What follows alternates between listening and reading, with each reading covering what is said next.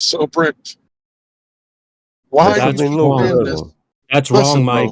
You keep saying this, Please but you won't explain. go down the Please path to a logical conclusion. You keep just give obfuscating me and numbers. circling Give back. me formulas. He Give, did. give me science. Don't just say you're wrong, Mike. You're You wrong. are wrong. No, dude, you Okay, are flat out wrong when you say but that there would why? be no horizon I because we can't are agree with you. Mike, You shut just up for a say second. Shut up for a second. We are flat earthers the way the earth is right now with horizons. The image I posted with this with the two rigs, I posted that as a flat earther. And you're like, well, yeah, that debunks flat earth. The fuck are you talking about? why And you said, well, the you didn't give me numbers. He All the thinks numbers are in the chat. he thinks that any image or photo that we post, it's going to be proof of the globe. So I really don't see why we should continue the conversation with this guy, because either he's not capable of entertaining the idea, maybe there's a language barrier, maybe it's a culture thing. But if he thinks that we are saying that there would be no horizon on the Earth, therefore there's a horizon, therefore the Earth is a globe. I mean, that's a bad argument and bad faith. We're not saying that. You're straw manning us, right? Now, look outside. Do you see a horizon? Yes? Okay. So if we're flat earthers, yes, and we know there's a horizon, yes, then that means there would be a horizon on the flat earth. You keep saying no. There would not be a horizon on the flat earth. The logical question that you're begging when you say that, if there's no horizon on the flat earth, would it be all ground or all sky? You said all ground. Now, if you can't understand what the problem is, that doesn't make any fucking sense. I'm trying to be nice. Trying to be as nice as possible. It doesn't make any sense that if the earth is flat, you wouldn't see the sky. Okay. Because look, guess what I'm looking at right now? Guess what I'm looking at? I'm looking at the fucking sky. I'm looking at the sky. Guess what? It's blue, and it's gray, and it's white.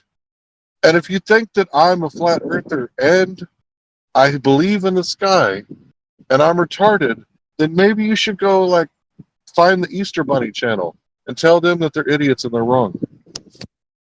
No, that's not what I'm saying. Yeah, you're saying reality should be different. You are saying that. No. Yes. Well, Quite literally. I'm really interested in this idea. All earth and all sky, all ground, all sky. How do you explain it? How do you explain it, bro? You're the one who said it. You're the one that said there would be no horizon. If there is no horizon, then it would be all ground or all sky. So how do you explain that? This where I am confused because maybe I'm too stupid. When you say all ground and all sky, what do you imply by that? You are implying it, my friend. Listen, you are a Pokemon and you just cast a fusion spell on yourself. Listen. Listen. I'm going to use the definition of the word horizon instead of saying horizon. Okay, listen. Here's the definition. The definition is the apparent location where the sky meets the surface of the earth. So you're saying there would be no location where the sky meets the earth. If that is true, if that premise is true, let's just take it on faith that there's no location where the sky meets the earth, then it would be all sky or all ground. There would not be a location where the sky meets the earth. That's your words. Your word, horizon, where the sky meets the earth. There would be no place where the sky meets the earth. So it would have to be A, all sky, or B, all ground. Which one is it? Please explain yourself. But it would be like a haze in the earth. You would see infinitely forever if it was flat and there no horizon. Like, come on, bro. Let him answer. If he can't answer A or B, then put him on mute. Well, that's a very good question. If the ground beneath would be indefinitely just visible into a haze, we would see the Eiffel Tower in the distance, but it would be just it would disperse into nothingness, but still there on a flat Earth. Is it if we elevate ourselves 100 meters high? Can we see the edge of the Earth? Hank, do you believe that you can see the edge of the Earth? No, of course. I'm asking the Hold on. specific Let me just person. let you get all the way through that ramble. Does anyone else hear that phone ringing? Because I just called that shit. Holy smokes. If it was flat, you'd see the end of the earth and the haze. No, we don't think you can see the edge of the earth. That's your idea, Mike. Then nobody present no edge of the earth. That's your idea. Why is So it if my we look idea? up in this keep idea It's of not my your idea. if Hold we on. looked up, would we not see the sky? If we look up in this earth with no horizon, we don't ever see the sky, right? You keep doing this thing where you close your eyes and imagine flat earth and you're like, well, it would be like this. No, dummy. It's exactly the earth the way it is outside with the horizon. Please tell me, what happens if you look up, Mike OS? If the earth is flat and you look up, what do you see if you look up? Have I interrupted anyone? Can you please answer the question? If you look Did I- up in your idea of the flat earth, what do you see? Why am I Just answer the treated- question. Just answer why the am I question. treated like answer the an question. outsider? I hate to be an outsider. Just answer the question, Mike. If you're an insider, answer it. When you look up Mike on the West, flat earth, please. what do you see? I hate Please to look up. be an outsider. Can you Then answer please the question. It's very everything from devastating to me. I just don't appreciate this. All right, then be a homie and answer the question. Then look up on the flat earth. What do you see? Either stop treating me like an asshole. Or you're being an Well, asshole. we've been really nice I'm to you. not being an asshole. Hey, can I maybe ask him a question? Stop blocking me whenever you wish. So, hey, Mike, what's up? I got a question for you.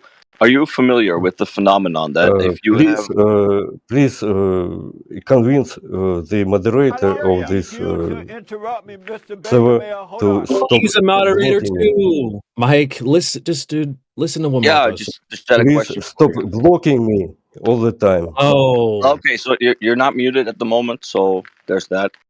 So I just had a Please, simple question because I was can you listening to stop the discussion, blocking me? right? So I had a question. Are you familiar with the phenomenon in optics that if you have Creation two, Bear, can you stop blocking hold me on, I wasn't all the finished time? talking yet. Yeah, I'm muting him because he's complaining about being muted. not even me, So- Mike. There's multiple moderators in here trying to get control of this situation. Martha's just trying to nice back and forth with you. Can you just listen to what he's saying, please? Yeah, I'll sum it up in like half a minute. Okay. So there's a phenomenon where if you have two separate lights, there is a distance where they will appear as one light, meaning they are indistinguishable from each other. Have you ever heard about this before? Do you expect me to answer? Am I Well, yeah, allowed? that would be the general Am I thing to do in the allowed? conversation. Sure. Am I? Yeah, go ahead. Yeah, that's Are what you it is. sure? Yes, I'm sure. Go ahead. I'm not sure that I'm allowed. Well, you're allowed. I just Kind told of you. being like an outsider right now. Now he's not. Now he's not allowed because the only thing that he's been doing for like the past 2 minutes is complaining about being muted while being unmuted. So if you guys want to unmute him, I'm not trying to control things here, but I mean, I can complain about not being muted right. Oh, wait a minute. Let I me mean, complain about being muted right now. Why are you guys always muting me? Like I'm right, unmuted sure. right now, but yeah, like go right let me ahead. complain. I just kind of barged in here, but I just would like him to answer the question. Yeah, you He's have not gonna. you have the opportunity to talk if you want to answer the question. No, he's muted. Talk I to think my He's complaining supervisor, about. Mike, bro, you've Martos. been Talk given to my probably supervisor, who is in charge of my Martoth picking is. capabilities. All right, how about this? Complain about being muted one more time, and there will be no more unmuting or muting in general. You have the ability to speak to Martha. He's new. He's just trying to get on it back, bring things back down. Mike, if you want to continue the conversation, please do. But if you don't, I think we're about done here. Seems like other people are just getting annoyed with this behavior. So if you want to talk to Martoth, please. I mean, did you have a question for Martoth or?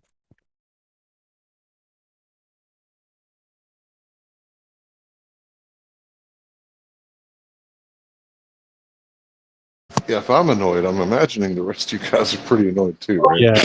Okay, over. Go ahead, Martoth. I would like to try, but if Mike, please, like seriously though, no, we've Yeah, given well, I you. mean, like I asked him a simple question. If he doesn't want to answer it, fine. You know.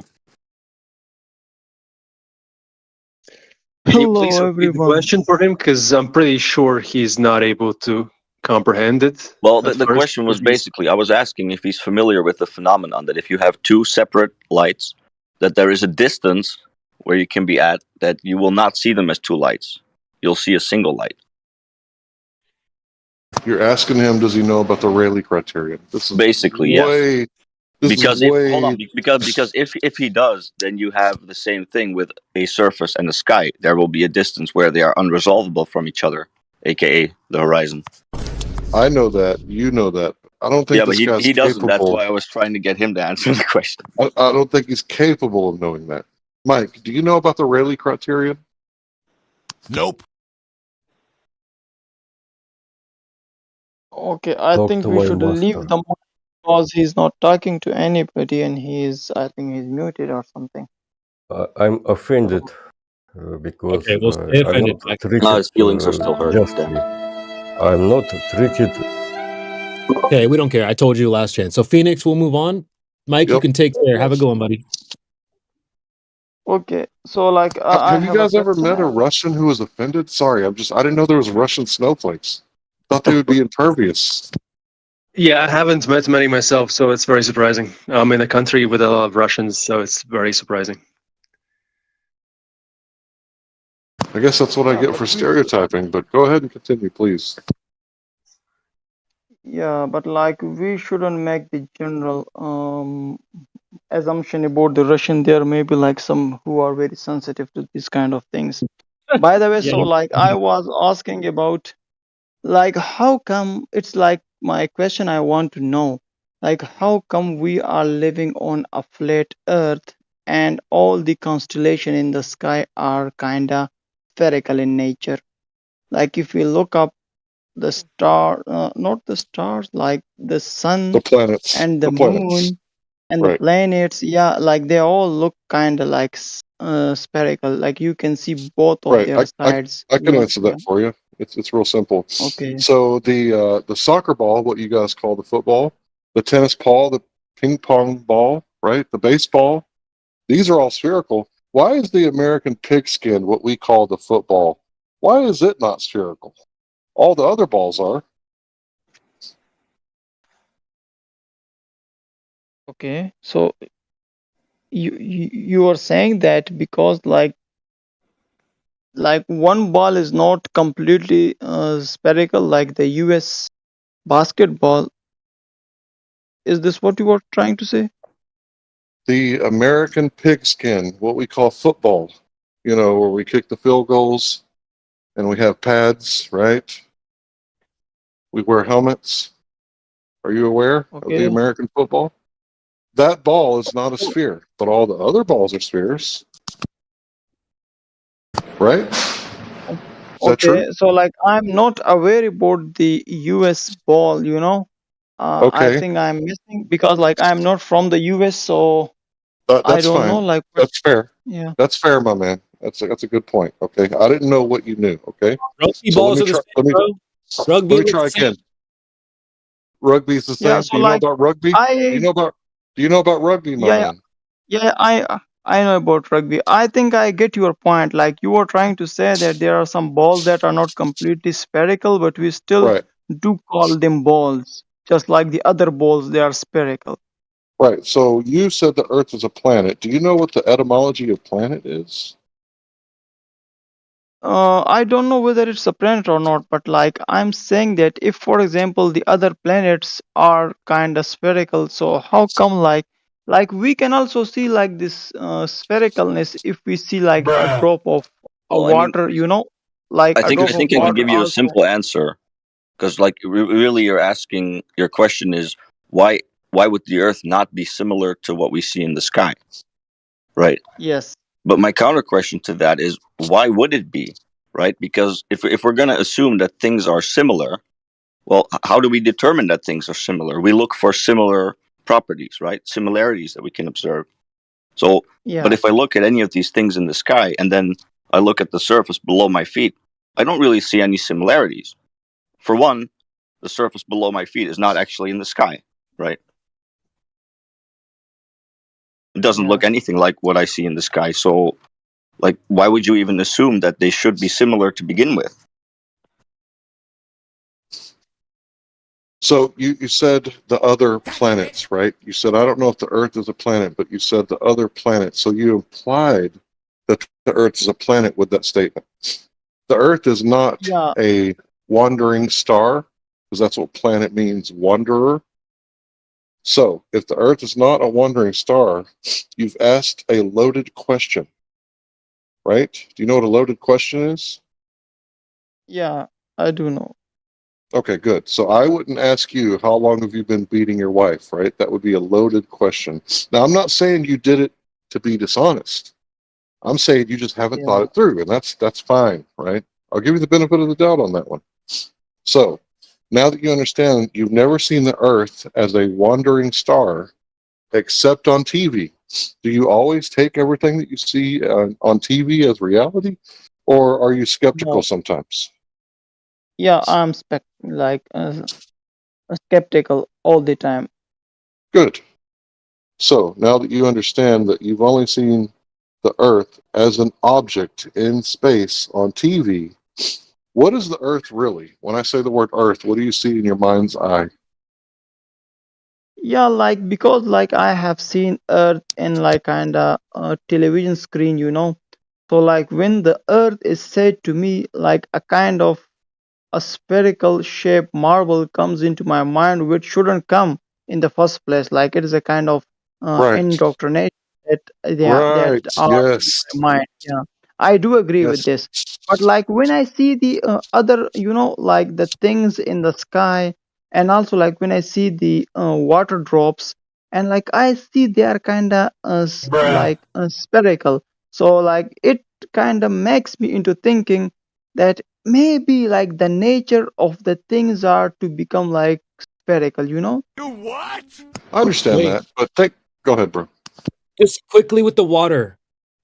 We talk about bodies of water because in small examples, water does different things. Put water in like a beaker or something, maybe a container with a diameter of like 2 inches or less. You might end up with that meniscus, right? So, and none of us in here are going to sit here and argue for water being concave. So, so you have to factor bodies of water, something you can put your body in, like a bathtub or swimming pool.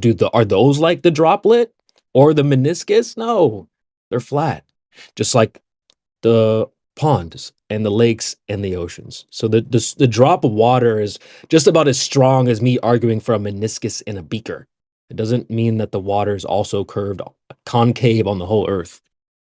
So, and then I think you had some other stuff that you guys can address. So yeah, you said that the Earth outside is different than what you see on the TV, right? And you said that you are skeptical, but you went right back to the planets and the sun and the moon being spherical.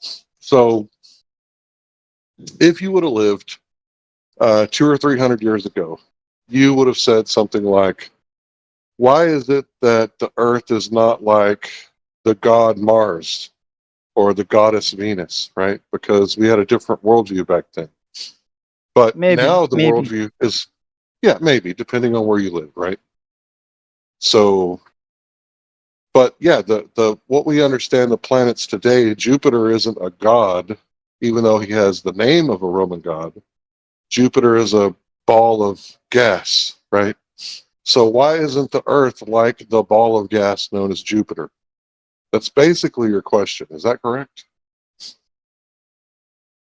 Yeah, like we can also see like the mercury example. For example, if there is like a liquid mercury and like if we see it also behave like a spherical, like the drops of the mercury become like a spherical. So like what I'm trying to say that in nature we can see that a lot of things, just like the water tend to have like the hydrogen bonding, and it tends to become like a spherical, like it tends to become, yeah, like No. we can contain it in other bodies, yeah, but like the So, nature of it is to become like a spherical. So maybe like I'm just saying No. that maybe in the nature there is like a tendency to become like a sphericalness. I may be wrong. Again, Yeah. like something you've heard on TV. Go ahead. Yep. well, like the question that I would ask is that something you see a lot, or is that Nope. like sort of an exception that happens with stuff? What are you referring to? The Well, spheres. things, Do you see things spheres forming in nature? themselves into a sphere, yeah. Things forming themselves into a sphere. In nature, right? So we're not talking Is about that welder like slag. most of the time? Is that like most of the time it happens, or this like only happens some of the time? I would say most of the time, like we can Stop the see the cap. nature is kind of tend towards sphericalness. Yeah, where? Show me in nature. Yeah, like just like I said about the mercury, the liquid mercury. No, Mercury in is a nature, bro. liquid. Nature. You said things in nature tend to form into spheres. So if we go outside, I'm looking around, spheres where? Yeah, like for example, if you look at the tree, like the trunk of a tree, like you can see there is like a What? cylindrical nature, and also like the fruits, for example, like the berries, you That's can not a see that it is sphere, bro. formed. cylinder. In a sphere, my boy. You're talking about tree trunk. What are you talking about? Hey, does a Yeah, banana form a sphere? Do clouds form spheres? like What? yeah, I do know, like not a perfect sphere, but like we can see that the What about the rocks on the like the ground? Are all the rocks on the ground spheres? like the Ziziphus Yes, mauritiana, all the if you rocks look on the at ground its are fruit. spheres. Have you ever Damn. seen a non-sphere rock? That's kind of weird, bro. Can we just rip the band-aid off? No, nature doesn't make things into spheres. Just things don't just coagulate into spheres out in reality. And remember, we're talking about, if you want to talk about water, there's a shitload of water on the earth, and it's laying flat. The oceans, the ponds, the lakes, etc.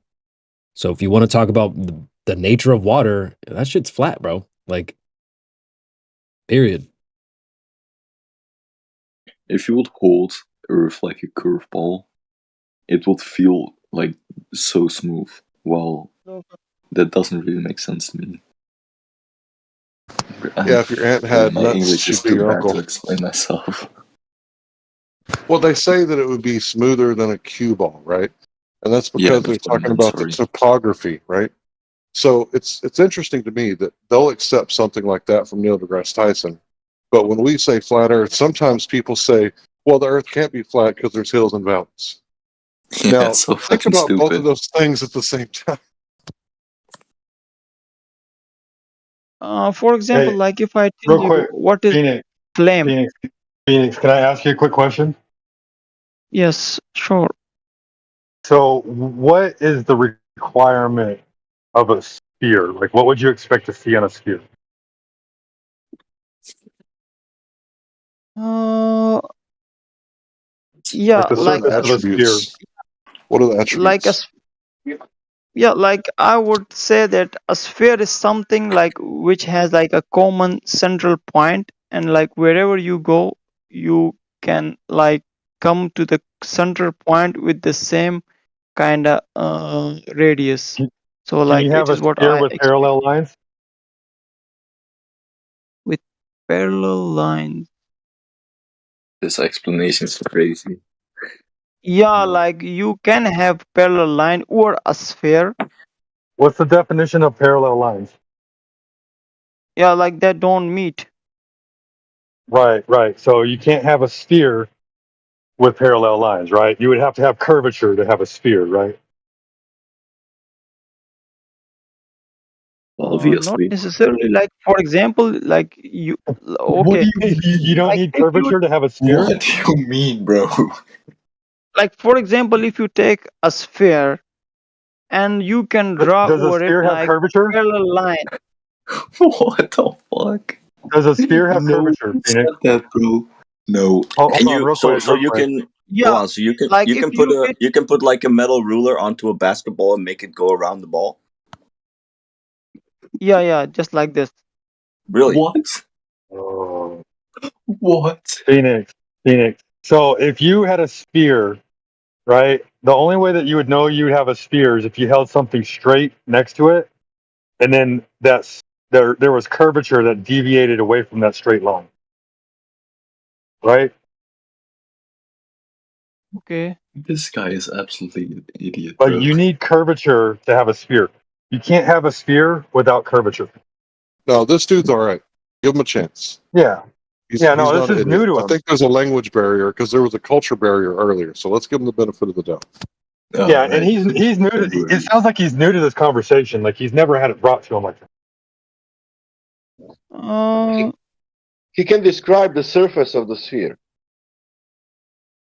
like what Yeah, I'm trying to it's say curved. is Is a sphere flat? Can you have a flat sphere?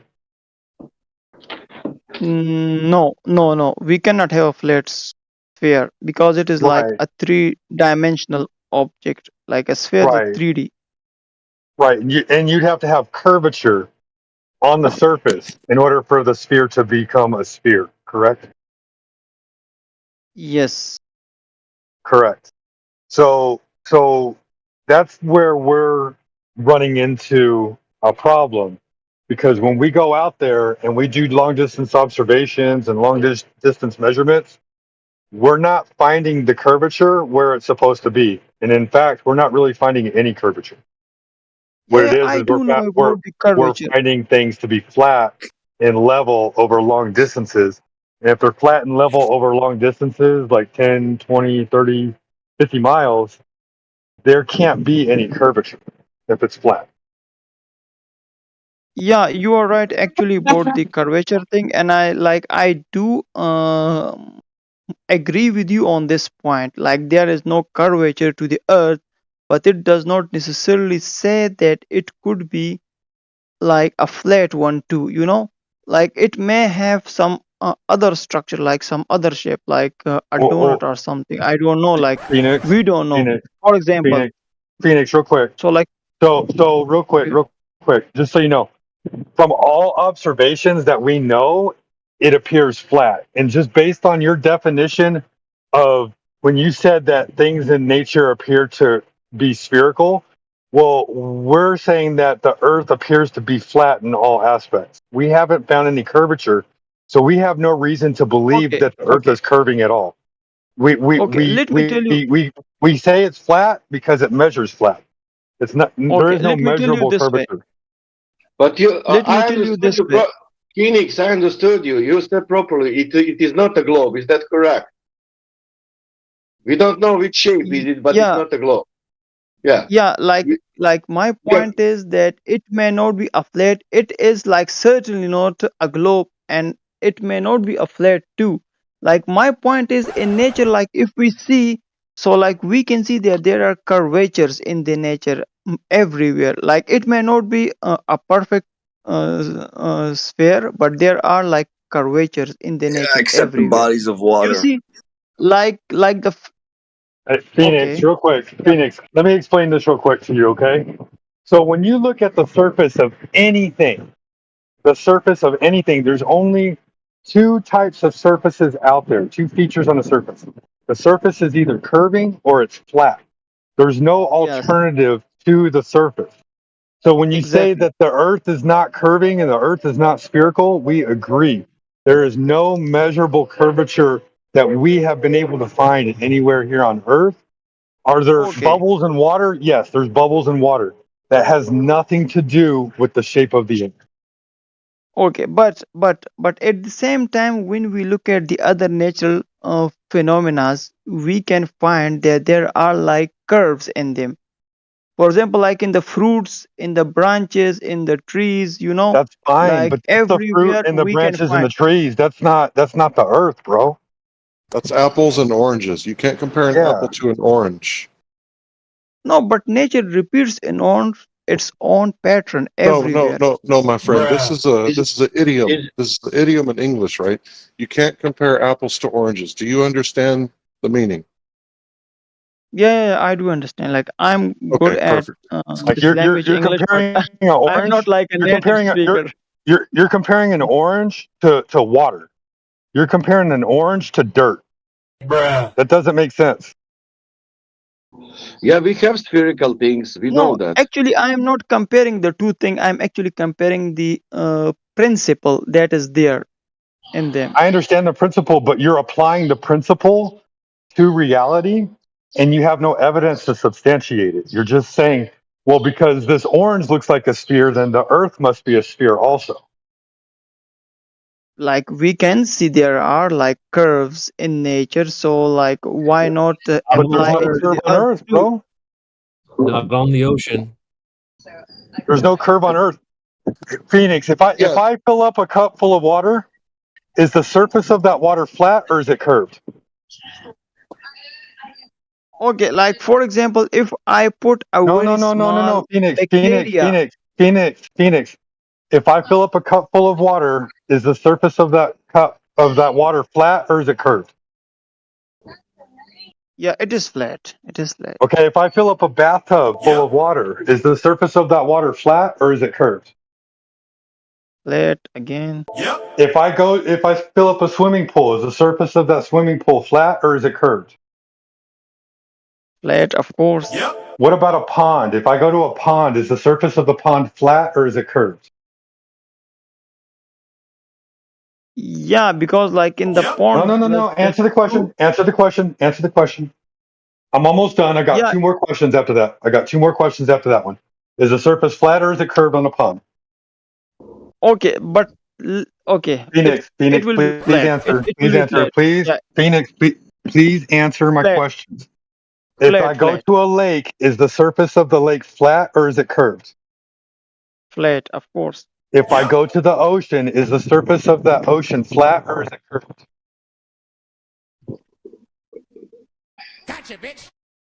Uh, I've demonstrated to you that the surface of water always seeks flat and horizontal equilibrium.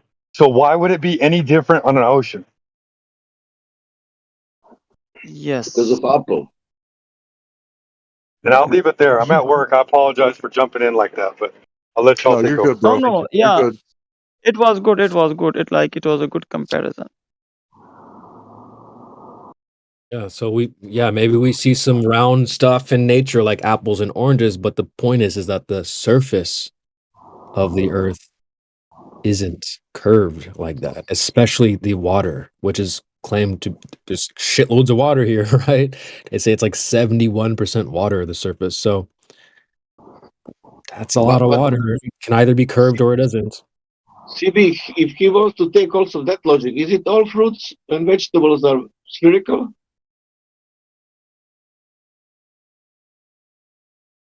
How about cucumber? If you look cucumber, it's not apple. And there is no sphere there. Yeah, I think I do understand your point, and I will like think more about this thing. It's about Thank you for having me in the conversation. Hey, can we get this guy a Seem Sincere tag? I don't think he's trolling. I think he's trying to work it out because he made a few. I agree, Larry.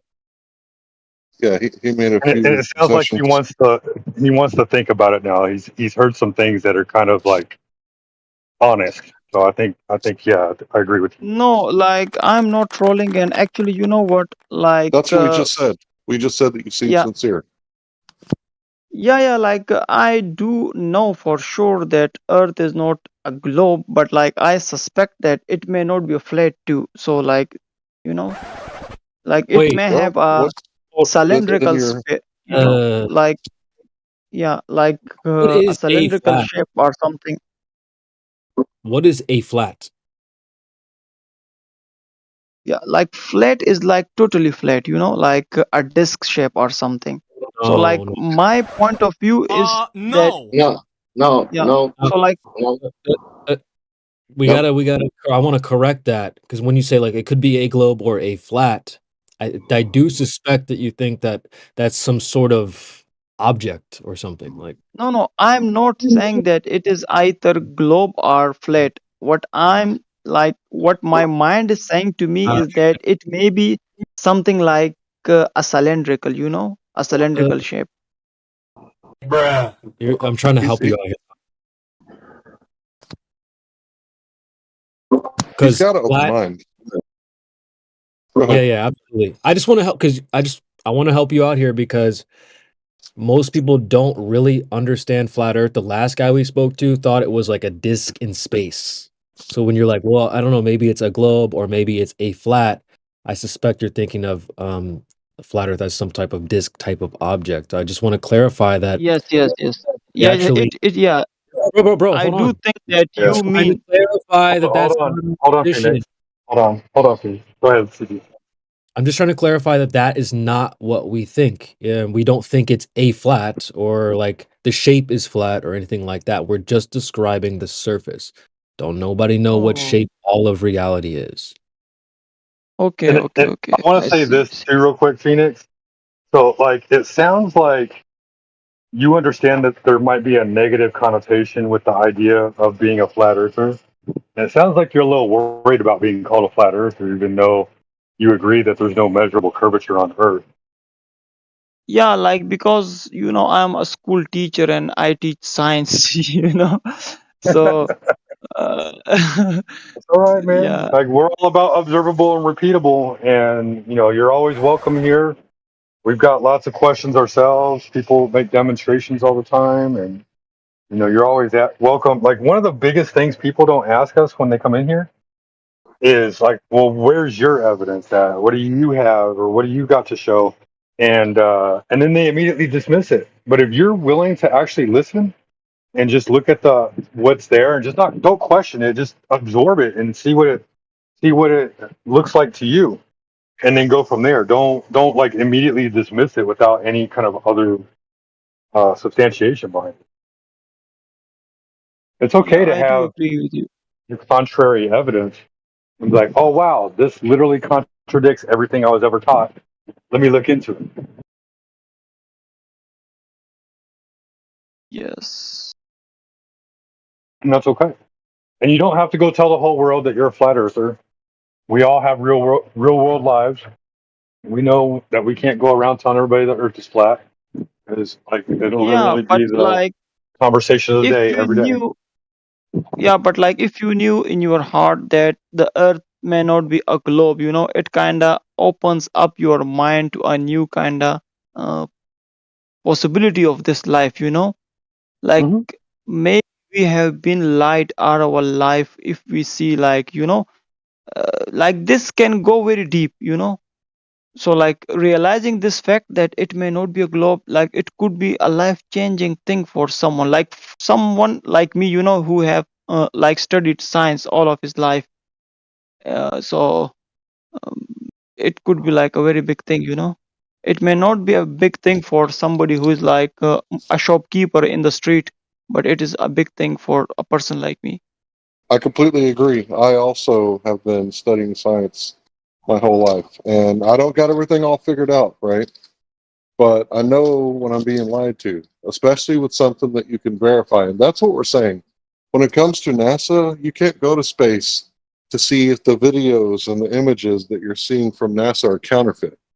But you can go to the beach. I'm assuming you live near a large body of water. Most people on Earth do. So you don't have to trust us whatsoever. In fact, we're trying to make you think the opposite.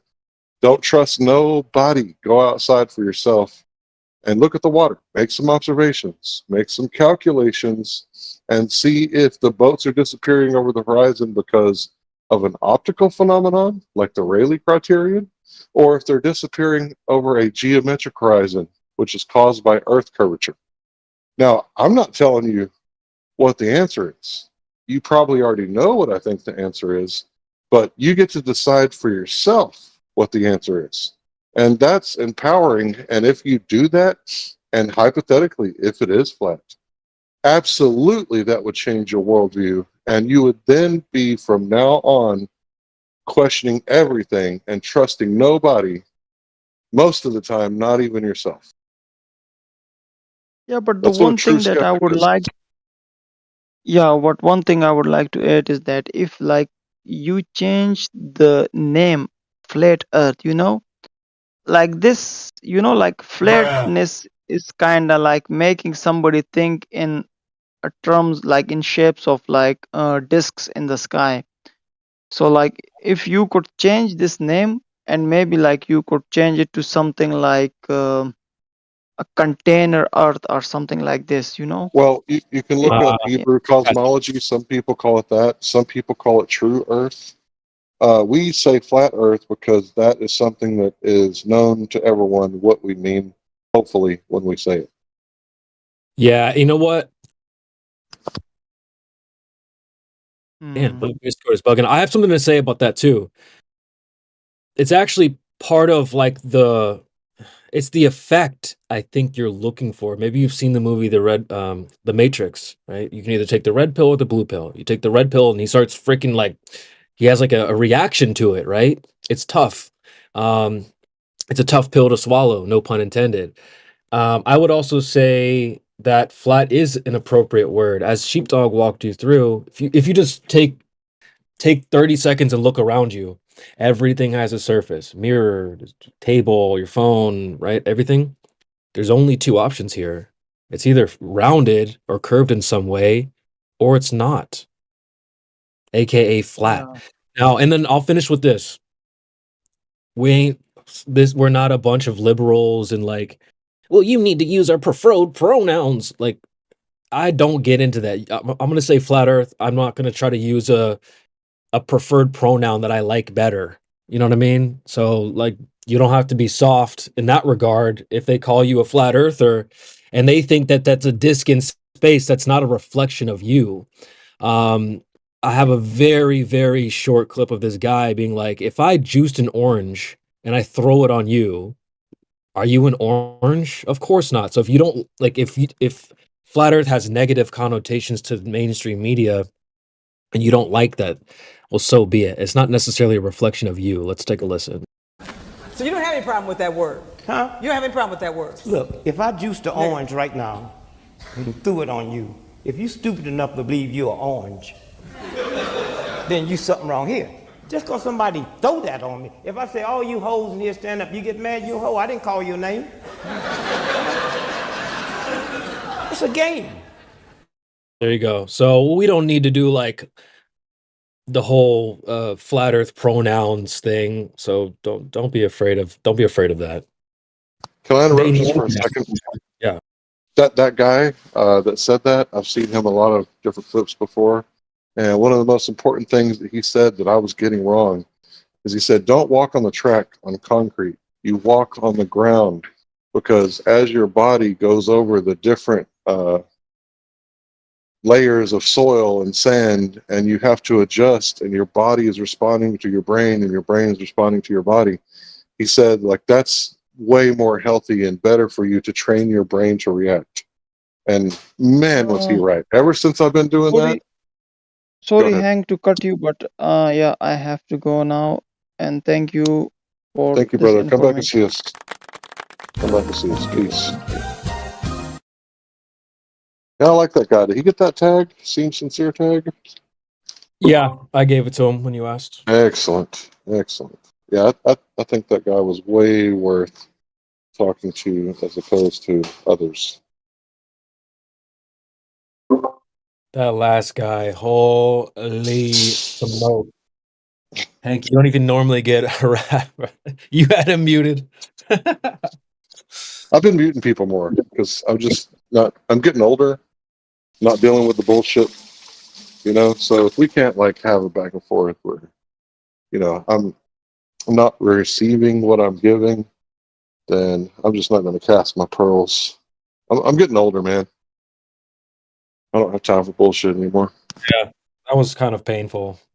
But what did I do to get muted? I don't understand. But if the Earth was flat, then there would be no horizon. Like, that's probably one of my least favorite forms of arguing flat Earth is when they say, if it was flat, it would be like blah blah blah blah blah variables that I just made up. Cannot stand that. Can't do it. I just want to say thank y'all for letting me interject for the brief moment while I'm here at work. I'm glad he understood what I was bringing to the table and everything like that. 'Cause it sounded like he was literally changing his mind in the process. Like, yeah, that really makes sense. Now I need to reevaluate that.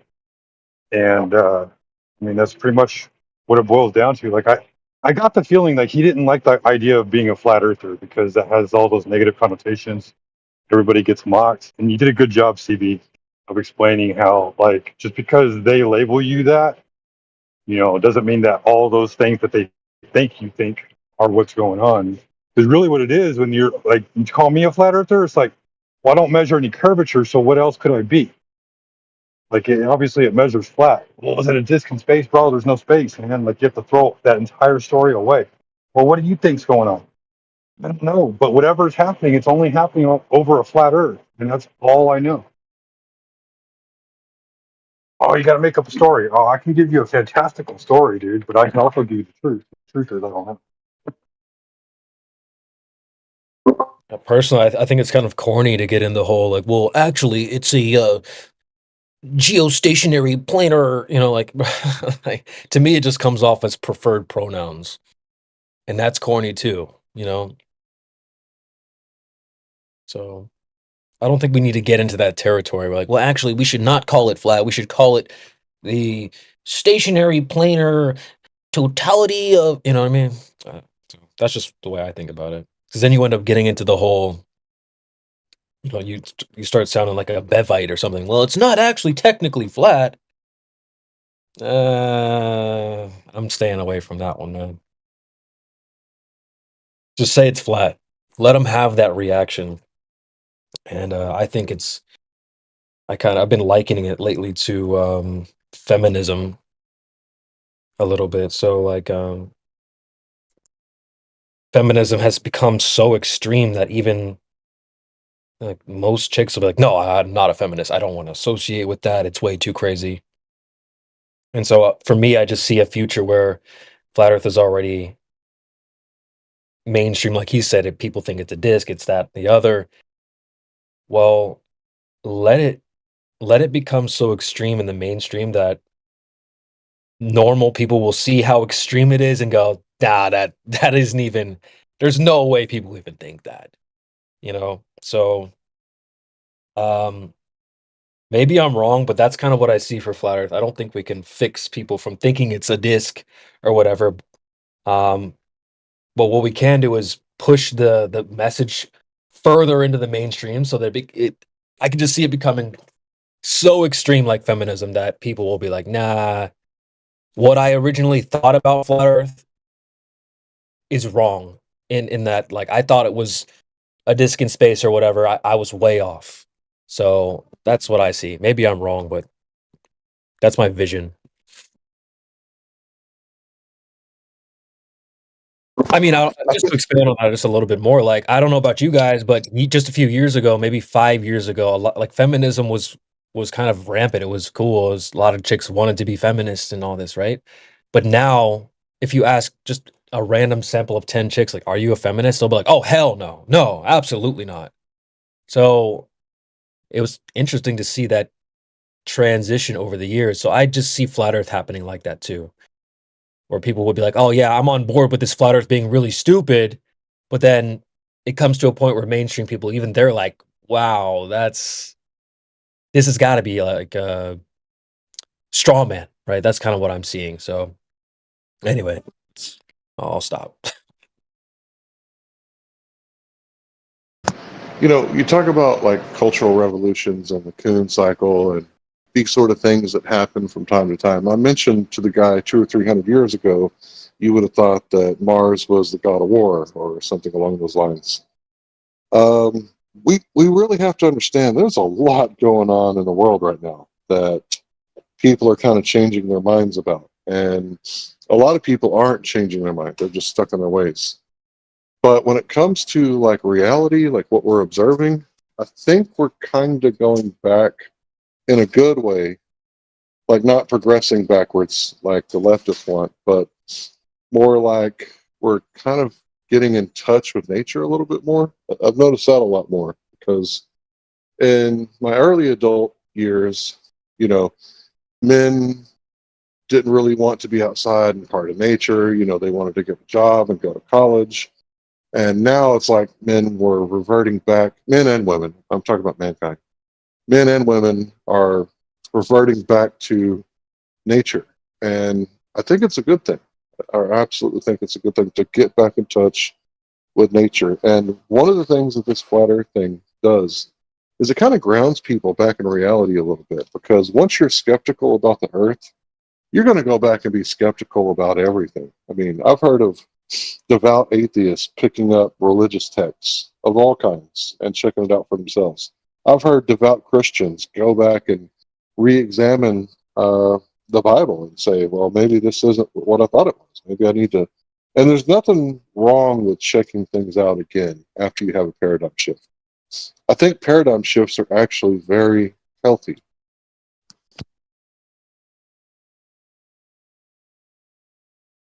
Yeah, well said. Well said. And that kind of why I don't mind that red pill effect that people have when they hear the words flat. They're like, wait, what? You know? Sometimes you need to have a little bit of that revolution, like you were saying. So yeah, you don't have to shy away from it, in my opinion. It's really interesting, though, because in 2016, there were people like Tim Osmond shaming flat earthers and other people's like Cathexis saying that you don't realize what you're doing. Like you're making these people like divorce their wives and leave the children, and you know, people aren't capable of like handling this. And I completely disagree with that sentiment. That's what it is, sentiment, right? His feelings, right? There's no evidence for that. But when you really look at the big picture, like this kind of stuff happens all the time on the large scale. People have, you know, this understanding of something, and then new facts come along, and it's like, well, there's a paradigm shift. I didn't see that coming. That was huge. So I think that it's really important for people to be open-minded, to be able to handle these changes. Because if you're not open-minded, then that means that you can't learn anything new. So that last guy was a complete example of someone was open-minded. Yeah, he didn't agree with everything we said because he's open-minded, open to his own thoughts and interpretations of reality. And that's kind of where you want to be at, right? You want to be open-minded enough to where you can still hear your own inner voice, but not so much to where, you know, you're just gullible and believe everything. So healthy skepticism. Shout out to healthy skeptics.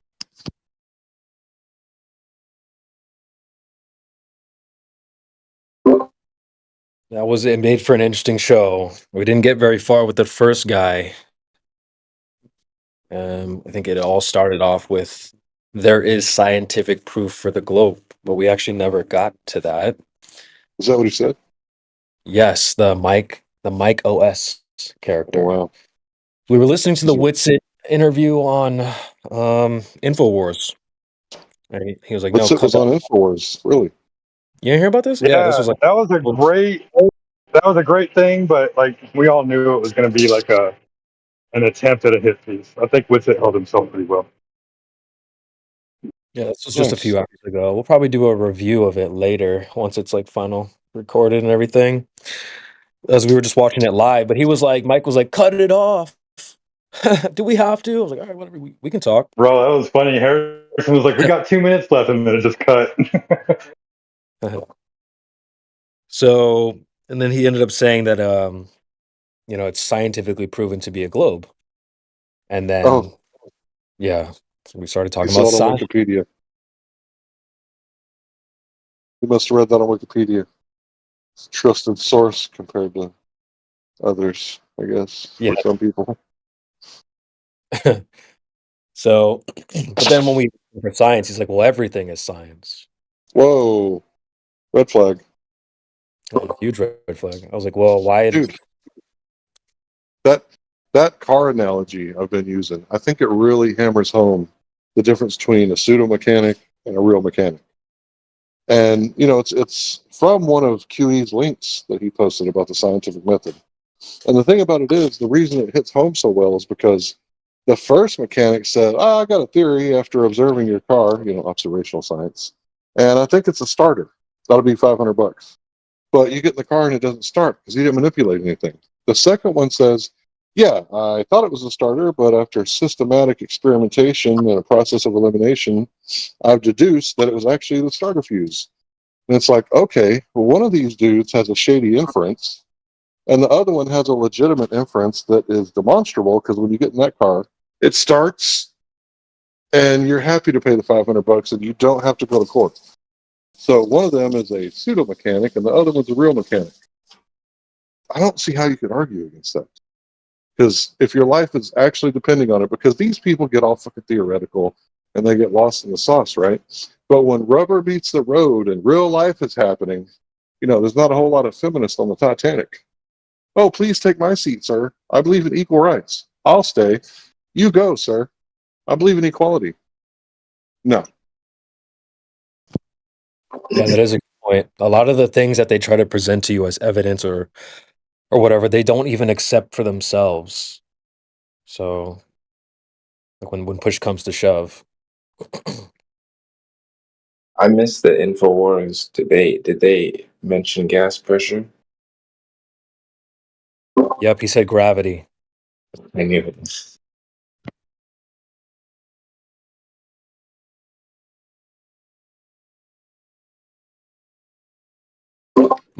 Most Was it a quick gravity hand wave dismissal gravity? That kind? A lot of it was. He would just say things like, well, I just can't see how it would make sense on a flat earth, but the globe makes a lot of sense. Like, cool. Sweet. I wonder, we've asked them before what they mean by that, and we can't seem to get what sense they're talking about. They don't seem to know. They say they it makes more sense, but they can't distinguish what sense of theirs they're using. You know why it makes more sense? It's because their whole life they've gone with the same story and they've never questioned it, and that's why it makes more sense. That's right, bro. Anchor bias. You're absolutely correct. And that's fine. Like, I get it. That's what they're saying. Like, I get it, man. Like, if you've only ever fished your entire life, and then when you're an adult and you're like 40 years old, and they ask you what your favorite meat is, and you say fish, like, obviously that's all you've ever really known. And then it's just a preference at that point.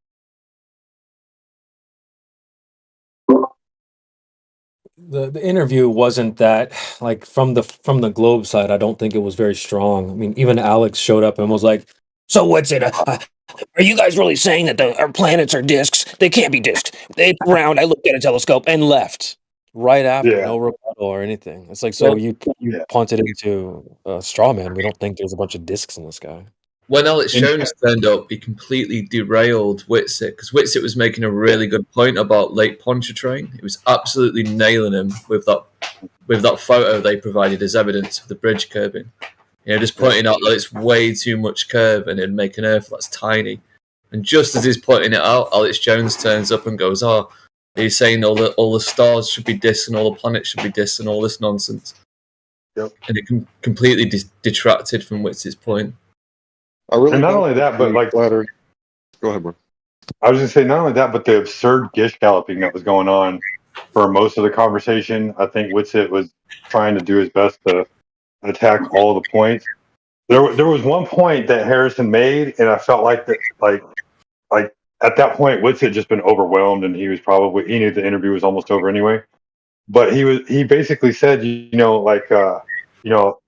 the Jesuit priests are the ones that are controlling all of this and everything, and why wouldn't they just say that, like they would, if they wanted to hide the firmament, why wouldn't they just go up there and then come back down and then say, oh, it's too dangerous to go out there, we can't go out there again? Like, that's exactly what they did. They're talking about the Van Allen radiation belts. It's too dangerous to go back out there, we can't do it again. Like, I know that was the one thing that Winston missed, but he nailed everything else, in my opinion. I think this is going to be good because there are still flat earthers who are, longtime listeners of Alex Jones. And if you're a flat earther and you hear those sort of arguments, like you can suss out dishonesty. I mean, most people can. So if somebody's, like you guys said, punting a straw man that hard and then not giving somebody a chance to respond, that should make all flat earthers aware that this guy is the secondary safety net for the mainstream media, because what does Alex Jones always pull up? Today on Reuters, New York Times, like he's always bringing up like mainstream articles and reporting on that. But he is right about a lot of things, but that's how you poison someone's mind. 95% food, 5% rat poison.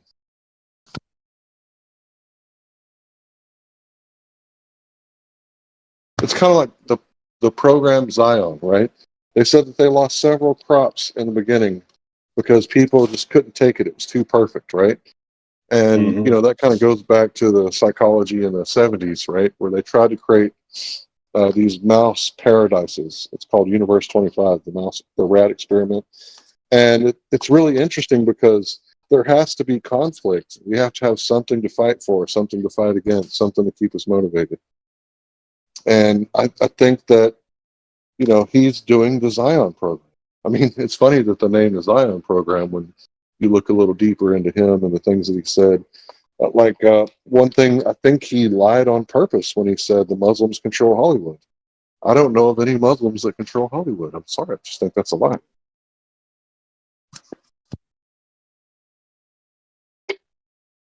Yeah, no, I agree, man.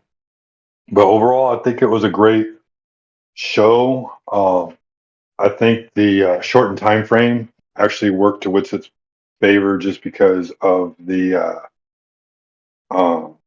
way that he was trolling, the way that Harrison was trolling, and then he brought in Alex Jones, like, oh, guess who just showed up? Like, no, bro, he didn't show up. You invited him over, come and say something because you needed something to carry the show and distract the show from what was going on, because you had already said at the beginning of your show that you looked into flat Earth and you believe it's a psyop to distract us from everything else. So you're just going to stick to that narrative no matter what. Well, do you know what is going on in like mainstream government right now? You guys know? Do I? Or are you talking about anybody? Does anybody know what's going on with the Speaker of the House? Oh yeah, no, I don't know what's going on with the Speaker. You guys want to know? He's not doing what he was supposed to be doing. That was the last thing I saw. Yeah, so the Speaker of the House, raised a good Christian, whatever, blah, blah, blah, Republican, conservative. Right. And he sided with the Democrats on something. Well, he sided with the globalists. That's what the left and right paradigm is for, to hypnotize you into accepting the New World Order and Agenda 2030, right? So they passed a bill and spent $95 billion to supply money to guess who? The United States of Ukraine, the United States of Israel, and the United States of Taiwan. Because Taiwan got some too? Oh yeah, something for everybody, right? So yeah, hey, you know what Taiwan's official name is? Yeah, I know you do, Larry, but anybody else know? No. What Taiwan's official name is? China. Sorry, I didn't mean to. It's I know, I was laughing, bro.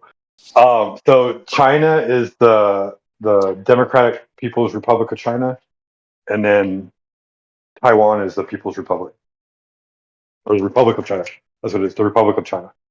There's the People's Republic of China, and then the Republic of China. And Taiwan is the Republic of China. Okay.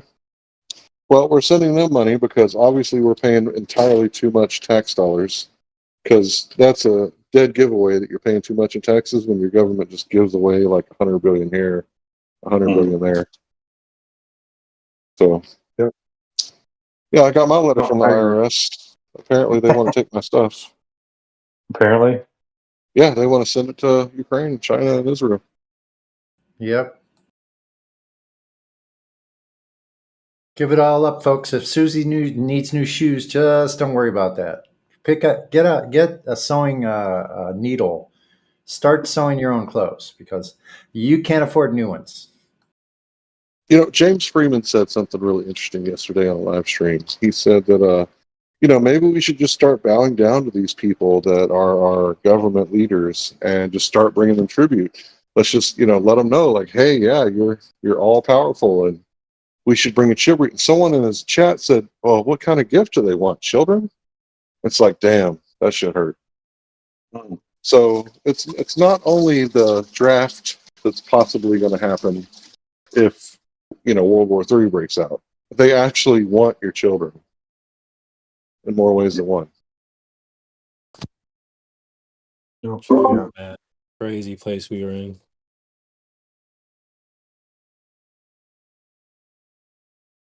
Yeah, no. You think we could do anything about the, border if we had like $100 million? Because remember, Obama's website costs more than Trump's wall. But you know what? The left is creating the problem, and the right has the authoritarian solution, right? We're going to get those IDs that they wanted, right? We're going to get the border secure, right? Nobody's going to be able to do anything without being on the blockchain.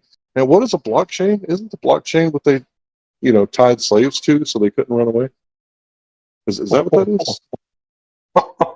Now that hurt, bro. Yeah, you are going to be a product. You are goods. You're a commodity. Are property. You are a commodity. Why do you think they call it human resources? Think it's a coincidence? Are you a coincidence theorist? They will make merchandise out of you and out of your children. Just so you know, that's what they're doing. Just to make it clear, in case anybody was wondering what I'm trying to say. What's the old saying? As soon as a person is born, $10 trillion is printed.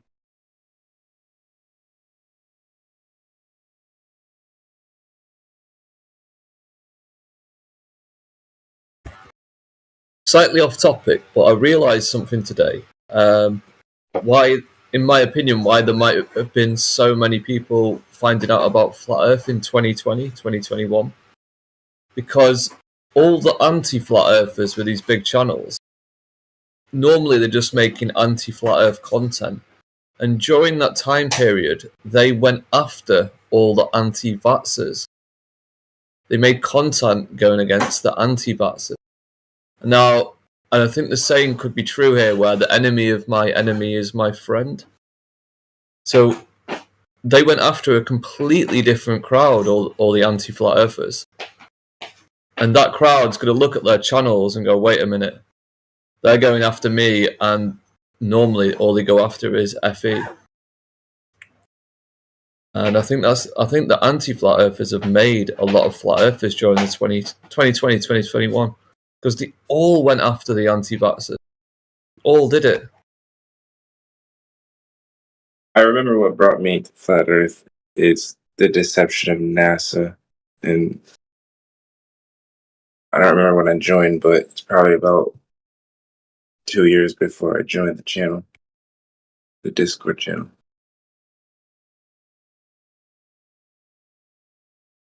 Yeah, man. Like for me,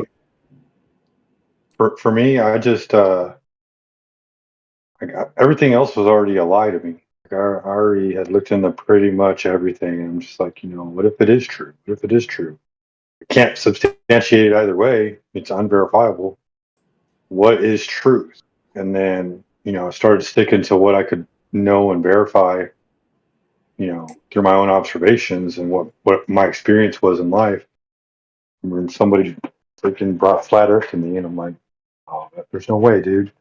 Like the first thing that popped in my mind is there was no way that they could lie about this. And then I remembered all the other lies, and I'm like, well, if there was one lie, even if you discovered every single lie except one, if there was one lie that they could literally hide from you, this would probably be it. And the more that I looked into it, like the biggest red flag for me was how censored it was. That was probably the most important part of it. Like, if it's really that stupid, or even if it's a psyop, like if it was a psyop, they wouldn't censor it. They'd be promoting it.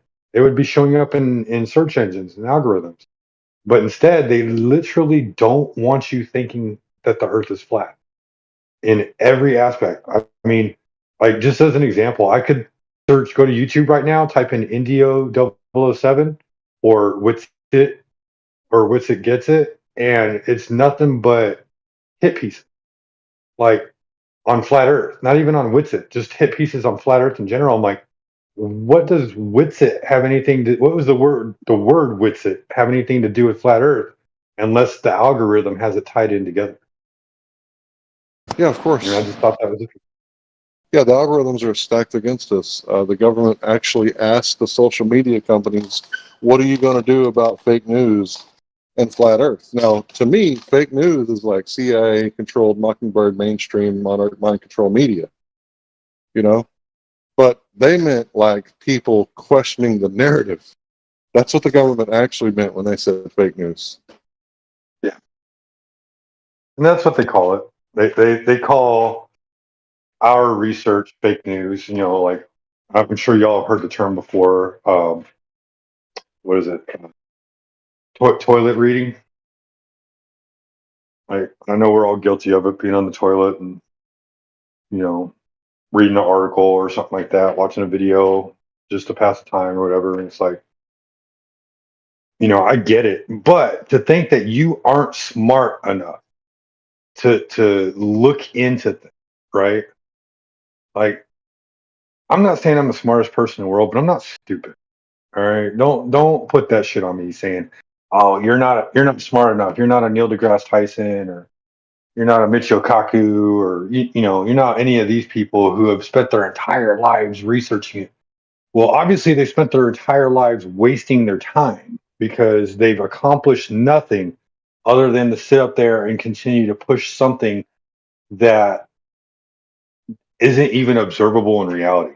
Like, it's literally a fairy tale story, but they explain it in such a way, and it has to do with math. They use math to pass it along, and then they explain how the math is too difficult. And don't get me wrong, there's some math in there that I'm like, there's no way I'm plugging in all the numbers and doing all this. It'd take me hours to do one math problem, and that's fine. I don't need to do hours of math to figure out whether or not the Earth is flat or not. Like I think the most eye-opening equation was going back to my 6th grade geometry that I was doing when they taught us C equals 2 pi r. I'm like, oh shit, that's right. It was that simple all along. And then it's like, okay, well, I know if I hold a ruler over a basketball, that basketball is going to curve away from the ruler. So if I go out there and look over a long distance, I should expect things to fall off in the distance. Let me go check that out.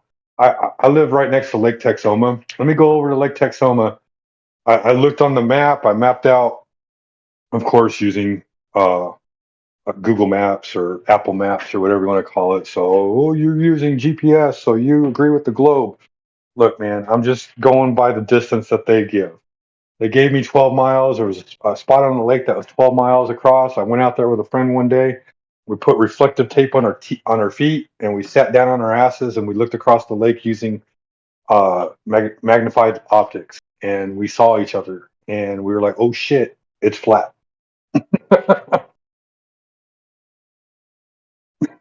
What else are we supposed to do? Reify the model and say, well, actually, the light is bending down at 8 inches per mile squared, the exact same curvature rate as the model, and that's how you know it's a globe.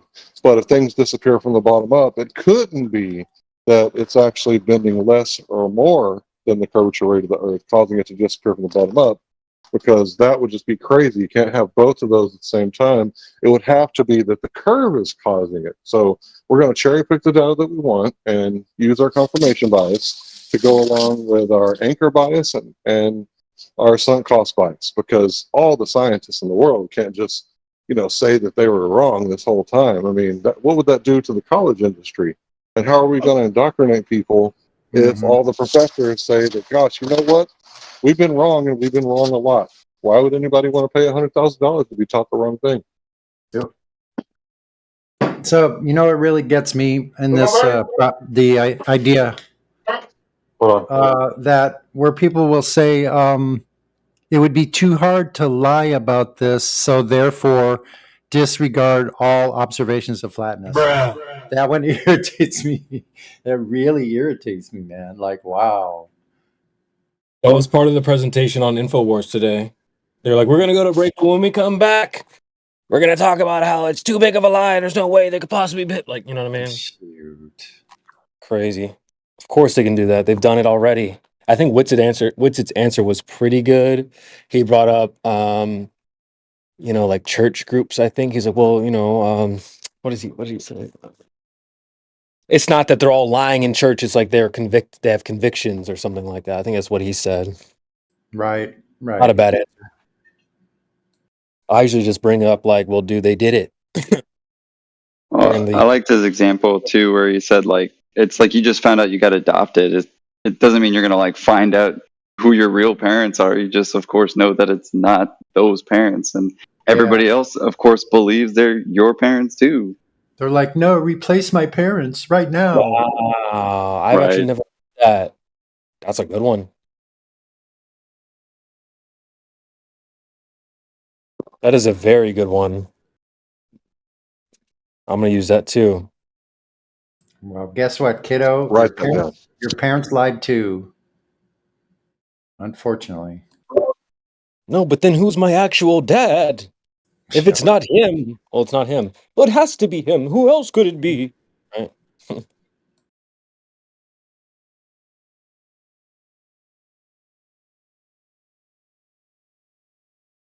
I was actually watching the video the whole time too, and listening along. But I noticed like all their cutaways too. They all had like the typical quote unquote globe proof, like the National Geographic with the 3 lines.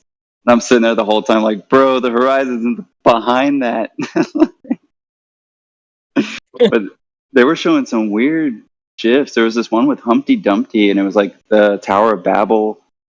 I don't know if you guys caught that one, but they were putting all kinds of imagery up that were not like weird, but just kind of like, okay, well, you guys, this is clearly the story of Nimrod. Like, why are you showing this instead of them right now? I don't know. It was kind of back and forth. Maybe it's just because it was live, and maybe somebody was just not sure what That to put Nimrod up. story is the whole reason for why they would lie. Right. I said they've been trying to build like a one world government since ancient Babylon. They wanted everybody to bow down to the emperor, and that's why you have such a thing called a priest king. And the priest is the authority of God on earth, and the king is the authority from the government on earth. And what they want is they want everybody to bow down. The only way to get them to do that is alien invaders from space would unite everybody under the priest king or the Antichrist.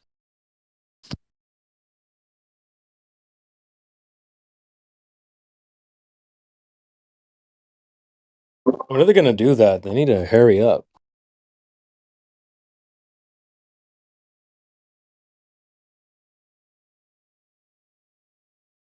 I think they're talking about building the third temple. Shouldn't be too much longer.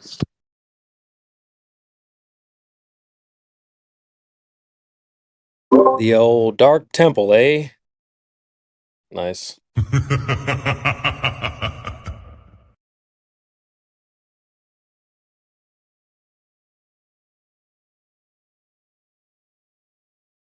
not gonna fall for that shit.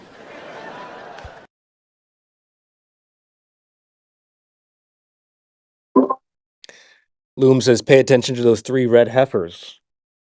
Oh, shit.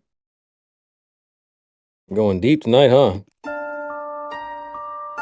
Might as well. I already told you they're trying to turn you into merchandise. I'm glad you guys watch the news, some of you, because I literally watch no news at all. So I rely on you guys to tell me the important parts of it. Me and you both, Sonny. Me and you both, man. Mm-hmm. If y'all want to know what news to watch, I would definitely recommend The Last American Vagabond on Rumble. And he always has Whitney Webb on there. Man, that woman is on fire. Like, so, Huh. yeah, those two are fantastic.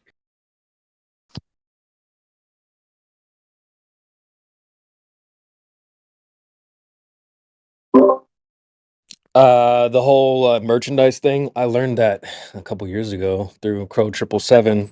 I guess he was saying things how, if you go to Google and sign up for an email and the email is free, you are the product.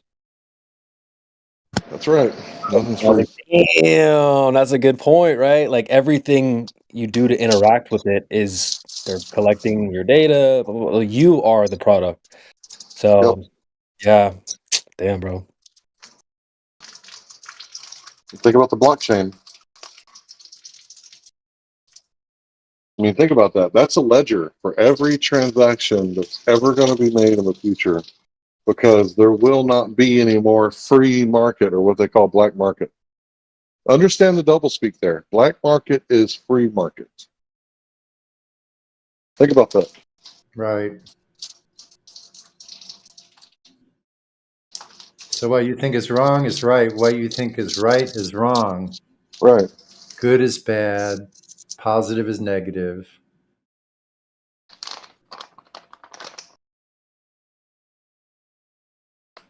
War is peace.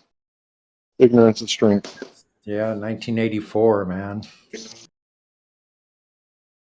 He was rubbing elbows with them. He knew what was up. And also a couple other authors during those days. Another one is Alvin Toffler, I think his name is, Future Shock. That's a really interesting book to read. I think it's quite timely. It's probably time to read that one again. Yeah, I need to write it down, but I'm busy. Future shock. Yeah. Talks about how the acceleration of products, goods, and actual people in our lives becomes less and less permanent. And that causes what he calls a disease of future shock. Hey, I just wanted to say this real quick. You had mentioned that I forget what you said a little while ago, Larry, but I was just going to add on to that. That they'll call you an anarchist, or call you anti-government, when really all you are is anti-NWO. Yeah, that's true. If you're not like a straight up globalist, they want to call you this and label you that. I mean, just look at videos of, these auditing channels. When someone stands for the rights, the cops start saying, "Oh, you're a sovereign citizen." Well, actually, that would be you, copper. If you think the Constitution doesn't apply to you, you would be the sovereign citizen, because a sovereign citizen is someone who thinks the laws don't apply to them. So if you think about it logically, if the person is saying, "Look, according to, let's say, Texas Penal Code 38.02, I don't have to identify unless I've been driving, or if I'm arrested. So what am I under arrest for? Oh, you're not under arrest. Okay, well then, what do you need my ID for? What are you, a sovereign citizen? What? Bro, I'm mentioning the law. We're going by the law right now because of what I'm doing. And you're saying that I think the law doesn't apply to me." What they're doing is they're projecting and saying, "No, the law doesn't apply to me. I'm a cop, but I'm going to put that on you. Like, this is what you're doing." So that's one of the number one things a psychopath does. They accuse you of causing the problem. Why don't you just make this easier? If you wouldn't wear that, then that wouldn't happen to you. All this victim blaming is a real thing. We saw that in real time with Homeboy earlier. But why was I muted? Like, idiot. We told you 5 times already. But I am projecting. Yeah, we know.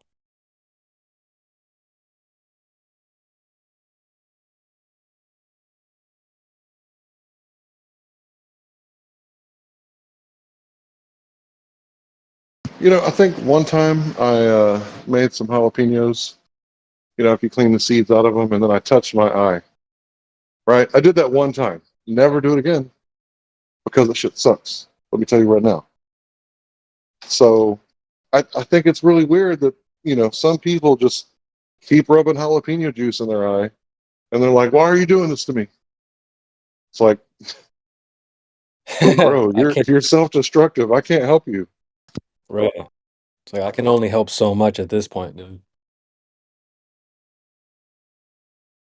But I need answers.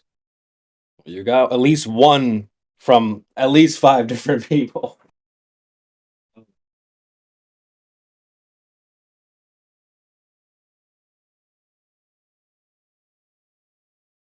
Yeah, I mean, I literally came in and was like, put them on mute. Shout out to QE. I mean, that was pretty bad. That was pretty bad. That's the type of behavior you'd expect from, like, I don't know, a young 13-year-old chick or something. Just intolerant. Where's the rules that it says I can't say that? Me, motherfucker, me. Anyway. Huge panel in here. 21 deep, and we're live on YouTube and Rumble. Welcome back, YouTube. Been a while. Someone else can have the floor. I've been talking a bit. I'll be quiet. You guys continue. No, I think they're shy today, Hank. So you should keep rolling. Well, I'm giving them an opportunity. If they don't take it, I'll step back in. All right, guys, you heard the man. I was AFK. How dare you? A lot of OGs in here. Sunny, T-Dubs here, Lulu, Amish, Morvis, Martoth, Heretic, Hank, Flat Lloyd, Sasha, whole bunch of people, man. So this is a good panel. You guys have a link to the debate, says Fridge. Yes. I believe it's in the announcements channel as well. I do have a question about one second, let me get the name for it. I don't know. Badges? Like it says flat earther or Oh yeah. So what's your question? yeah, who does badges? Like the moderators? You earn them, right? So we don't just give them out willy-nilly. It's not something you get to choose. It's something that you earn by your actions and statements.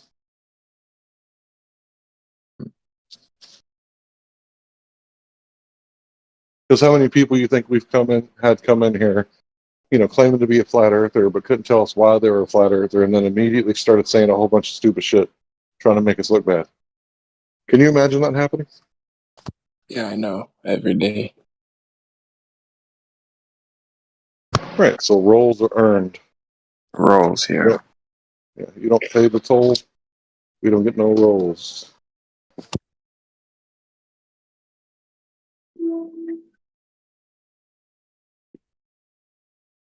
He ain't lying. That's facts.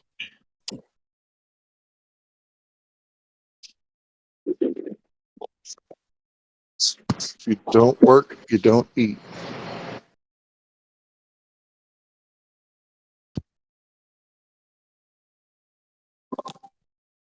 Is there any way you could show us the list of different roles? No. There's a lot though. I don't think we have them listed. Actually, We could talk about some of them. Anybody even want to if you explain took what us- space herpes is? Space herpes. Yeah, that's a role here.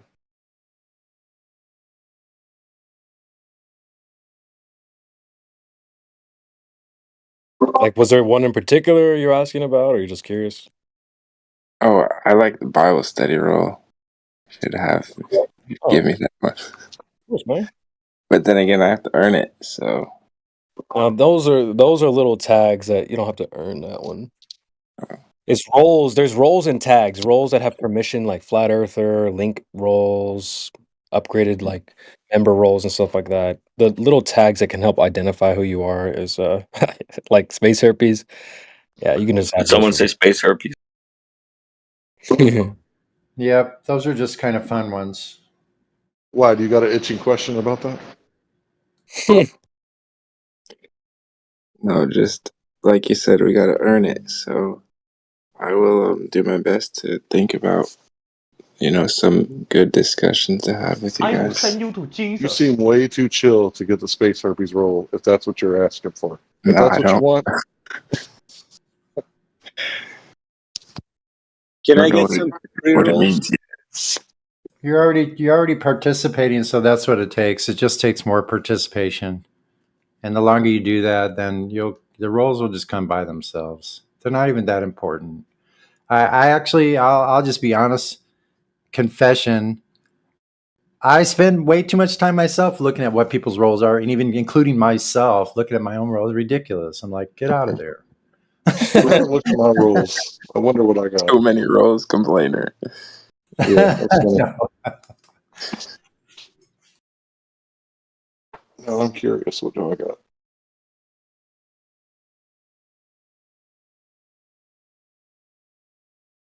I don't even know how to check. I have to take space herpes off my name at least once a week.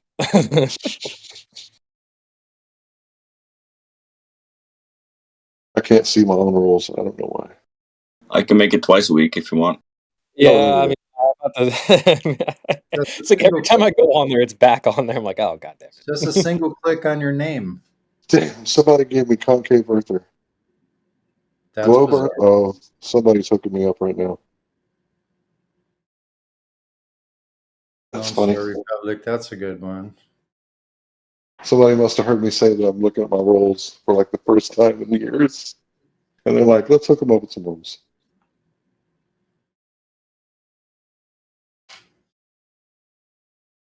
Flat earther, globe earther, concave earther. I don't think I've ever hosted any cinema. Okay, somebody just made a liar out of me. All that shit about how I said you got to earn your rolls. Nah, it's still true to some degree. Is there a Also- way to? Sorry, I didn't mean to interrupt. Oh, I you're was good, go gonna ahead. ask about donations or supporting the server. No, we don't want the money. It's not So about there's that. no paid, nothing on here. You know what? There's one thing you could do. You could test out of the flat Earth by just answering, like a few questions to the panel about why it's a flat Earth, or whatever it is you know. You can get an Earth tag. Mhm. So just thought I'd throw that out there for the panel and myself, or if someone wants to walk them through. I think Hank is a good person to do that. If you want to, Hank. Yeah, bro, so chill. Why do you think you live in a globe? A globe? I don't. Oh, Oh. you're not talking me, are you? Okay, right. So I was wrong. Why do you know that the Earth is flat? As I walk outside and I see flatness. Basically, like you guys say, observable evidence or whatever I can observe myself. Well, as a globe earther, sir, the Earth is too big to see the curvature, so that's why when you go outside, it looks flat. Right. So what would you say to that? I've been in a plane, I've been to the ocean, and those are kind of my highest points of evidence personally. Again, it's too big to see the curvature. What were you expecting to see in an airplane? So here's what you do. And when that question comes up, and I'll just spill some of the beans here for him because sounds like a genuine fellow, and no reason not to. But when someone comes up with that too big thing, really all you have to do is go to the numbers themselves, because they gave us the numbers and the distance to the horizon. And also how much drop there would be over distance. So even if you extrapolate that out to 5 or 10 miles, 5 miles, there should be 16 feet of vertical drop, elevation drop. That's pretty small. I mean, that's easily noticeable in that short of a distance. 5 miles, 16 feet. Easily can be picked out of a shoreline somewhere, some landmark, something on an opposite shore 5 miles, and see if it's dropped down 16 feet. So that'll take probably some work on your part as far as going out if you have water around you or not. I don't know. That's a little more difficult. But there are other ways. Question. I So if I just go hit them to with the if ocean the or Earth a is lake, sorry, if the Earth is too big, then why was I told in school that boats disappear over the horizon? Because both can't be true. If the Earth's too big to see it, Really if good there's refraction, if the boats go over the horizon, those three things don't gel. so if I go to the ocean, I look to the left of the horizon, I look to the right of the horizon, there's got to be at least a big number of miles there from left to right. Let's say it would be more like looking out in front of you off to some oblique angle. Like, let's say if you're on a shoreline somewhere, you're at a beach. Usually beaches have some kind of a curved beach surface, right? So you can look from one end to the beach down to the other across water. Right. Because there's like a bay in between, right? Yeah. So if you can find something like that even on a lake, right? So find a short distance, have someone flash a mirror or find a landmark, film that landmark. Yeah, I was gonna say too, like the best way would be to get something concrete, like something that involves some measurements, because all optical stuff you can see. Oh, yeah, I can see this or that, but that doesn't mean anything. They can always come up with and other stuff, and so when you have some measurements, then you can lay down, and there's no discussion about that. Can't go against that. I explained to my friend about the laser experiment across lakes or long distances, and his rebuttal was that lasers expand. Oh, that's actually a huge L for the globe side because they're saying like light rays from the sun come in parallel. So if lasers expand and diverge, so do the sun rays too. I know it's a little bit of a different topic, but next time you can throw that in your back pocket, the whole expanding light, when he tries to bring up Eratosthenes. You're like, oh yeah, well, what about that expanding light, bro? Because he's gonna have to say, well, no, actually, it doesn't expand. So, welcome to Flat Earth Jiu-Jitsu. All you have to do is find the contradiction with these people.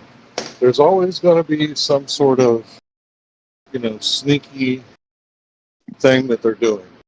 There's always got to be some loaded question, logical fallacy, some sort of bias, some sort of tactic, right? Like the number one I notice that they use when you're in like a group of normies and you start talking about it, like they'll start this stultification tactic, like, oh, he's a flat earther. Why would you listen to anything that he has to say? So you just always have to spot their little magic trick. They're always doing some sort of deception. And they even openly admit it. I've seen one Glober say that it's okay to use logical fallacies. Like what? Like, what do you mean? Like in a debate? Like it's okay to use logical fallacies in a debate? Like that's weird. So just watch out for these people because the number one thing they're going to do is the false cause, right?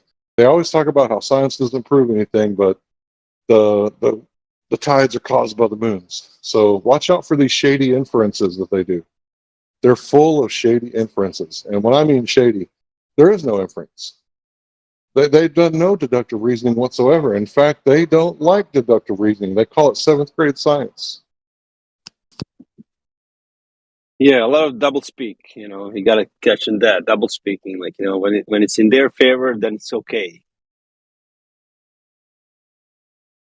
Right, exactly. Double standards, double speak. Yeah, they'll set rules for you that they don't follow. You know what I mean? So I'm Yeah. always for this.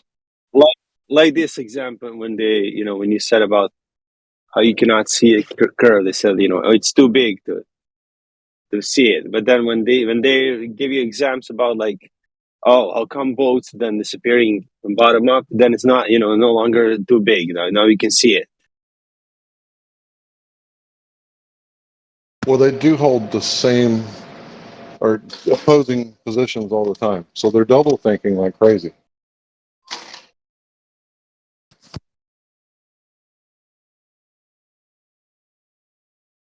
Yeah, it's weird to me that it's like, well, you can't notice it, but I did.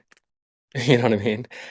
I don't know. It just reminds me of being like very young in school, like first, second, third grade. You know how kids will be like, well, I'm older than you, therefore, like they do weird stuff like that. You know? Well, you can't notice the spin of the earth, but the scientists did. Oh, okay. Arbitrary rules. What is this, like a tea party? You just make up your own rules on the fly? Oh man. So I could say, why doesn't NASA zoom in on the ocean and show us a sailboat sailing? They wouldn't even have to do that, man. All they would have to do is show us the Earth as the globe, and then with a really high power telescope, I don't know, like the Hubble, like turn around, look at the Earth, and zoom in on the 4th of July. So, How are like, they gonna do that? think about it seriously.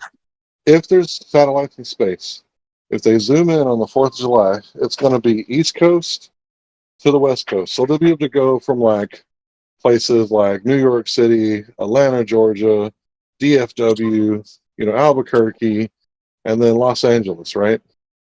And then each one we can go back to the live shows that recorded from the ground, because the way firecrackers go off, they're kind of spontaneous, right?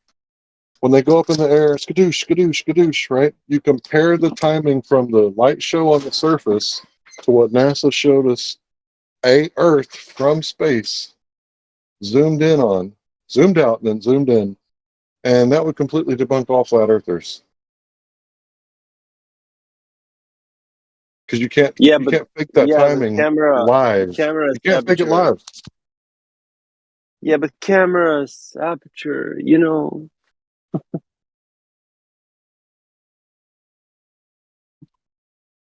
cameras are not equipped to do that. But we can see lights from quintillions of miles away. yeah, bullshit. They can show you, suppose, like those like thunderstorms and crap and city lights. But I think that could be baked quite well. You could splice it together, like you could pretend it's curvature up high, and then later on, as if it's like Google Earth, you would zoom in, and then it would be like flat anyway, so it wouldn't even matter. I mean, you can, they can freaking technology right now. Like, how can you don't believe shit? Like, I don't believe them anything. Like, they can show me videos, whatever shit. Like, how are you gonna trust that? Because you can do like so much editing and crap right now that is like looks so real. But if you were in Dallas recording it live from the ground and live streaming it from the ISS and putting them side by side live. Yeah, but then they can go like they could zoom in and like pretend that it's actually with the curve still, but just have it like the shine on them. They can fly with some airplane, like high altitude airplane, and U2, so whatever shit, and record that and give it to you and say like, here you go. It's Black Swan.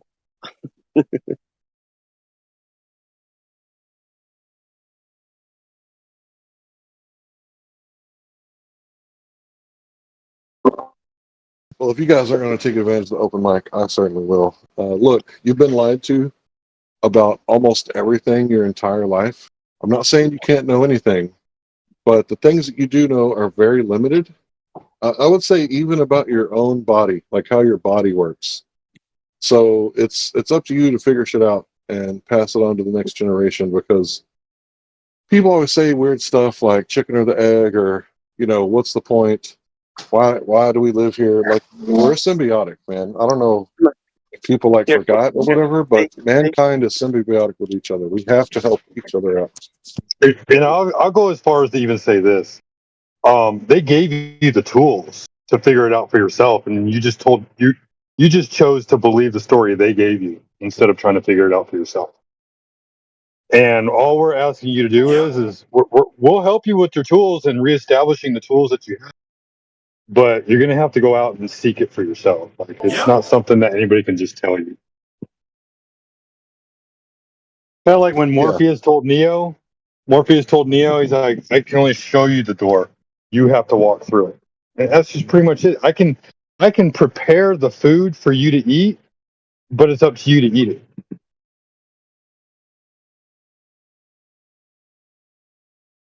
I hope that So makes sense. I said this the other day in here. I was listening to Tool. It's a song called "The Pot," and I just started thinking about the Globers. And if you go look up the lyrics for that song, you don't got to listen to the whole song. Just go look up the lyrics, "The Pot" by Tool, and you'll get it real fast. Like, the Globers are like, we have science. You guys are anti-science, and it's like, wait a minute. I don't like experimental science. Actually, we like observational science. Unless it looks flat, then we'll make up something about refraction. So we don't even like observational science. It's like, wow, if I ever heard the pot calling the kettle black with their shady inferences, that's them. That's the Globers, the anti-flat earthers. Facts. And people were wondering, well, justifiably so maybe, but they were wondering why we were harping on the science aspect with the Mike OS person for so long. Because they continually will call you a science denier as a flat earther. Well, you deny science, don't you? Thousands of years.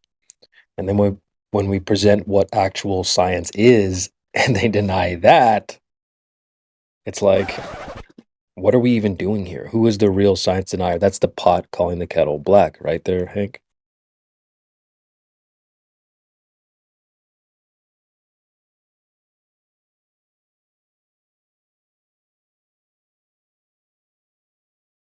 Really, to think how they could believe that they could get away with cordoning off the most creative people are going to be the ones that don't agree on everything and are willing to put things up to task. So they have this system, I guess you would call it a system, doesn't seem to have much control. But only a very, very select few will get moved up in the ranks of their ranks, let's say.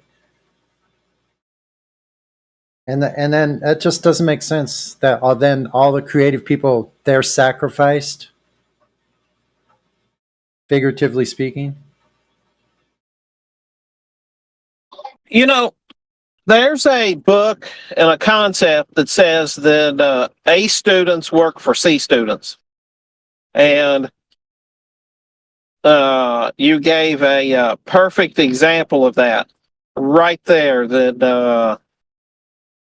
the A students typically go out working for the C students, and the C students are the creative ones. And that's true in nearly every industry. And in the world of science, it's more or less the same exact thing. The creative ones are the ones who are working for the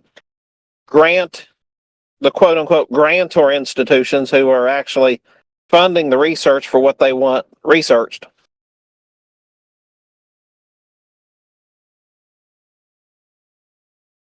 Well, I think I'm a dumbass.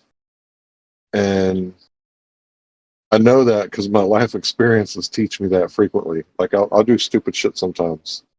So I don't know who I'm working for, but when it comes to that Pareto distribution where 10% of the people are doing 50% of the work, I definitely fall in there. Because maybe not in this job, because this job is so easy, we're all kind of pulling our weight, but in the past, working with other people, and I was definitely a C student or lower. mostly because they were teaching me stupid shit. And science was like the only thing I was interested in. Everything else, I was like, this is dumb. Because history would have been cool if they had made it cool, but they didn't know how. Because I have a propensity to enjoy history. But they couldn't tap into it. How did they fail on that? Well, because, and I actually think there's been a bit of a shift in education. But when you and I were going through school, I assume you're approximately the same age I am. Maybe I'm wrong one way or the other, but I think you and I, from sounds of our voices, I think we're probably similar in age. That they weren't actually trying to teach history and things like that. They were trying to just shuffle you in, shuffle you out, do the minimum, get you so you could move on with life, and you had the basics. And that's when they were starting to switch to we've got these standardized tests, and so we need to make sure that you know enough trivia to to pass the standardized test. So they didn't care if you remembered the moral stories and the gist of what they were actually teaching. They wanted you to make sure that you remembered the name of the guy in the cave in the Odyssey of Homer. That they wanted to make sure that, you know, one version would have been No Man. The other one, his name was No Noman. Another version, it was Nobody.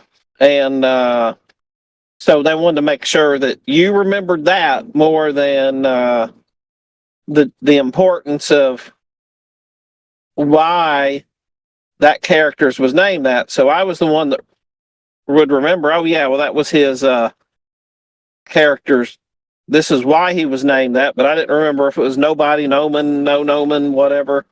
And so the point there is I think that education has changed slightly, but that's how they never got to your, you know, really unlocking the science in you and the history in you, is they didn't really want you saying and learning about what really went on in history and what they just wanted you to remember who Churchill's assistants were. I'm 42, by the way, born in 82. Yeah, I'm 47, so yeah, we're similar in age. So it's crazy because when I got out of school, like that's when the internet really started, you know, taking off. And like I'd be on the internet looking at all kinds of stuff. And the history books at school, not only were they wrong, but they're just dry and boring. And you got to remember dates and locations and names. And I'm fucking terrible with names. And as far as dates and locations, it's not really that important to me. Like I don't really care. I don't know, but like looking at history now, like going back and thinking about something as simple as like World War II. Okay, so America had concentration camps with Japanese people. Check. Germany had concentration camps with all sorts of people. Check. Stalin in Soviet Union, he had concentration camps in Siberia. So who were the bad guys? Yeah. You know, and exactly 100% correct. You heard, and when I was in school, they made sure that you had this beautiful term, internment centers, where the Japanese, and then they just totally glossed over the fact that you had military officers going and sitting in Lutheran church services, monitoring the churches for sedition and other things. You know, totally no mention of that. And in fact, where I grew up, was where the Tuskegee Airmen had their mutiny. I didn't know a thing about that till 15 years ago. And I literally grew up just outside the former Army Air Corps base. It's in, maybe 4 miles away from it. I heard about the Tuskegee experiment. You heard about that?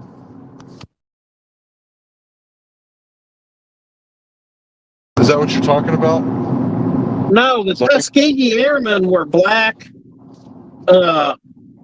Air Corps pilots who they were actually feared and revered in Germany, but they were treated like scum here. And the German prisoners of war, who were pretty much given free reign of the area,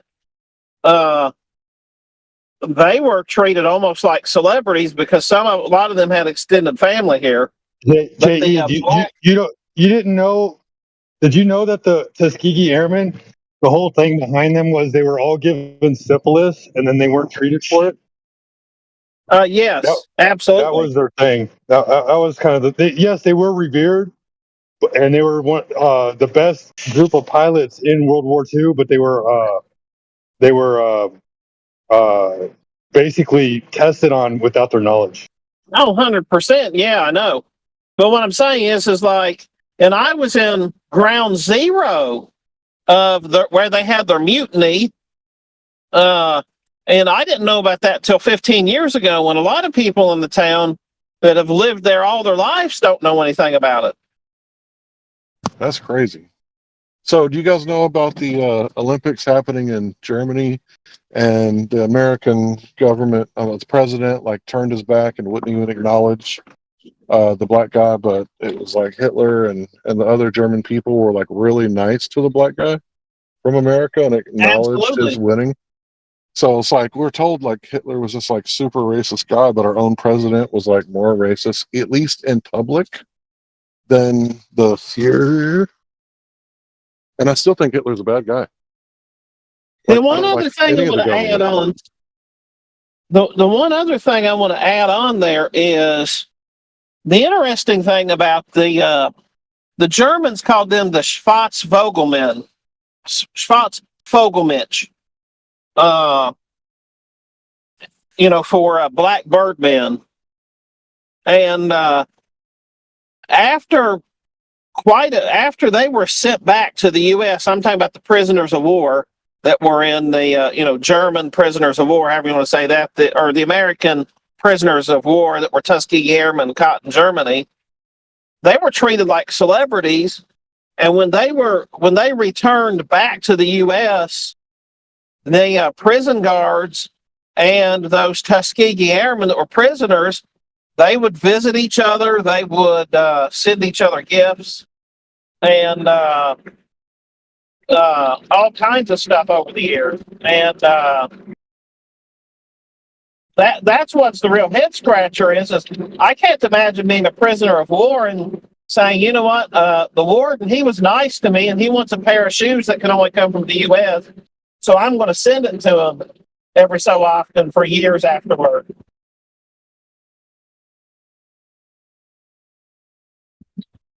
Yeah, just to be clear, I am not siding with anybody in World War II. I think it was a huge disaster that could have been easily averted. So, just to be clear to everybody, like, as far as me taking sides, I think it's kind of weak to take sides, in my opinion. I'm not once taking you take sides either. I understand that, bro. But once you take sides, then you have to, say, okay, well, this side did these atrocities, but that's okay because that's my team.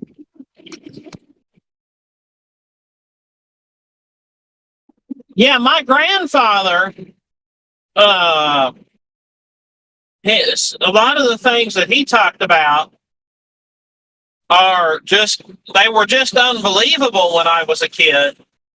Like, he used to talk about that, he said the enlisted men, when they would die, they would fall backwards. But the officers, when they died, they would fall forwards.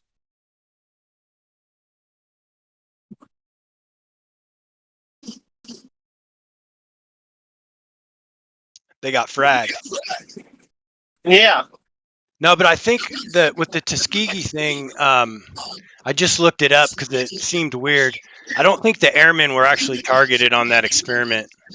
There were like draftees from World War II that were, but I think those are two different deals. The whole Tuskegee Institute is where they centered that experiment out of.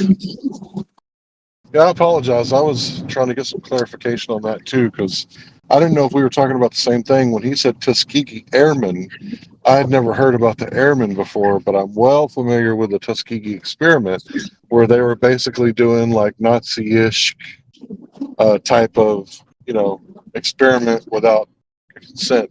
So that's a war crime. Anybody who doesn't know, anytime that you practice medicine without informed consent, kind of like some people who were accused of it back in the 40s. It doesn't matter if your team does that. It's a war crime. They're doing that in 2019. Yeah, I mean, it doesn't matter in what time you do. If you do it, it's considered as war crime. Yes, it's international law that everyone has to abide on. Now, just because you all know I'm the enforcer that I am, does anybody want to actually talk about the flat Earth topic? I love this topic, and I will run my mouth about this for hours on end. I've got about 10 things I want to add in, but sure. What's on your heart? Back to flat Earth. I don't have anything specific on the flat Earth. I just want to make sure that if somebody wants to talk about the main topic, because I'll talk about that stuff for hours about Tuskegee Airmen, World War II. But test me on it, because I'm trying to get a flat Earth badge. Okay, good. I have a question for the whole panel. Glad you're all here today. So, in navigation, let's say you're navigating on the ocean and you're going from one point to another point, A and point B, right? You're going location to location. And can any of you tell me why you would not seek a zenith angle first in that operation? And I can clarify if someone needs clarification. What I mean by that is we have someone in here that keeps bringing up this reciprocal zenith angles. Well, you don't have an angle. You don't have angles. Oh man, how do I describe this? Hold on, just a second.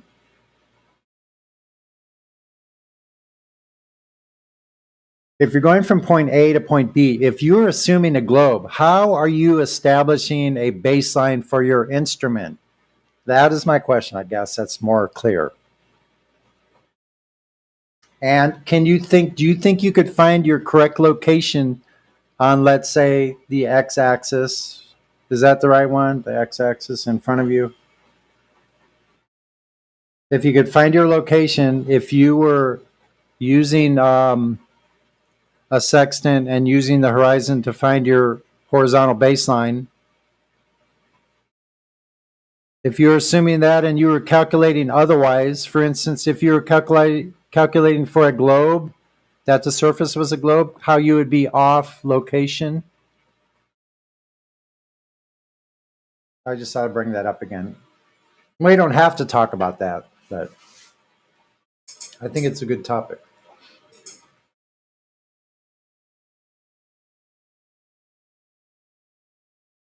And if you're still hearing me, I can't tell I get kicked off of Discord every... I check. No, we can hear you. Very often. Okay. Yep, you're good. Yeah, so how are we navigating on the horizontal oceans? If we're assuming a globe, we're going to be lost. There's no way around this. And you don't get a zenith angle first, because what do you have to reference that zenith angle going straight up from your location? What are you referencing that to? You have to have the horizontal baseline, or you don't have a zenith of anything, and you definitely don't have a horizontal. You can't I just think that's balance why your they. horizontal. Yeah, go ahead. I think that's why they have this pretend thing of the Great Circle navigation. I think that's why they pretend that anyway.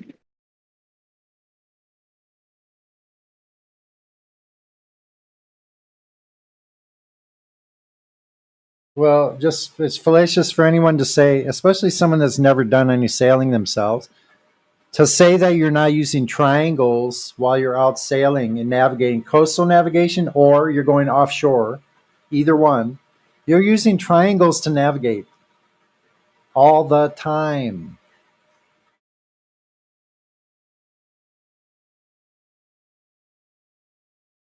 So for them, Yeah, and someone, really, what I want to do myself is I really would like to take, and I need to follow the navigation, or however you want to call this, the website that shows the track of ships, because frankly and honestly, I don't know, or I don't know what exactly they do, but I don't. Uh, I think with as much as ships are following certain, uh, certain routes and such, as far as yeah, they like are. we're going to this port to that port, et cetera, et cetera.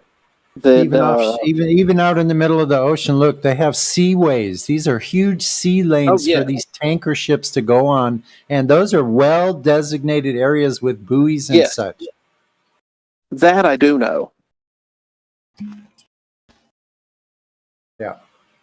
So they're confined in these certain areas where they operate, and you can sail very successfully only using the sea lanes, pretty much, if you're good at it. But the problem is, you have 24 hours a day. You have to sleep sometime, and you don't want to be sleeping while you're in the seaways.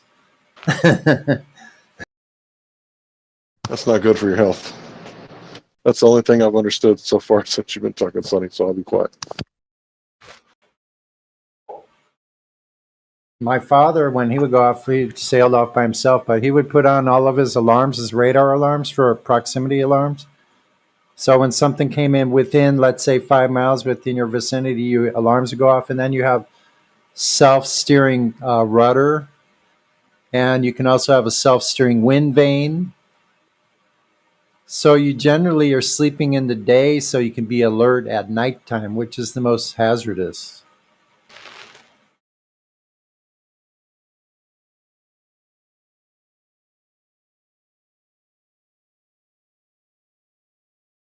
Yep, I'm a land lover. Sorry, I can't really Yeah, I know. It's terrible. add much. I lived through it. I don't know how, but I managed. Man, kudos to those people who navigate, the sailors and so, man. Fucking scary.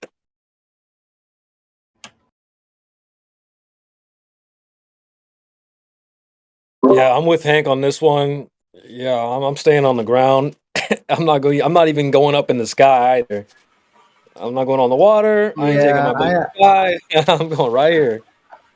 listen, I have a lot of great memories on board boat, on board small boats, sailing a long ways, where like I sailed where there were waves coming up on you that were bigger than the mast of my boat, the one I was on. And then your boat just rides up on top, all of a sudden, bloop. It's freaking amazing. But yeah, scary. There's some really scary times that's I mean, you're at the mercy of nature itself, so there's a lot to deal with when you're out there. And I wonder how many people died just out there, like just because they're out there. Or when you see those crystal clear waters and you see dolphins swimming off like underwater, like 100 feet away from you. Oh, this is underwater. That's incredible. Fuck that shit.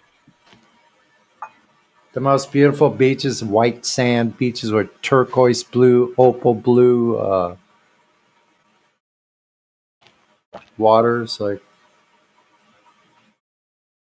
it's stunning. Yeah, we only got muddy water down here. Muddy water.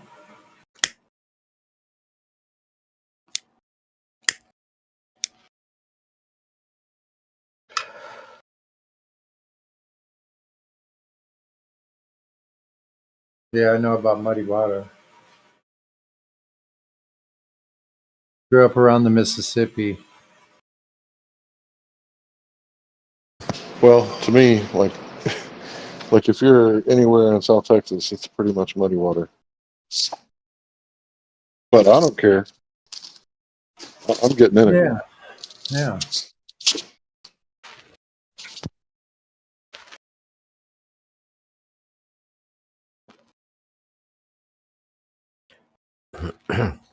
Uh, can I ask a question? Better not be one from earlier. Is there a flat Earth model of the celestial sphere?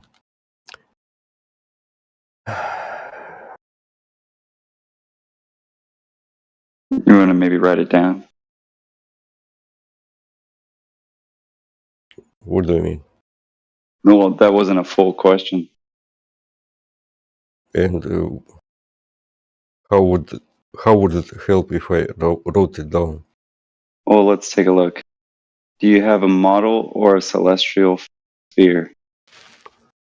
Well, I meant that there is stellarium, for example, which models the celestial sphere around the Earth. There is one thing. Okay. Okay. Is Stellarium? Hold on. Is Stellarium just asking a question? Is Stellarium? Isn't that a geocentric program? In a way, yes, it Yeah. is. But it depicts the heliocentric relation of other celestial bodies like Mars, Venus, and other celestial bodies. Yeah, but it's on a flat Earth. How do you know? How do you figure? Yeah, because the ground is still in Stellarium, and those things are built on a flat horizontal plane to get elevation angles, and that's why they can match it to reality. How is it that the sun has negative latitude? Negative below the horizon, but how they're saying they are. How does That's because they're still presupposing a globe, but in actuality the program is running on a flat Earth. Instead of it going further away from you and out of view, they're saying it goes below the horizon or negative numbers below the horizon, which is not true. The sun and the moon and the stars are never below your horizon, ever. Only above us. Okay.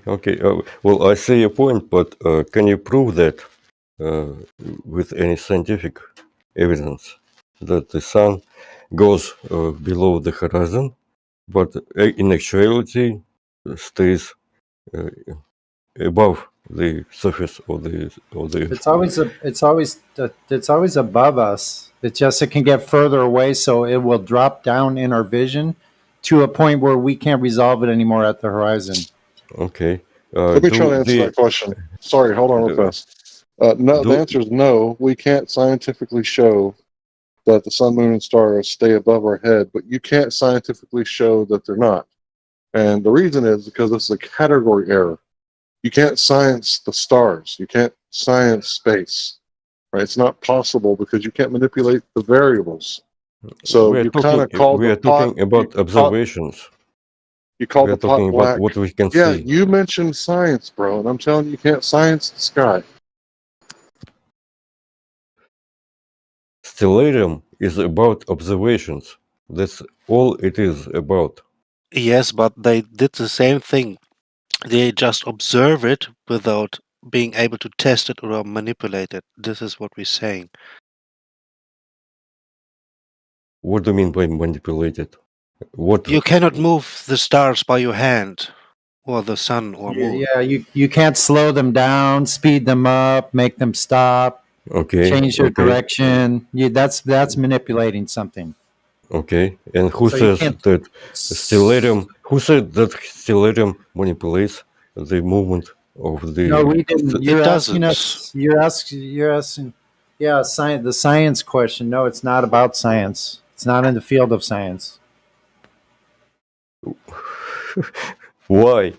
Because you Also can't can manipulate. only yeah Because you Because can't science would be the cause and effect relationship. and it's based on an experiment that's a hypothesis test, and you have to be able to manipulate the independent control to see if there's an effect on the phenomenon itself. So Right. you have components. All you can do with the stars, the sun, the moon, and the wanderers is observe them. We don't know where they are exactly. We don't know what they Yes. are, what source of energy they're using. We know nothing about them other than they Okay, create okay, warmth in the okay. day and that. Yeah. I'm not arguing with that. We can only observe what these celestial bodies do. We can only see what they are doing, and that's what stellarium is about. It just depicts where they are in the sky. Okay. Nobody is manipulating anything. It's just Okay, we're in agreement. predicting where they would be, Right. So and for it you to works ask, every time. but for you to ask us for scientific proof, you're in a wrong category because what Earth is or what something is not in the purview of science at all. It's a different category, just like Hank said. Why isn't the science? You keep bringing this up. Because That what Earth something Mike, you is not cannot. science. Why isn't it science? Okay, you've got the answer from at least 3 different people now, Mike. This is the first thing we talked about when you joined earlier, what science is and what science isn't. We can't keep going over it 5, 10, 15 times with you, and then you pretend like you don't know what our position is. We've covered this with you already. Okay. Let me please explain to me what my mistake is.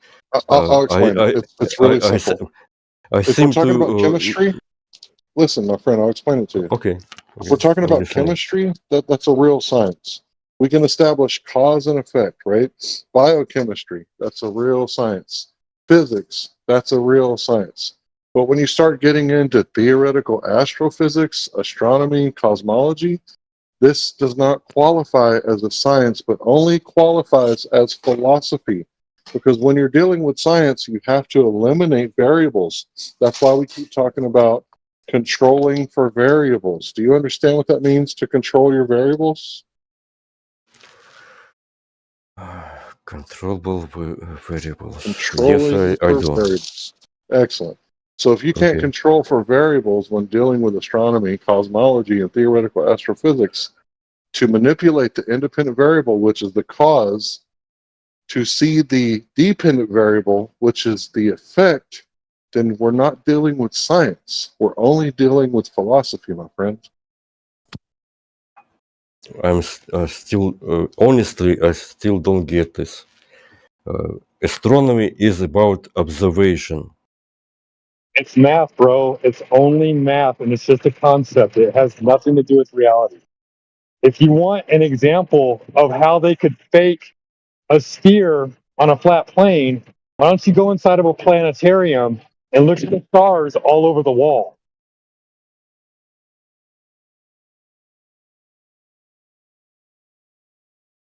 So I still don't get why astronomy is not science. Okay. Because it's so real you have a simple. first aspect, yeah, right. You have a first aspect. You have observing phenomena, and that's it. You're done there. Right. A part of the scientific method is not the whole. So the first step of the scientific method is to observe a natural phenomenon. Then you have to form a hypothesis. Then you have to test it. You can't test it with science because the whole concept of being able to test it is firsthand primary knowledge of the experiment. When you manipulate the cause and you see the effect. Let me explain it to you in simple terms. 2 brand new trucks, they will not start. The car will not start. You take it to 2 mechanics. One guy says, I have a theory. I think it's the starter. The other guy says, I did a systematic evaluation, and through the process of elimination, I've deduced that it wasn't the starter, it was the starter fuse. The first truck does not start, but the guy wants $500. The second truck does start, and the guy wants $500. One of them is a real mechanic, and one of them is the pseudo mechanic. I'll give you a hint. The truck that didn't start, he's not a real mechanic. He's a scam artist, and you got to take him to court.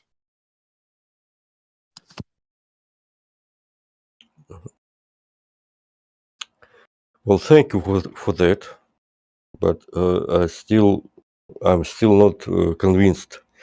Okay, Why so let's see. Let's do astronomy? this. Why astronomy is not real science? You just couldn't convince me. Because they observed the car we not have starting, but they're not eliminating any variables. What variables do you need? It's the ones you have to observation. manipulate to be considered science. When you said nothing's being manipulated, you're right. That's why it's not science. You already know the answer. You just, I don't know, you're just being thick or something. If you can't manipulate something, it's not science. Then it's not science. There you go. Because what do you have to do to determine something is? What do you have to do to determine the cause of an effect? Your observation. Can you have to vary and manipulate it. Can you No, that's why it's not science, my friend. You're figuring it out now. Manipulate the sun. Good job. No, you can't, and that's why You it's not can't. scientific. So the sun is not science. The sun is No, not you're science. making claims about the sun. You're saying like, well, astronomy, how is it not science? Because you're not varying and manipulating anything. Okay. It's an observation at best. So in your words, nothing is science because you No, I can't can't. manipulate Can you not do a that? lot of Don't things. do that. Hold on, sir. This is like you did earlier when you said, "Oh, so you're saying mathematics is fake?" Then nobody say that all science is fake or anything like that.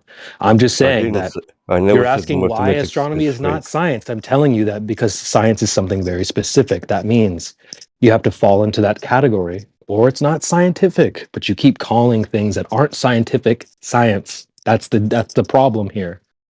We're not saying all science is fake or anything like that, or whatever you just said. Okay, what do you say? We've said it all over and over and over again. Cause and effect. Cause and effect. Cause and effect. Cause and effect. Astronomy is about observation. So what's the cause and effect relationship going on there? I don't know. Exactly, there isn't one. So it's not science. How many times do we have to go around in circles with you? You think? I don't know why you're laughing. You're like, why are you laughing? Like we're going around in circles because of your I am confusion. laughing. You're like I am laughing at you. Hold on, Mike. Why are you laughing at me? Well, 1 second. Hold on, Mike. Here's what you would have to do, Mike. All you would have to do is like walk it through logically. So if you're trying to science the stars or space or whatever, can you think of like a logical sequence that you could walk us through? Like, for instance, the stars sparkle at night or whatever. Like, I don't care, something that you think of, and then we'll try to apply the scientific method and see if there's something we can manipulate or not. So can you put a statement out? Can you put a Why statement do you always have to manipulate things? Because it's what science is. How do you determine the cause for something? Cause and Mike, effect. Mike, you should be stop smoking that shit, man. Science No, is we've not already about manipulating Yes, objects. it's about cause and effect. Well, let me help you out, bro. In Let's say things that you have access to. No, Mike, you're not in a position to be telling anyone anything. You thought math was science earlier. Go ahead, Hank. Mike, please listen. Well, my friend, please listen. Okay. Yeah, it is funny. So your confusion is hilarious. Mike, please listen. You got some sailors. They've been on the water for 3 months, sailing in between the Americas and Europe. When they get off the ship, their bodies are in really bad shape. Their scars have opened up. They are, falling apart. They can barely walk. all these things are bad, right? Somebody continue. I got to do this real fast. Vitamin C. Yeah. So these guys have problems. I don't know how to really finish this one up. Yeah, yeah, and then they're out at sea, right? And they're really sick, and all the crew are dying. So they go on shore, and the last thing they thought about was, I wonder if it's these guys' diet. And when they got ashore, they gave them some oranges, and they all got well. And that's how they discovered scurvy existed. Okay, you guys are very. But they had to give them the peculiar. vitamin C. What do you mean you guys are how was that even a response to what they just said? Well, English is not my first language. That's why I couldn't get everything what you said. I'm sorry. I apologize. That's okay. I mean, we're trying. 5 different people are trying to help you understand this one point. Okay. It shouldn't be that hard. Okay, let Let me give this a try real quick. Let me give this a try. Mike, when you look up in the sky, you see Jupiter moving in the sky, right? We all see Jupiter moving in the sky. Right? Mhm. How do you science Jupiter moving in the sky? How do you manipulate whether or not something is causing Jupiter to move?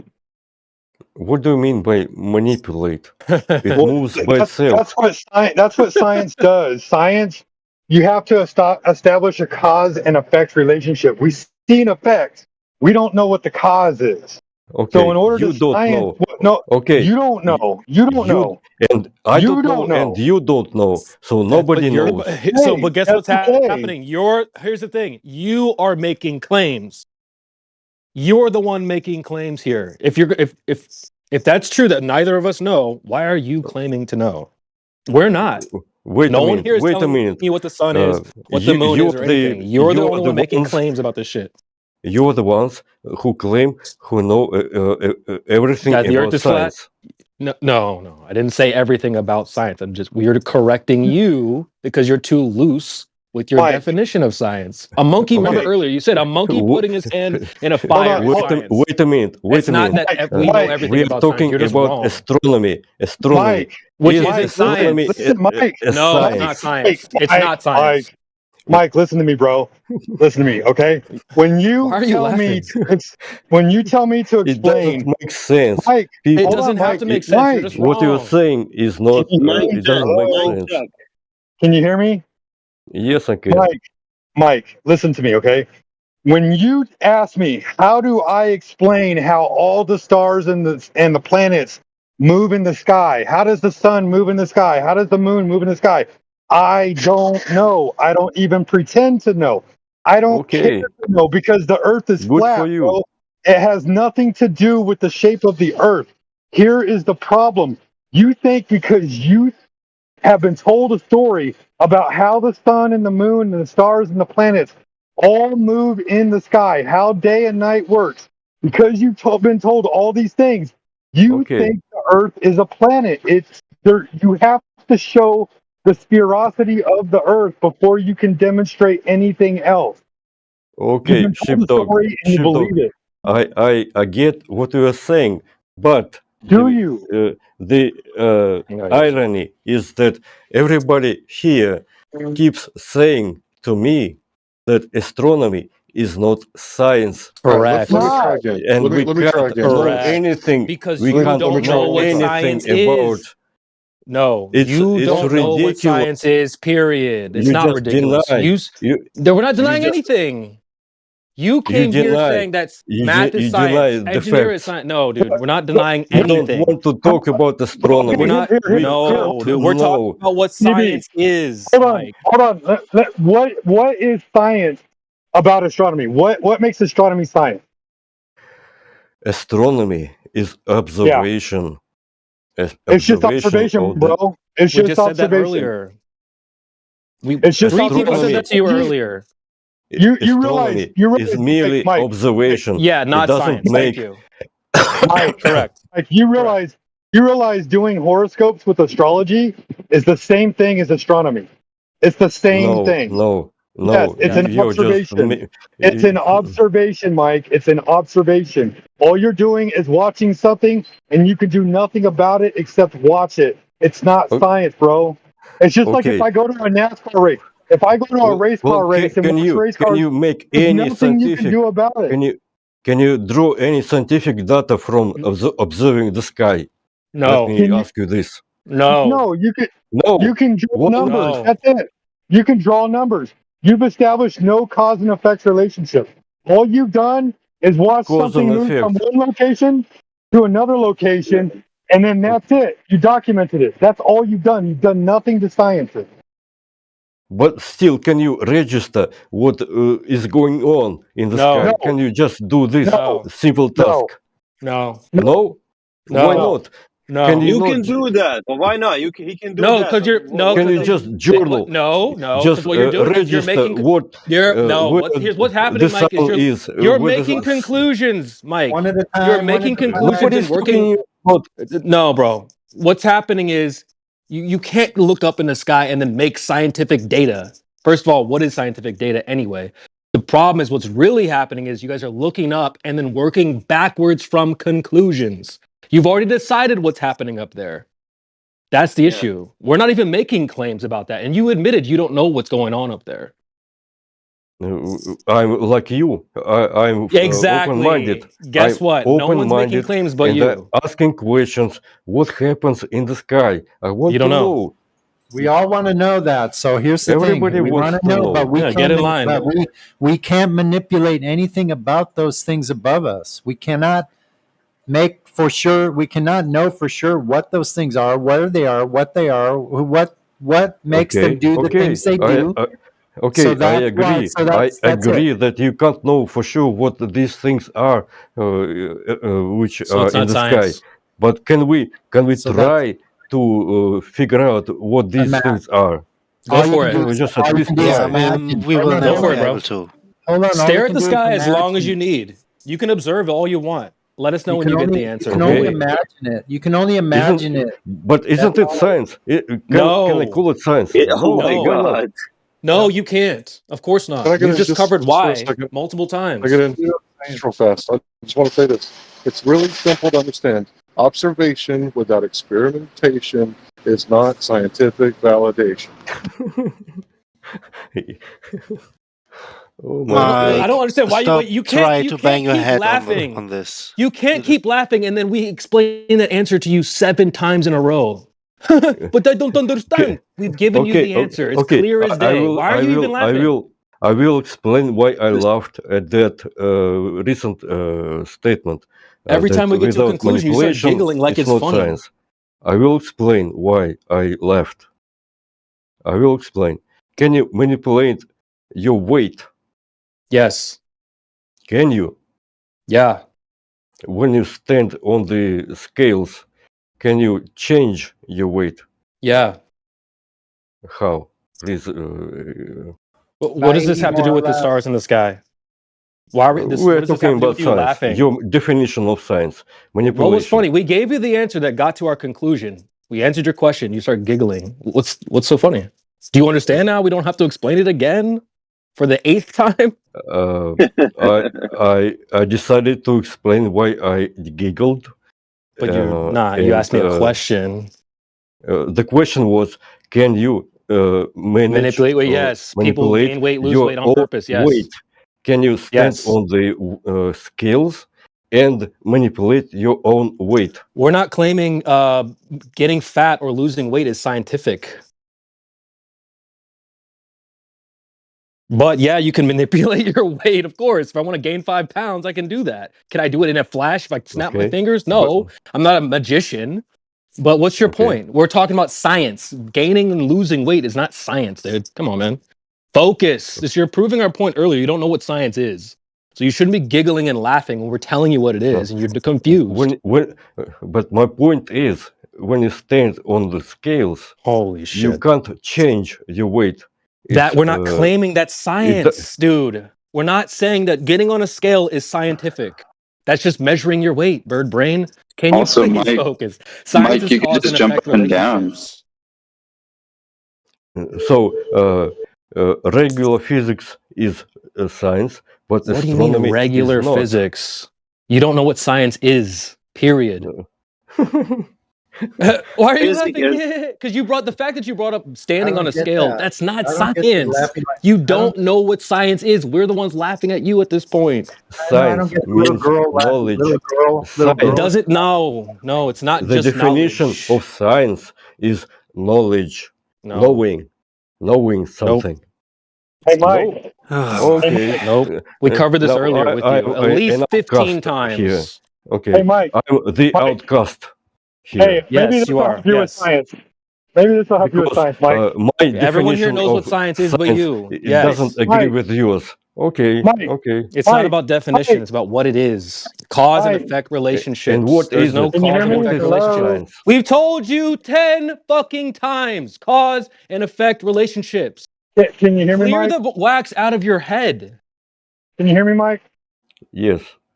All right. No, So we can can't. you science? I know. Can you? He's not listening. He can hear me, but he's not listening. So, Mike, Mike, check. can you science the color purple? I hear you on the mic, dude. Can you science the I color always purple, listen. Mike? Mike, can you science the color purple? That's the biggest lie you've said all day. Will Come on, Mike, I pay understand attention, Mike. color people? Mike, come on, get on track, bro. Can you science the color purple? I understand that it's part of the spectrum. Okay. Yeah, but how do you know it's purple? How do you know it's purple? I see it. You see it, and So that's science. because you so can you do other things, right? Can you do things like mix red and blue to make purple? Can you try to mix green and yellow and see if that makes purple? There's things you can do to the color purple, right? Yes, I can change the color purple to be something else. Yes, I can Right. Or manipulate. you can mix, No, but or you can mix two colors together to see if that's what makes the color purple. Like there's things like we know red and blue make the color purple, right? Mm-hmm. Right. So if I mix Definitely.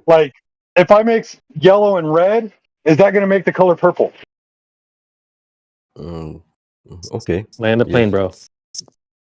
I am. So obviously, I'm mixing different colors. So I'm manipulating what colors I mix together in order to see if I can make the color purple or not. Correct?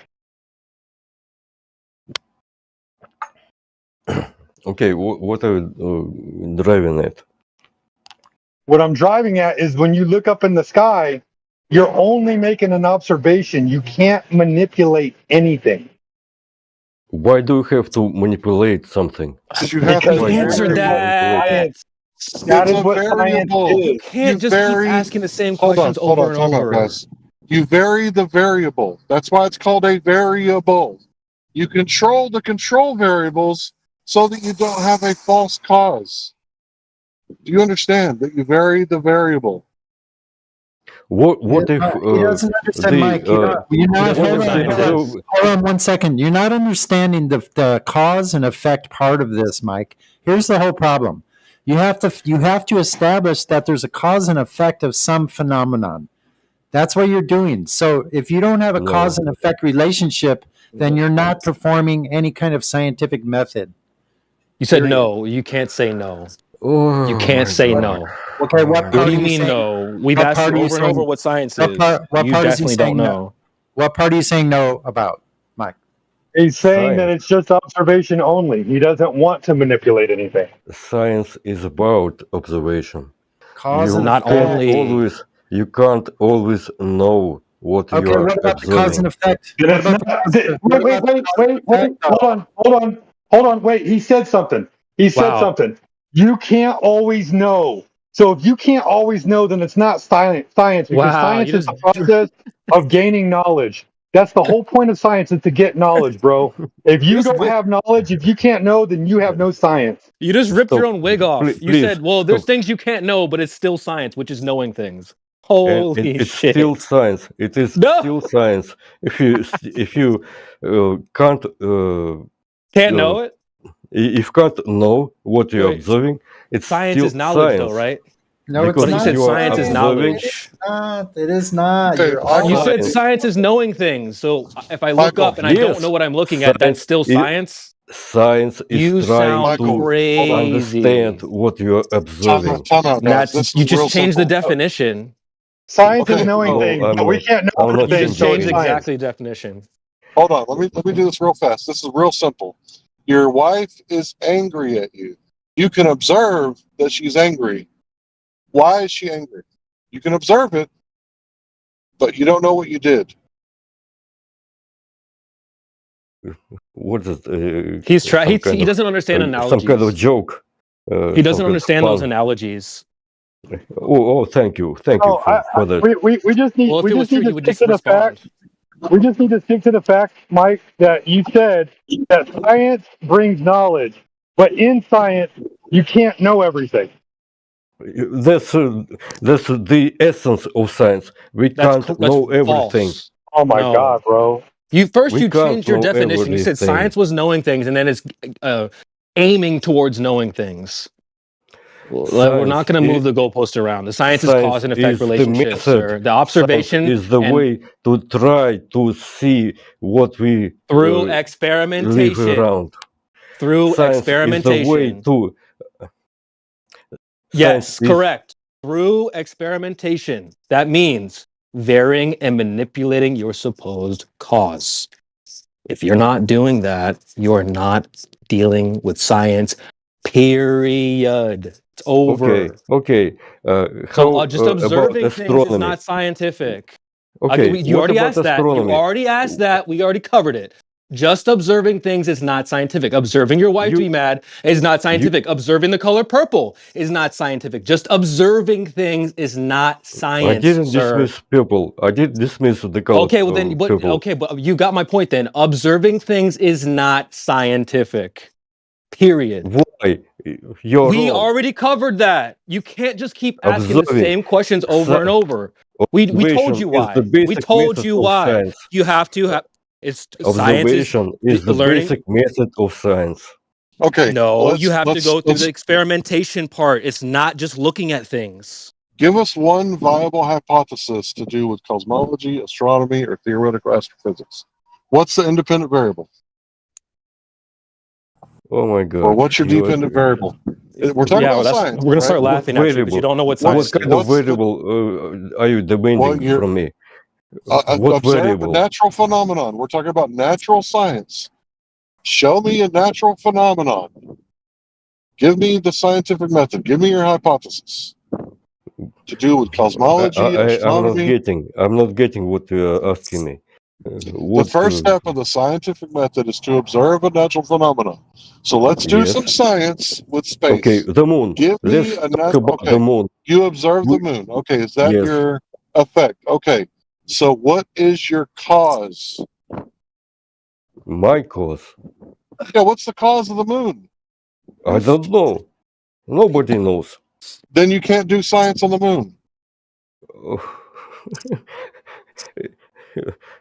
Do you find it laughable?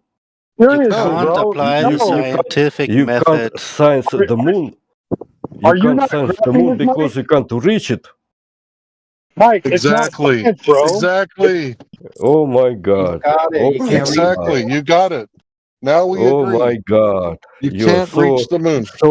so far beyond. Oh my God. Well, we just agreed on a very fundamental thing that you can't go up and touch it, so you can't manipulate it. So it's not science. I can't even begin to apprehend how Outside your you own are mind. beyond. I so many emotions. Cause and Oh my effect, my God! brother. Cause and You can't. effect. So you deny talking about what the moon is Is there a simply cause and because it's effect? too Is there a far. cause and is there a cause and effect? Oh Hold my on. God! Is there a Oh cause and my effect God! relationship, Mike? Is there a cause Oh and effect? no! I can't believe I'm talking with people. Are you And you for can't tell real? us if you Are you have a for cause and real? effect for anything. You're not telling us anything at all. You're just explaining to us or illustrating to everyone that you have zero knowledge of what science actually is. Cause and effect Okay, relationship. I have zero knowledge. do you have knowledge about the moon? Yeah, I know that We said vitamin you have C zero cures. science. I know that vitamin C cures scurvy. Hey, Mike, we're not saying you don't have knowledge, bro. We're saying you don't know science. You don't know what science is, dude. Oh my God, you really made me Listen, laugh. bro. You really Listen, made me laugh. science is not Why observation. If am I it the was, one who doesn't listen, understand science? Why relax, am I relax, the listen, one who knows relax, nothing bro. about science? Listen, don't take it personal. What we're saying is that if observing something is science, then watching a pornographic film is science because you're observing it. Do you think that Well, in pornography some is? sense, in some Listen, crooked bro. way, Listen, yes. bro. In some Oh my God. perverted way, yes, You it is think science. pornography is Knowing, science? it means knowing. You know pornography now. You have watched pornography, Oh my and you God, are knowledgeable in the area of pornography. This is bro. science. No, Thank you for Bro. this no, it's not. illustration. It's a Don't very good teach. illustration. Don't You teach science to now the you kids, know bro. pornography. You know what pornography Mike, You is? don't know what it science is, is dude. not. It is not. I look and therefore I know, bro. Блядь, сука, что происходит? I'm cursing in my language. Go ahead, dude. Cuss it up, dude. You obviously don't know what you're talking about. Well, You you said make me pornography laugh. is science. You said pornography is science. Pornography is not science, but your example, your illustration is No, just that's your a very example. That's precise your example. demonstration of what science is. Mike, You Mike, observe and you draw you said it was conclusion science. of You know what why you observe. Mike, you know why you said it was science? Because you need it to be science so you can make your astronomy science also. That's why you said pornography is also science. If you watch a lot of pornography, then that's science. That's your I'm view. not You're a That's not my view. scientist. science. You're a I'm not. scientist if you watch that. Oh, Hey, real quick, Larry, let me ask you a few questions, Larry. So, hey, Larry, I want to know, what does it take to make water boil? Can we do Well, that? you have to do a little bit of research, right? Maybe Okay. find some water boiling in nature. So you Right. find a hot spring, and Uh-huh. you know take some observations, maybe some So measurements. maybe I walk up to it. Maybe I walk up to it and I get close to it and I go to touch it and it feels really hot in that area. And I don't want to touch it because I know hot will burn me. So now I know heat is doing something here. So now what might I do? You I've might noticed that form there's a some heat involved. hypothesis. You might form a hypothesis. Maybe the reason the water is boiling is because there's heat. So what we could do next is test that hypothesis. How would we Okay. do that? Well, you know what? The first thing I'm going to need to gather up is some water. Right? And in order to gather up some water, I might have to put it in something like a let's say a plastic bottle. I'll put it in a plastic bottle first. All right. And then I need some heat. Right? This is the first experiment, right? Let's keep it simple. So we're going to take a plastic water bottle and we're going to apply heat to it. What do you think is going to happen if I apply heat to a plastic water bottle? It'll Gonna melt melt the it. bottle. It'll melt the plastic. Okay, cool. So there's too much heat to cause any kind of boiling going on in the water using a plastic water bottle. So I need something a little more dense that's going to be able to sustain the heat while I boil the water or bring the water to a hotter temperature, right? Yep. How All about a right, pot? so how about a pot? Let's get a pot, a metal pot, and we'll put some water inside there, and then we'll put a flame underneath it because I know a flame has heat. So let's put a flame underneath that pot. Now I apply some heat to it, and it's not boiling. What should I do after that? Add more heat. Add more heat. All right, so I'm adding more heat, and I'm adding more heat. I'm manipulating the heat, manipulating the independent variable, and all of a sudden the water starts to roll, and I see bubbles coming up and steam coming up and all that stuff. Now, So that means that your hypothesis test was successful. okay, and what did I do to observe my hypothesis to be successful? You manipulated the cause and you saw the effect. So that's Thank not you. a null test. right? That's a positive result. Correct. So Okay. now You understand that, Mike? You get your friend to Okay. test it. You really made you really did a good job. Bro, you're the Trying only to prove your one point. that's not You, getting this. You're the only one not understanding this. I He don't said you made a understand your good point. point. He said I you don't made a good understand. point. Okay. You don't understand? Do you understand how the airplanes fly in the No, sky? we're talking about water. We're just talking about water right now because we got to keep it simple for you, Mike. We got to keep it simple for you because obviously science is too hard for you right now. So we got to No, work your it's way not. up to It's it so not. you know, so you understand it better. So, Science Mike, is very why did the water boil? science is very simple. Mike, I why did the grew water up. boil? I Why did the grew water boil, up. Mike? I grew up in the Soviet Union, and I understand, Mo. our science I was understand. hardcore. I understand that. I understand that, Mike. Why did the water boil? Uh, mm, because of the rise of the temperature. Yes. Because of That's the cause. Yes. So the naturally observed phenomenon was water boiling in a hot spring next to a Oh, volcano. The okay. hypothesis was maybe the heat is causing it to boil. So we didn't climb the top of the altitude to make it change, because we want to control that variable. So we stayed at the same altitude and we got heat and we boiled the water, proving with the scientific method that heat causes water to boil. Okay, I get it. You are trying to say to me that science is only about uh, changeable variables. It's only Testable about experiment. The experiment. experiment is the Okay. hypothesis test. Okay. How about the sparkling lights in the sky? What do we do with them? Look at them. Just look at them. Okay. Measure. Okay. Measure. What do we do? Okay, measure. We can measure. Yeah, we can measure.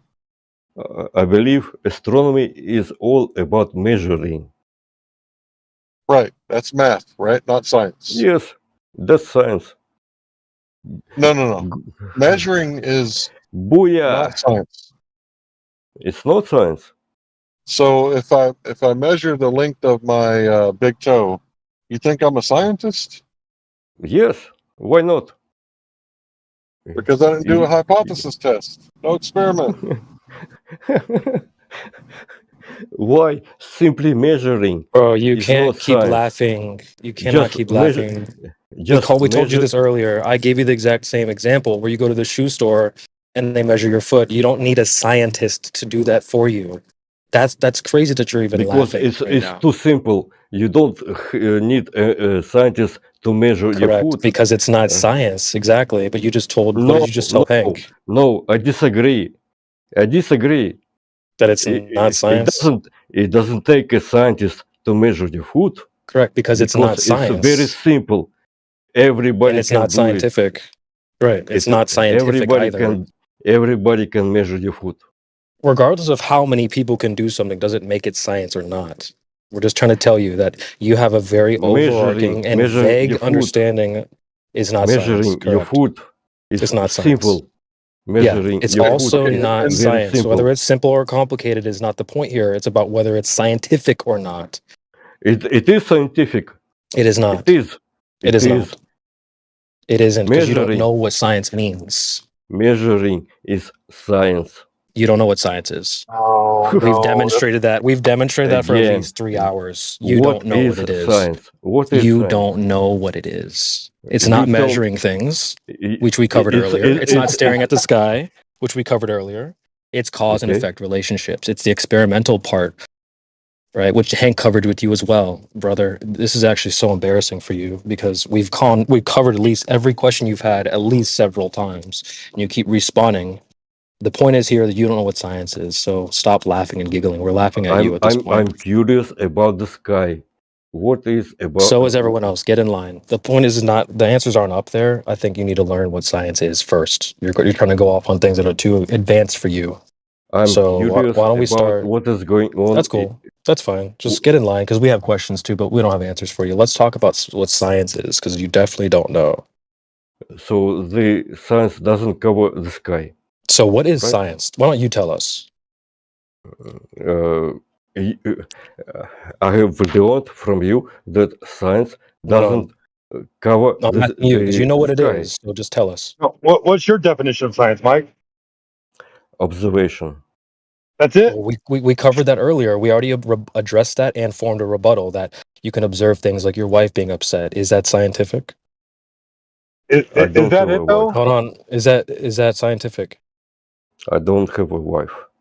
I believe you. So is observing something like the color purple, is that scientific? Yes. Wow. I'm done, guys. I'm finished. No, So hey, I got real anything to quick, say about that. Mike. So is observation the only thing in science? Observation is the basic method of science. Then what do you do after the observation? You just Drawing sit there conclusions. and drool. You just sit there and drool. So you make an observation and then you make a story. Of course, I sit there and rule. Yes, I do. Yeah, I know, Mike. So you make an observation and then you make a story to go with your observation. No, I don't. So He's after not you making make an it up. observation, what do you do? He just got it from some people he doesn't even know, and he's just No, not hold on. making any sense at all. Mike said he draws a conclusion after he makes an observation. So when you make an observation, what kind of what can you get from an observation to draw a conclusion? Navigation, for example. Celestial navigation. Oh, so Celestial. you mean trial and error had nothing to do with celestial navigation. A whole bunch of people never got lost ever. They made an observation and then they stuck with it, and it never had to change. There was no experimentation done in it. What? Yeah, what? Bro, science means that you Exactly. have to do an actual experiment. You're using it there as a is- buzzword. There is sir. no such thing as celestial navigation. No one said that. How You about keep this? doing that. Michael, can you tell us what pseudoscience is? Tell us what that is. Pseudoscience. Yeah, what's that? Yeah, what's pseudoscience? Well, something that you do. Astronomy. No, bro, come on. No. Give me a definition of pseudoscience. Astronomy is science, and No, what hold you on. do pseudoscience. is What is pseudoscience. Hold on, he's pseudoscience? What is that? let's not gaslight him real quick. Mike, look up the definition of pseudoscience and tell us what it is. He said, what you do. We haven't done anything. Mike, So- Mike, don't listen to these guys. The Earth is a spinning sphere with water sticking to it at 1,000 miles an hour in outer space next to a vacuum. Do not listen to these guys. Okay. Thank you. Thank you. Wait, you actually believe that? Of course. Confirmation bias is strong with this one. Because there is no vacuum. You are misled. No one said anything about that. Vacuum is just empty space. It doesn't do anything to. Actually, you need a container for the that. atmosphere. So Yeah, Mike. sound What's crazy. the container for Wait, what's the container for the gas pressure that we have on Earth, Mike? Are you going to say the atmosphere or gravity? There is no need for gas. What is pseudoscience? What? for Yeah, the you're letting him container. off the hook, Lo-Fi. This guy What doesn't is know what pseudoscience? science is. So I'm too friendly. I'm too friendly. I can't do this. You guys are savages. What is pseudoscience? Lord, Michael, forgive him. He does not know. Please correct me for my pseudoscience ways. I will explain. I will explain.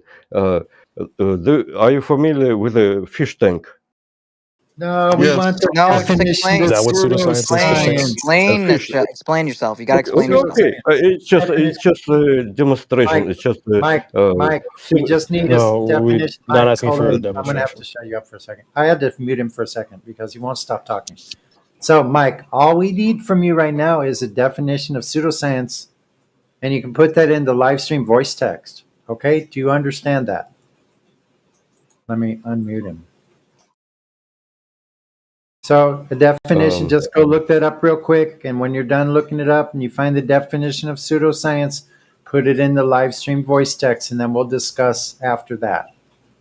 Okay, Meanwhile, is there anyone pseudoscience, new here for right now? We're going to see if anyone new is. falsely presented as sound science without going through rigorous peer review. Okay, Okay, I, can you post that link? Can you post the link, please? I'm looking at it. Okay, can you post the link, regardless if you're looking at it or not? I assumed you were looking at it. So can you post that link for us so we can all look at it? What do you mean? Post it in the live stream voice text, which is directly do I have above. I am disabled. I don't have arms. Okay. I apologize then. Okay, so I think we're done here, Mike. We're not going to play this game with you very much longer, clown. When you're going to resort to that type of stuff, I don't have arms. I think we're done.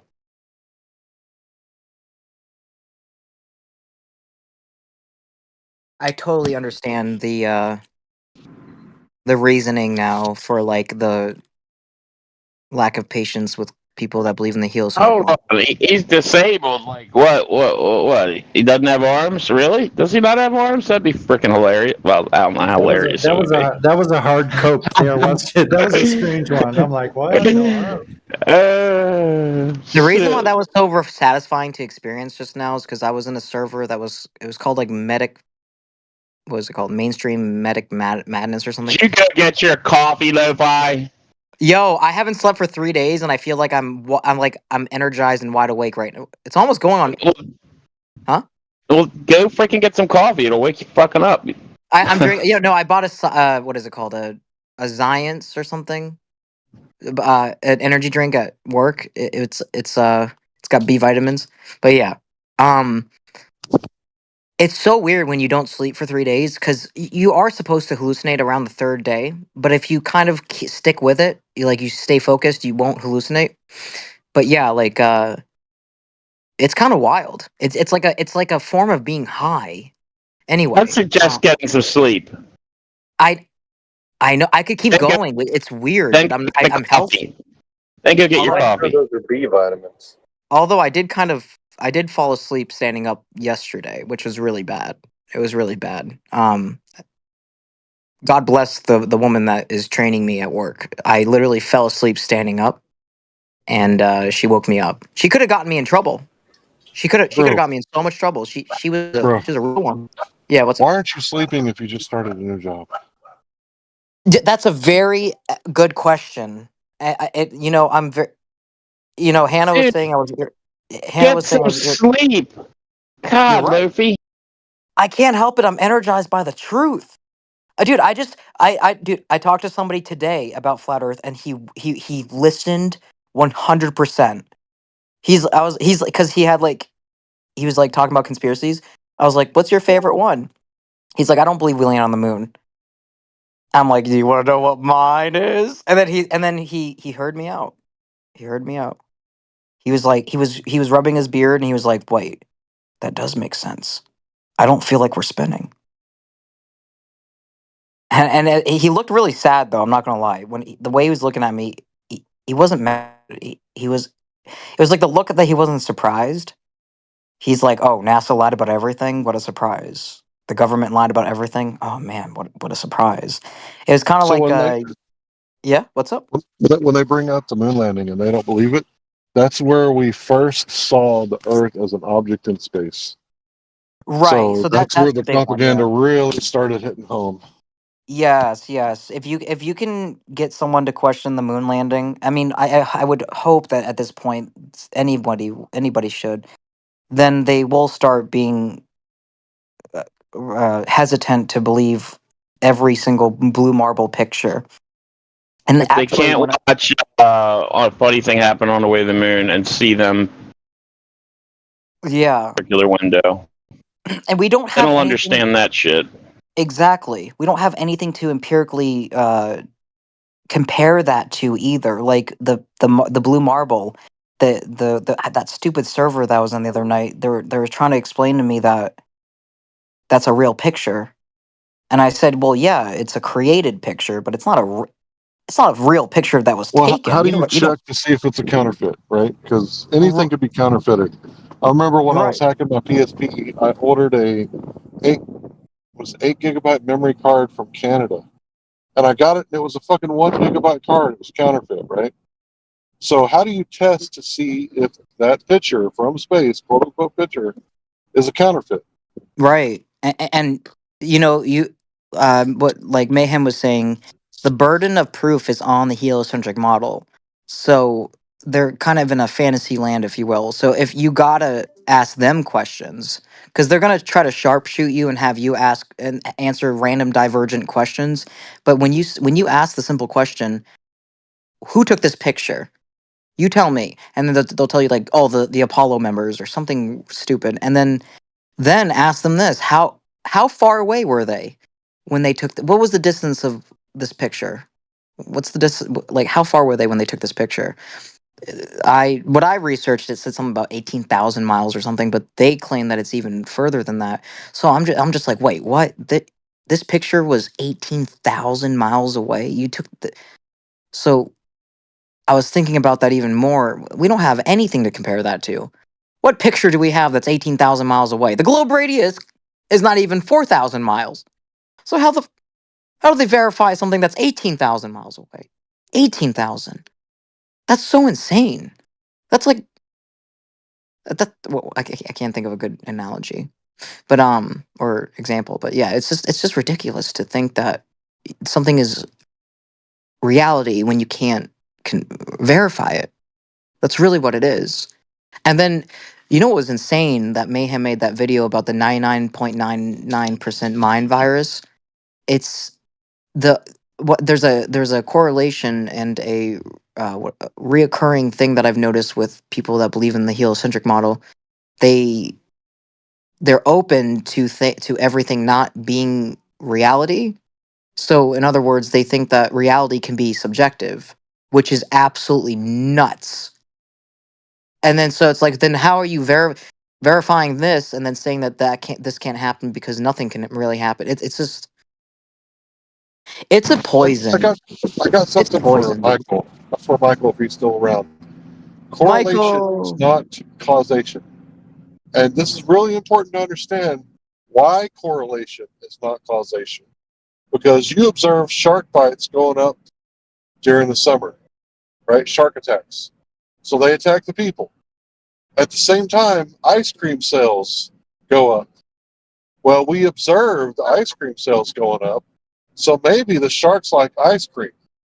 So when the humans eat the ice cream and then they go swimming, maybe the sharks like the taste of ice cream in the blood.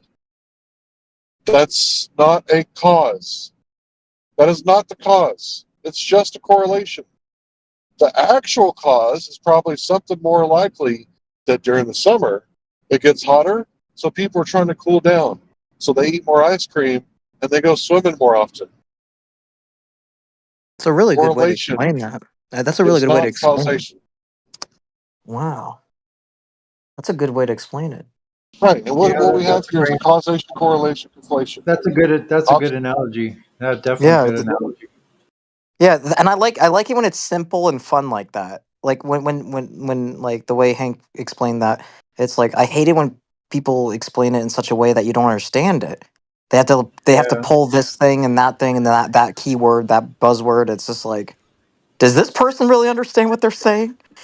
What is this? Yeah, I like that. It's hotter outside, so more people are in the water swimming. There you go. Yeah, yeah.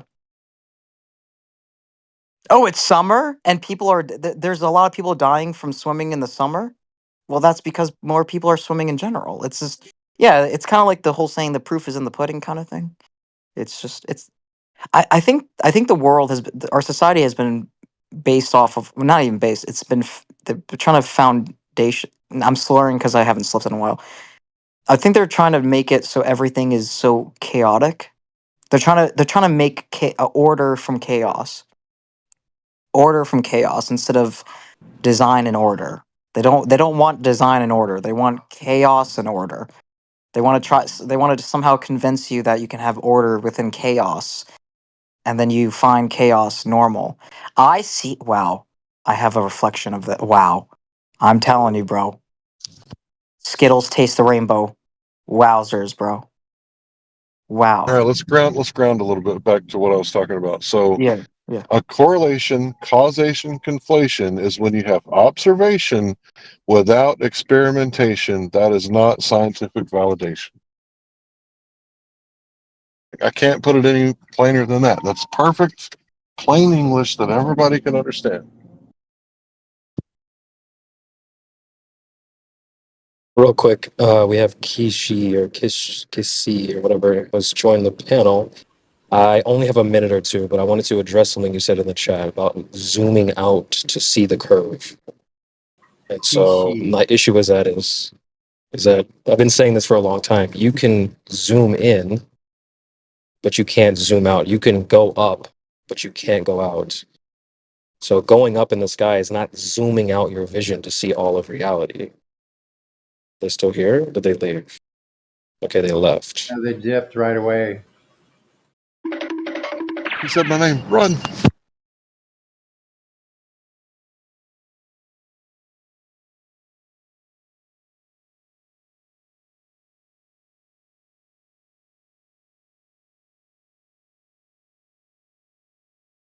And you know, the guy was saying that he was from the Soviet Union, and it's true. The Soviet Union did have really good scientists, but there was the Einstein scare when people who disagreed with Einstein got put in the mental asylums.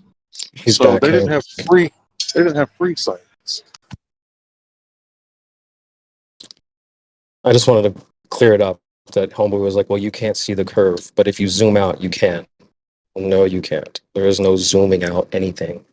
You have your eyes to see. Even if you were to go in a plane, that's not you zooming out your vision to see more of reality. So, Okay, so Kishi. yes, so prove okay, so prove to prove how it's fake that sending spaceships to space supposedly. I'm not saying anything's fake. I'm just trying to cover what you said earlier about zooming out. So what is the curve that we see when we You don't supposedly see send? it. You don't see it. That's the thing. So what's the evidence that we've seen, like the video evidence? Like we There literally isn't have any. videos. What do you mean? Yeah, there because you isn't? saw I'm something on YouTube TV right is now. not evidence. Oh, Quetzalcoatl, bro. I've seen Unmute yourself. Hogwarts on TV. I've seen Bigfoot on TV. Just because you've seen something on a screen doesn't make it real. You've never seen curvature ever in your life, not once. Why is he unmuted? Quetzalcoatl, bro. This is the guy Nothing. that I talked to. I don't know if you know him. Kishi. Did Neil deGrasse Tyson tell you that we can't see curvature unless we're 50,000 feet above? I have not met Neil deGrasse Tyson, so how do I know he's real? What? I just asked Hold you. on. That's not correct hold either. on. Well, that's your logic. I've never seen him with my eyes. But No, like, it's so not. It's not. Okay, let me explain it to you. If you have an extraordinary claim, it requires extraordinary evidence. If you don't have an extraordinary claim, like there's this guy named Neil deGrasse Tyson, you don't need extraordinary evidence. You can show me a video of the guy giving a speech, and I'll believe it. But if you're saying that something crazy like 96% of the universe is made up of So what dark matter, defines and crazy? hold Isn't on, it crazy? bro. There's a crazy Shush. scientist and this and It's this. crazy that you're Kishi, just interrupting right now. relax. It's the So if same. 96% We of just the got universe, here. he's talking over me. He can't. Are you capable of listening, sir? I'm listening. I'm not saying anything. Do you have that, bro? Now you're gaslighting. Okay, so Am I stop gaslighting? gaslighting and stop over talking. I'm just Didn't even curious. say Do you have anything. the capacity to listen? Do you have that I am capacity listening right within you? now, but you're interrupting yourself. That's what I did. Mute him. He's a gaslighter. That's very gaslighting. I just would Kishi, just relax, Kishi. Oh, he left. I was gonna He's say. gone. He was bad faith in the chat. And you take Yeah, he a got bad energy. right here. Yeah. Globers need to understand one thing. This is what my martial art master told me. He said, brother, whether you're loud or quiet, people can hear you. You don't need to scream and interrupt people. Constantly interrupting. I don't think he came in here to listen. I think he came in here to argue. It's It's like if you had a girlfriend, would you want to argue with her all day? No. Why would you want to argue with anybody all day? You want to learn. You want to be a sponge. You want to soak it in. You want to argue, even if you disagree. Some people have made it their hobby, though, to argue. So they're just arguing for the sake of argument. That's got to be a form of denial. Something about that, because Yeah, no, it's not always denial. You know, people have sometimes issues with observing their environment. You know, their self-esteem is somehow damaged in any kind of form. So by starting an argument, they want to feel better sometimes. You know? It's a defense mechanism. You've challenged their existing paradigm. So cognitive dissonance kicks in, and it's an immediate defense mechanism. Yeah, true. It's part of it. But usually, sometimes the people themselves see it as not as such, you know, in detailed manner. I wish I knew what the server was that I was in the other night, but I was so furious that I left, and that is also a reason why I couldn't sleep, because I was kind of pissed off, like getting attacked by a bunch of hyenas. But yeah, there's some sort of, I don't know how to explain it, some sort of demonic presence with believing the hell-centric model. And I'm not saying that everyone who believes in it is fucked up, but there's a part of them that's not seeking truth. That I will say. There's a part of them that's not truly trying to seek truth. And why do I say that? Why do I have the nerve, the audacity to say something so bold? Is because they don't if they're willing to explain what flat Earth is, then I've never heard somebody say, "Oh, I studied flat Earth and I was a flat earther and I'm a glober again." Like that never ever happens. Well, I think it does. Tiger Dan was one of the first ones. It does happen. It's just extremely rare because once you see it, you can't unsee it. Yeah. I think. Okay, I lied. I know one person that was like that, but I think that they're a closet flat earther. It is denial though. It is. It's because it's hard to accept that you're being lied to by an official. That's really where it stems from. Is like, how in the world can somebody lie to me? And they get you in like kindergarten. They put the globe on the desk. They like ingrain it into your identity. It's kind of abusive, to be honest. It needs to stop. There's no balls in space. This needs to stop. It's very disturbing. It's very eerie. I mean, you're true with the statement that there's something demonic about it, you know. Yes, it is. I mean, the demonic spirits who have lived for 5,000 years or longer, a little bit, you know, they have learned from their fathers, which have been angels from above, and they have teach humanity all kinds Real of quick, things. guys. Sorry to interrupt. CB. I did have Kichi rejoin, and honestly, I think Hank, it was me that was talking a little bit. Actually, I might have interrupted you more than him, so I apologize. But he's back. If you want to try to talk If I to was him. incorrect, I would like to apologize. I thought he was interrupting me, so I'm just so used to people not listening after they ask a question. So I apologize. Listen. Welcome You back, can ask Keith. your friend Pedro Cottle right here. I've listened to him for hours, man. Yeah, so back to the demon thingy.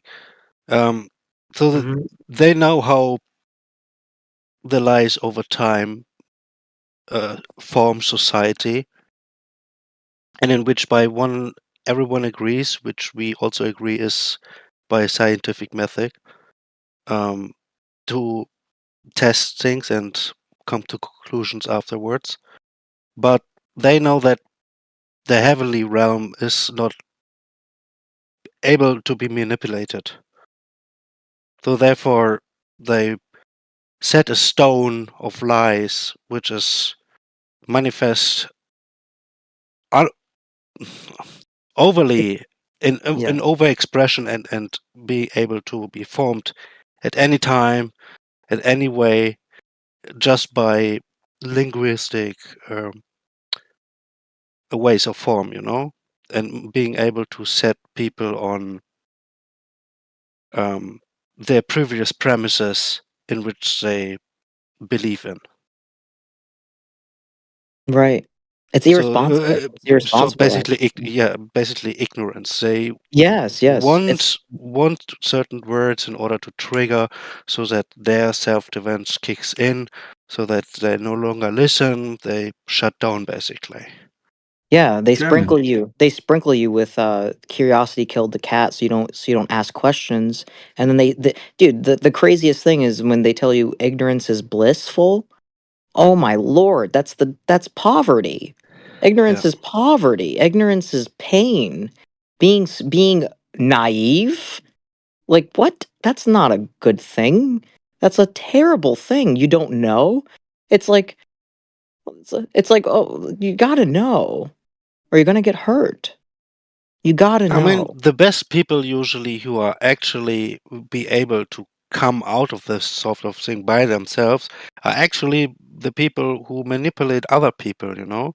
Mhm. That because they Mhm. know how it works. But the Right. people who are just on the receiving end and are too gullible or trustworthy in just listening and always seeing the good in people, you know, never seeing the bad, which also Yes. comes with another indoctrination pattern that But it's goes also in it's hand a with form of it. responsibility too, though. It's a form of responsibility too. Like they have like, in order to be honest, honest is truthful. It's truthful. You have to be honest and truthful with yourself, and people don't want to do that for some odd reason.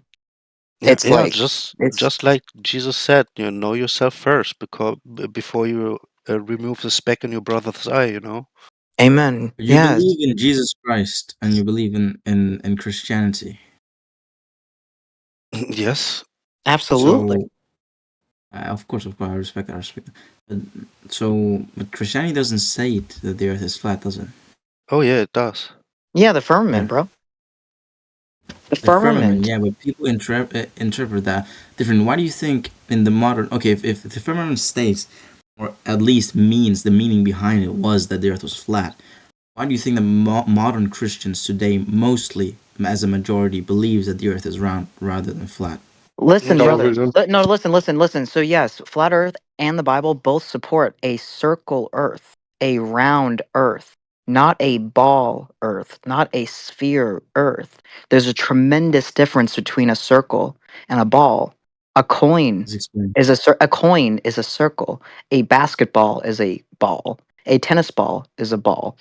A pizza is a circle. It's just So, you have to look deeply within yourself and really be honest. How do you have gas pressure with an open system? You can't. So a firmament over a round Earth makes sense for gas pressure. It explains double rainbows. It explains an ecosystem. Yeah. It explains Let's condensation. It's a the self-sufficient Earth could Earth. be a coin. The let's Earth. get off the Bible. Let's get off the Oh yeah, Bible well, and let's kind get of off the go to Bible. the Let's go to the let's get off that. geometry. Geometry for Yeah, sure. sorry. So the globe radius. Are you familiar with the globe radius, Kishi? Yeah. It 3,959 miles. I do kilometers, but yeah. Right. So with that number, can you please give me the curvature drop rate over distance measurement with that number? The curvature, what? The curvature drop rate over distance. So it's not up over distance because that would mean a slope. So a curve is not a slope. So what is the curvature? You mean the fall off, right?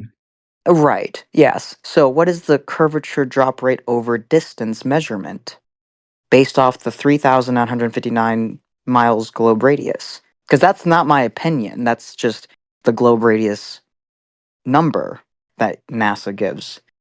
The government essentially is owned by owns NASA, so it's the Yeah, yeah. government number. Yeah. So what's Are the you, are you what's familiar? Are you sorry? familiar with Well, no, dude. Wait, hold on. I have to hold the. I have to stop you.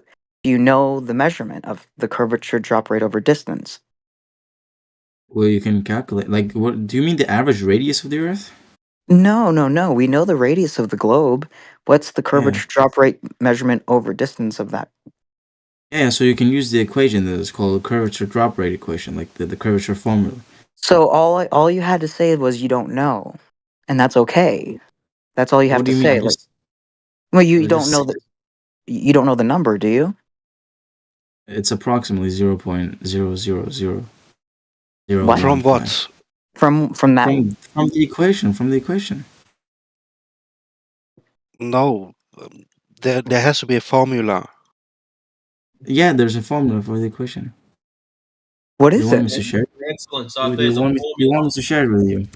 If there's a formula, insert 1 mile, or in your case, 1.6 kilometers, and tell me how far you should see. Excellent question. It's a crazy Australian accent. Wait, let So me. if you don't know, I will tell you. It's 1.22 miles by the I know. observer's I height just. divided by the root to the observer's height. Okay, so now I'll say the same as your friend here said. No. No, that is Like, it. That is it. That's based off. yeah. No, no, Yeah. no. So That is it. You can't say no. That is it. You based off the 3959 mile radius, you should be able to see curvature every 1.2 miles. That's it. That's it. 1.2 miles. We could even bump it up to 3. But you see a horizon over 10 miles, don't you? Don't do you want me to show? Do you want me to share How the could you curvature see formula? how let me ask you this. How could you even see a horizon over 10 miles if there's a curvature? How do you explain that?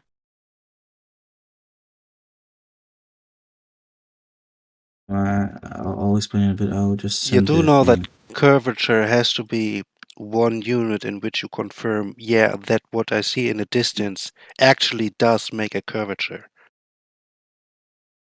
It doesn't prevent you from seeing objects beyond it, just because the curvature of the Earth does indeed, like, yeah, it affect how far you can see to the horizon, but it doesn't I prevent you from want you seeing to objects think beyond it. about that, my friend. The Yes. Earth Yeah. curvature is a physical barrier. Anything beyond that, you should not be able to see because it drops behind the horizon. Now, we're going Amen. to try again. If there is a physical barrier of 1.225 miles at 1 foot of elevation, why is it we can see beyond that? So you guys don't believe in the Pythagorean theorem, like, because this can be applied. This can literally be calculated. Like, Answer the No, no, if you're just question. rejecting math Why at this is point. it you do not see the wall? Why is it we see further than 1.22 miles at 1 foot of elevation? Just give me an example. What's the sea level? Like for an observer standing at sea level. Let's say, like, do you want me to say What part of 1 1.5 foot of miles? elevation do you not comprehend? 30 centimeters. Try that. 30 centimeters. Okay, fine. So, but first of all, I want to know if do you believe in No, we're not worried math? about what I believe. What I believe and what I know is no relevance to you. You were asked a No, question. but it is. But it is Very because if you just keep rejecting everything I throw at you, then there's no point in arguing. That's like your friend I'm not Quetzalcoatl. interested in what I you're tried to throwing out. explain I'm to him interested in how you we can answering the observe other question. objects in Answer space the that are question. supposedly I'm not round. in here to But analyze instead, he shit. just said that he just didn't believe in space. So how am I supposed to prove anything? If you just reject anything that comes your way, then I'm wasting No, my stop time. straw manning. Answer You the are question. straw manning Why a is lot. It's your You're straw cognitive manning. dissonance that is You're failing. diverging I very got hard, my cognitive friend. dissonance? In what way have I got cognitive dissonance when I ask a question? Why is it we see beyond 1.225 miles at 1 foot of elevation? That is not cognitive dissonance. That is a question I would like an answer to. Why is it we see 1.22 miles instead of what? Why is it we see beyond 1.22 miles at 1 foot of elevation? So if I prove that wrong, that'll mean there's a curve or not. See, this is a problem. You don't know even your own formula that you believe in. This is a formula from the global Earth standpoint in which they measure the curvature. So you It's didn't It's basically even seen realize what we beyond were talking about. 1.22 miles at an Kishi. elevation of 1 foot is possible. Kishi. I'm sorry that everyone's being a little hard on you. Let me ask you a It's not simple being, question. but it's I not. want to ask you. It's not I want to ask you a simple question. It's a simple question. Do you know complex. who? Do you know who measured the curvature of the Earth? Do you want just a specific name? Yes, Or please. Who? Who? Where? And when? well, I'm sure I can find some scientists who did that. But Wait. Are you? Wait. I just want you to wait. Are you admitting that you don't know who measured the curvature of the Earth? no, one of the earliest known measurements of the curvature was Wait. Hold on. I can't let you run and swerve. Do you know who measured the curvature of the Earth? I'm Yes or about no? to answer the question, so if you could let me speak. Well, I just want you to be honest. I'm about to answer. Okay, here No, we you're go. not. Yeah. You're about to sidestep because we've seen your type before. I would like my question answered first, and then you can go on to lo-fi's, or it's mute time. I was about to, but love, me and you. I'm sorry. I'll mute myself. I'm so sorry. Now you've already proposed a question. I have to answer this. You haven't answered mine I, yet. Why is it we can I see will. beyond 1.22 miles at 1 foot of elevation? I will. One of the earliest known measurements of the Earth's curvature was in ancient Greek scholars. Like Eratosthenes. Like I've heard the name, yes. yeah, you've heard it, right? Yeah, how he famously calculated the Earth's circumference by observing the angle of the sun's rays at two different locations and using Now, I'd like geometry to to pull you up determine the before you go distance too between far, them. my friend, because you're about to bury yourself, and I'm going to just stop you from making yourself look like an idiot. That premise was based on parallel light rays. Now, we've got pseudoscientist, we call him, but a fellow by the name of Dr. Danny Faulkner. And if What you did you wish call to it? Parallel what? shut up. If you wish to drop into FED, they're tearing his asshole a new one. Dr. Danny Faulkner, or Danny57 that comes onto this server, has also proved divergent light rays. Now, if you've got divergent light rays, you don't have parallel light rays. If you don't have parallel light rays, Eratosthenes' bullshit observation doesn't work. You've just debunked your globe, my friend. So you didn't even let me talk. Well, the premise was based on what? Obviously, Parallel what? there must be some kind of language barrier. I was trying to save you from looking like an idiot. So you don't have a rebuttal to that. How You can you should say say that when I thank you. hadn't even spoken? I hadn't even spoken. Well, the premise Because was you were based going to on go what? on about Parallel? Eratosthenes, and that doesn't work. How come? Right. So now let's get to my question. Since you wanted to jump to lo-fi's, how can we see beyond 1.22 miles from an observation height of 1 foot? Why is that? What's gone wrong with the Yeah, ball? Where is it? you're saying I'm swirling around here and there, but you're not even letting me finish my sentences. How do you expect me to have a normal conversation with you? So you You want a keep interrupting conversation me, and about a conversation.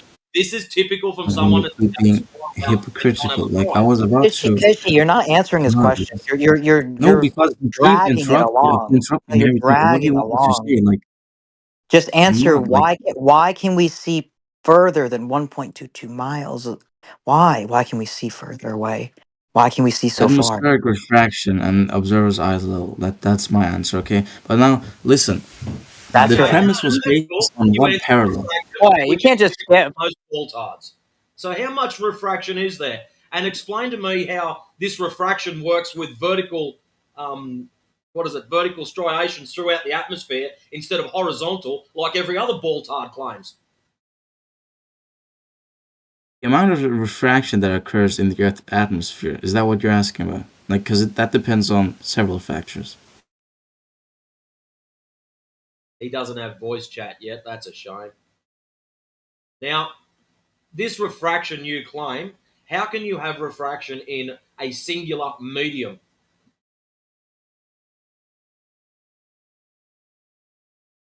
Refraction is what happens when you change from one medium density to another. For example, air to water, air to glass, Exactly, exactly. Refraction typically occurs when the light travels from one medium to another with a different optical density, yeah, such as That's air right. to And water where or does from air to refraction glass. happen?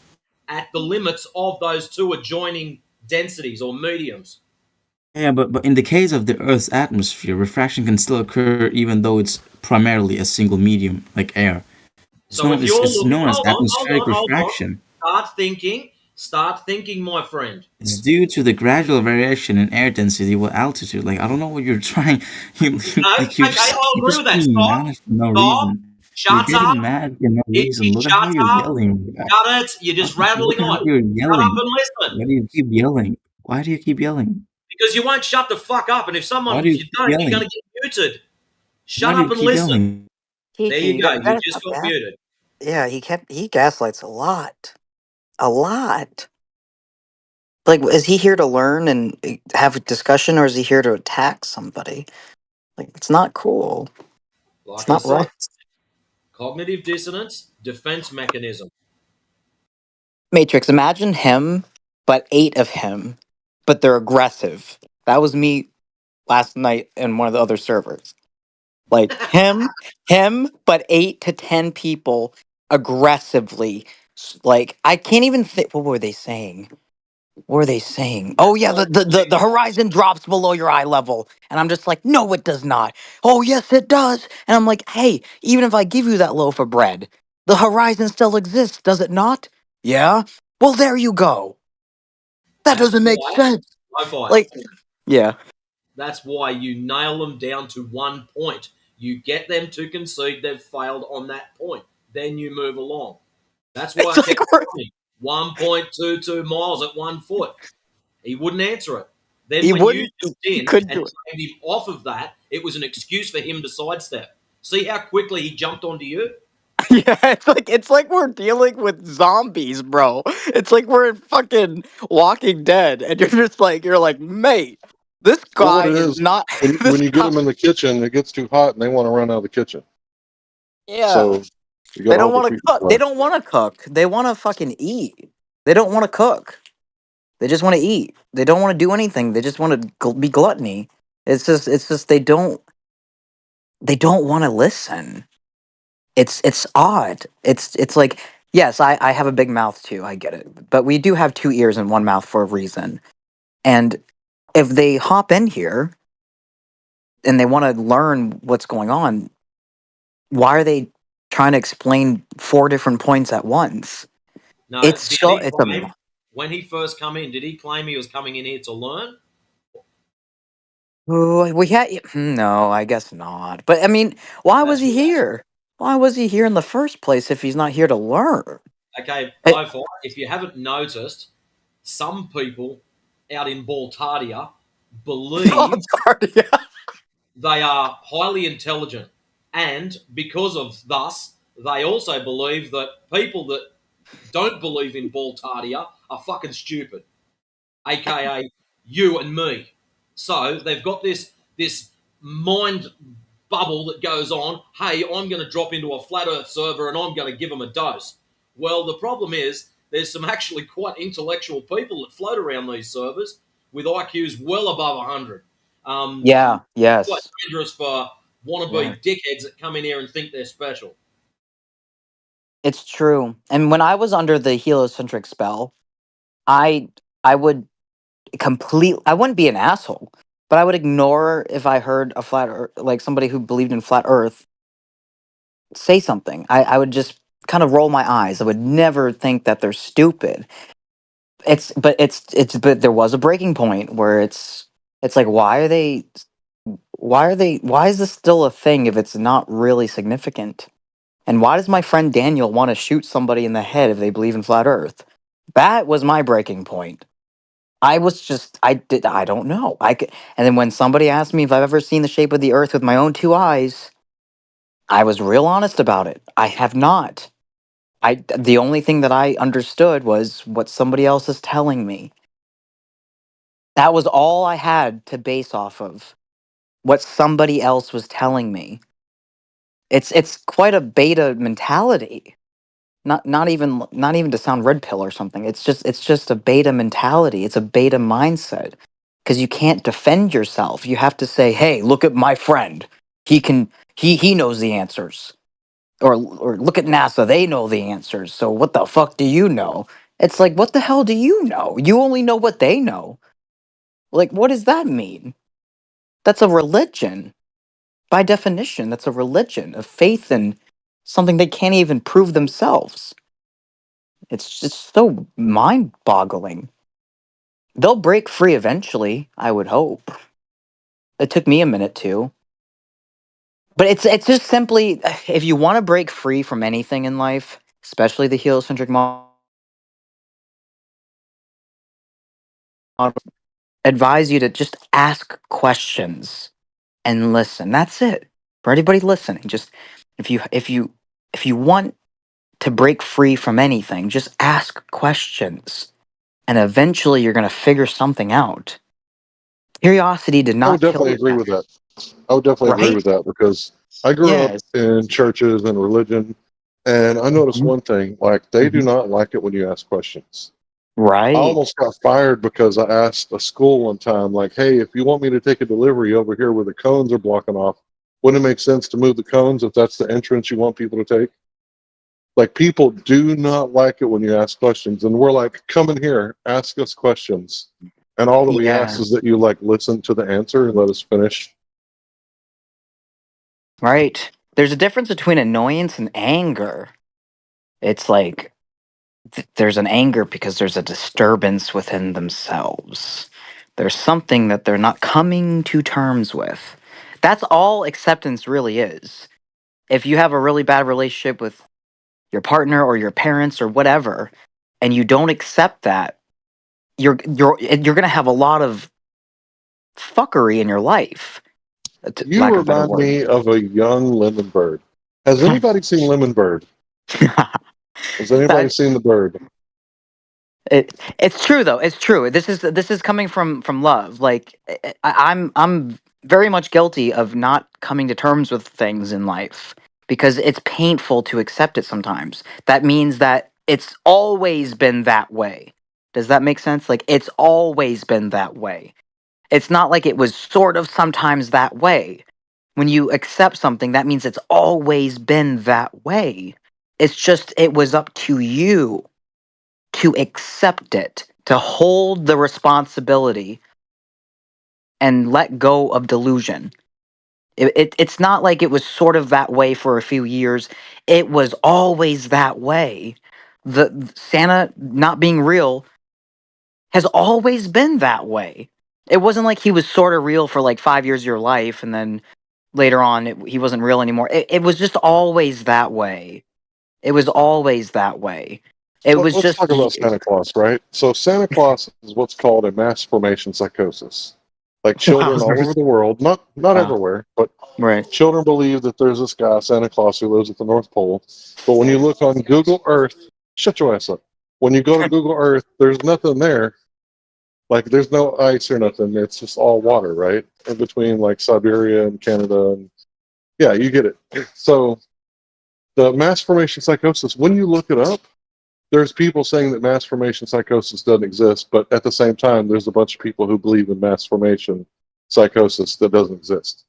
That in itself is a mass formation psychosis. Yeah, it's true. And I was guilty of being under that Santa spell. My friends were trying to warn me, Lo-Fi, I really want you to know that Santa's not real. You got to grow up sometime. And I would get mad at them. I was an asshole to my friends. I apologize if you guys are listening. No, sincerely, I was mean to my friends who tried to tell me that Santa wasn't real. I told them to shut up. I told them to stop trying to make me depressed because they're depressed. I was projecting. I was telling them to stop telling me that Santa's not real instead of asking them. Even if I didn't agree with it, I should have, to be responsible, I should have said, "Why are you saying this?" That's what a responsible person would do is just I don't understand or I don't like what I'm hearing, but can you please explain yourself? That's a responsible response instead of fuck you. You don't know what you're talking about.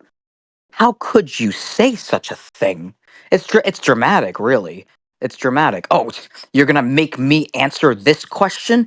How about you answer my question? No, it's not responsible to attack somebody just because you don't like what they're saying. At least understand what they're saying, especially if you want to learn.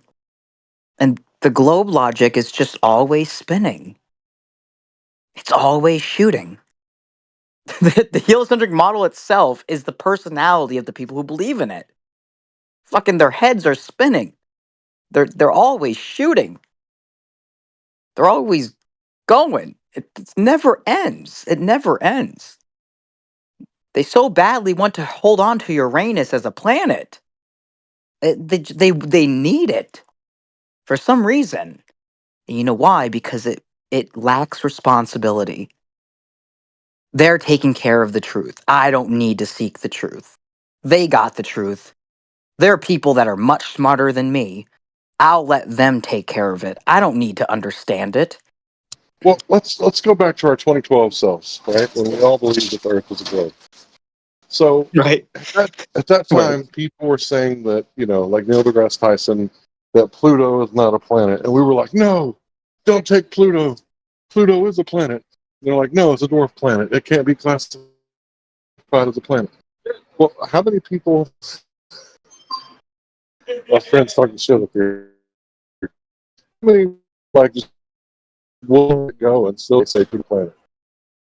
Like, people don't like change. Like, they can't handle the paradigm shifts. They identify, as certain people identify as different things. Like, they identify as Pluto being a planet as part of their personality. And not just that, they just don't want to take the responsibility. It's taking responsibility of managing a lie, managing the truth. It's a form of responsibility. It's a lack of responsibility. It's not responsible. Somebody else is taking care of it for me. Therefore, I don't need to understand. I don't need to understand the solar system, if it exists or not. It's like, why? What kind of mentality is that? It's a submissive mentality.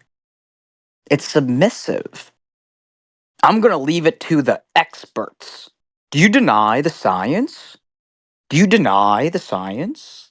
It's like a religion. Do you deny it? Or how could you deny it? How could you deny the scientists? How could you? And then you ask a homie to name one scientist. They'd never give you an answer. Oh, excuse me. No, they'll say like Albert Einstein or something, as if that is surprising, right? Like, it's just, I don't know. This is too much for me to deal with. But I will to say the this. people who are saying, Yeah. Go ahead. Oh, sorry. I was just gonna say I wanted to leave it on a positive note that people are waking up slowly, slowly but surely. Because, like, even at work today, like I was able to discuss flat Earth with 2 people, and that's more than I ever thought I would in person. Right? Like that's a lot to me right now. It's like they're open to it because I think people are tired of life, and maybe you're tired of life because you're living a lie. And yes, life sucks regardless, but at the same time, it's a little bit freeing, a lot more freeing if you can accept the punches and get stronger. Take the hits of truth, and you'll be strong. Don't soak in the lard of lies. The lard. It's lard. It's like a greasy, fatty lard of lies. It's just not good for your mental health. It's not spiritual food. It's destruction and poisonous food.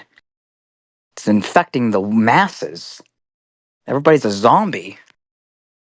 Like the way it's Amen. the fact, right? Amen. The fact that like it's the discussion that me and Matrix were talking about with the last fellow. It's the way he was speaking. If it was a script, it sounds like we're dealing with zombies.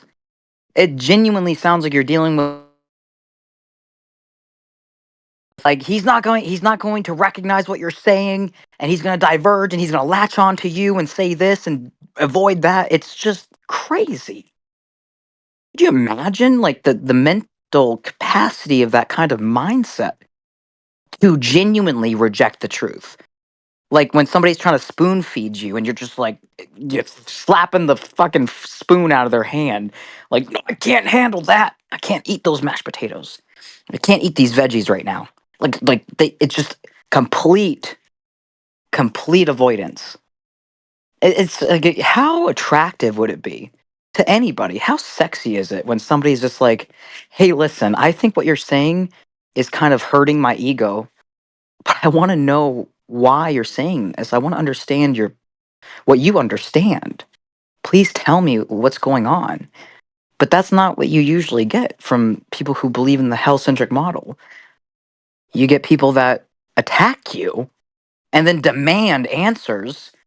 It's like it's so insane. It's a poisonous mindset. So if you're here on the panel and you understand flat Earth, that's incredible. It's like more incredible than anything. You accept that from day 1800 we've been living a lie. Oh yeah, well NASA wasn't founded until like what 19 I don't know the exact date. 1950 something. 59. Yeah, 1959. That was the number in my head. 1959. I didn't. Yeah, see, I said 1950, and I couldn't get the exact number. But yes, thank you so much. 1959. So like, but I mean, it goes further back because, well, yeah, everything's a fucking NWO. But so, yeah, it's hard to swallow that pill. I get it. But what are you gonna do about it? What are you gonna do about it? You don't have to play Fallout or Grand Theft Auto. It's already like a crazy video game as it is. Got to make the choice to be right or wrong now. Like, are you gonna hold on to the balls in space? Are you gonna just stand strong on Oh foundations? my. Right, right.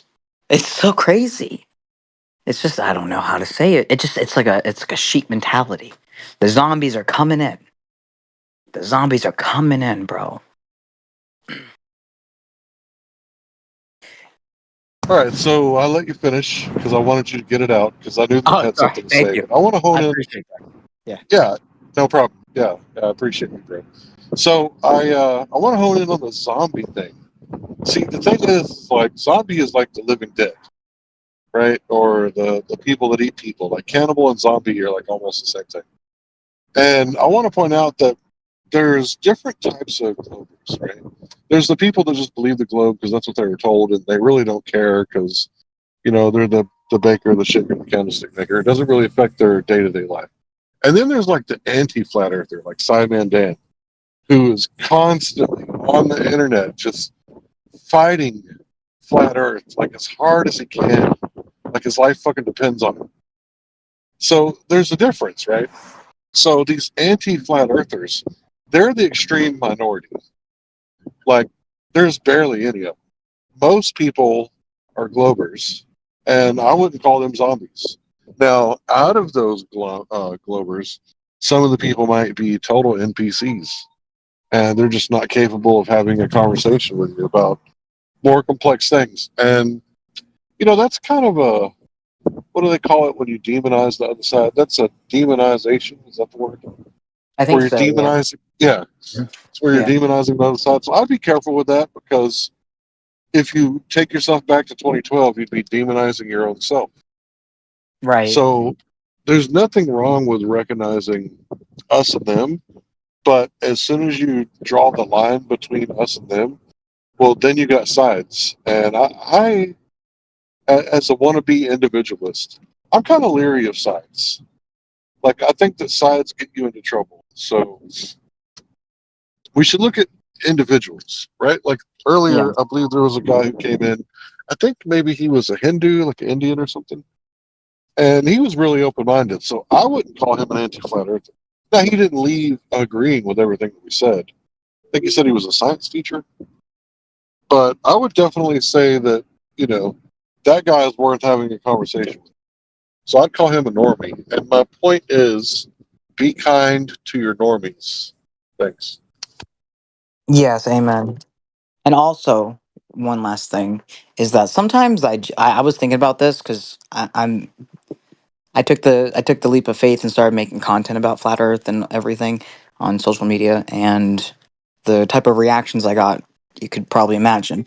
And so one thing I started to think about is that I think people genuinely get paid to defend the globe. 100%. I feel like these Well, channels that that's a are speculation. yeah, I know, I know. I recognize that. I'm not trying to be in denial about that or anything. I recognize that. I admit that. But I'll be damned. It just seems like there's Agent Smiths everywhere. Like from the Matrix, like Agent Smiths everywhere. Not only do they disagree with you, but they will fight you. They will fight you. They fight you. What does that even mean? Like the only time I think you should fight someone is to protect somebody or something. That's the only time you should even there's Bible verses that support like if an intruder breaks into your house, like you are forgiven if you hurt them. It's but they're fighting you for what? For what reason? What is the reason to fight with somebody if it's not to protect something? What is it? Well, I heard Neil deGrasse Tyson say that they don't want a half a penny for every dollar on taxes. They want a whole penny. He said then we can start, sending different kinds of vehicles to maybe like the dark side of the moon or Mars or, do all kinds of different things. They're fighting you for that tax dollar. Now, I don't know that these people are agents, but I've suspected that, we've been in limited hangouts before in here with agents. But it's a suspicion that I have, right? And a suspicion is a sentiment or a feeling. It's not concrete, right? So it's imagination. Yes, exactly. But And I some of agree these with you. people I agree are with fighting as if they are defending a religion, and it's like dogma. And yeah, and it's like, what's the benefit, right? So like, if somebody were to like ask me, oh, you're fighting for flat Earth, you're trying to fight the opposing side or whatever it is, I would just simply say, I'm trying to figure out, I'm fighting for the truth. If I am fighting, if somebody claims I am, it's just I'm just trying to understand the truth here. That's all. Why? Because I truly believe, I am certain, I know that if you know the truth, you're gonna be better. That's the whole point of philosophy, is to find out what the truth is, right? Yes, exactly. Lao Tzu, Confucius. I mean, Carl Jung. All these people are trying to figure out the truth. That's incredible. How could anybody hate on that? If somebody has something, just because something sounds crazy doesn't make it false. Hear it out. And so, yeah, I don't know what the heliocentric model. Like, if you're defending the heliocentric model, I'm not sure what you're defending or protecting. What are you protecting? Like a hypothetical phenomenon or a fantasy? For what reason? And so, yeah, it's interesting.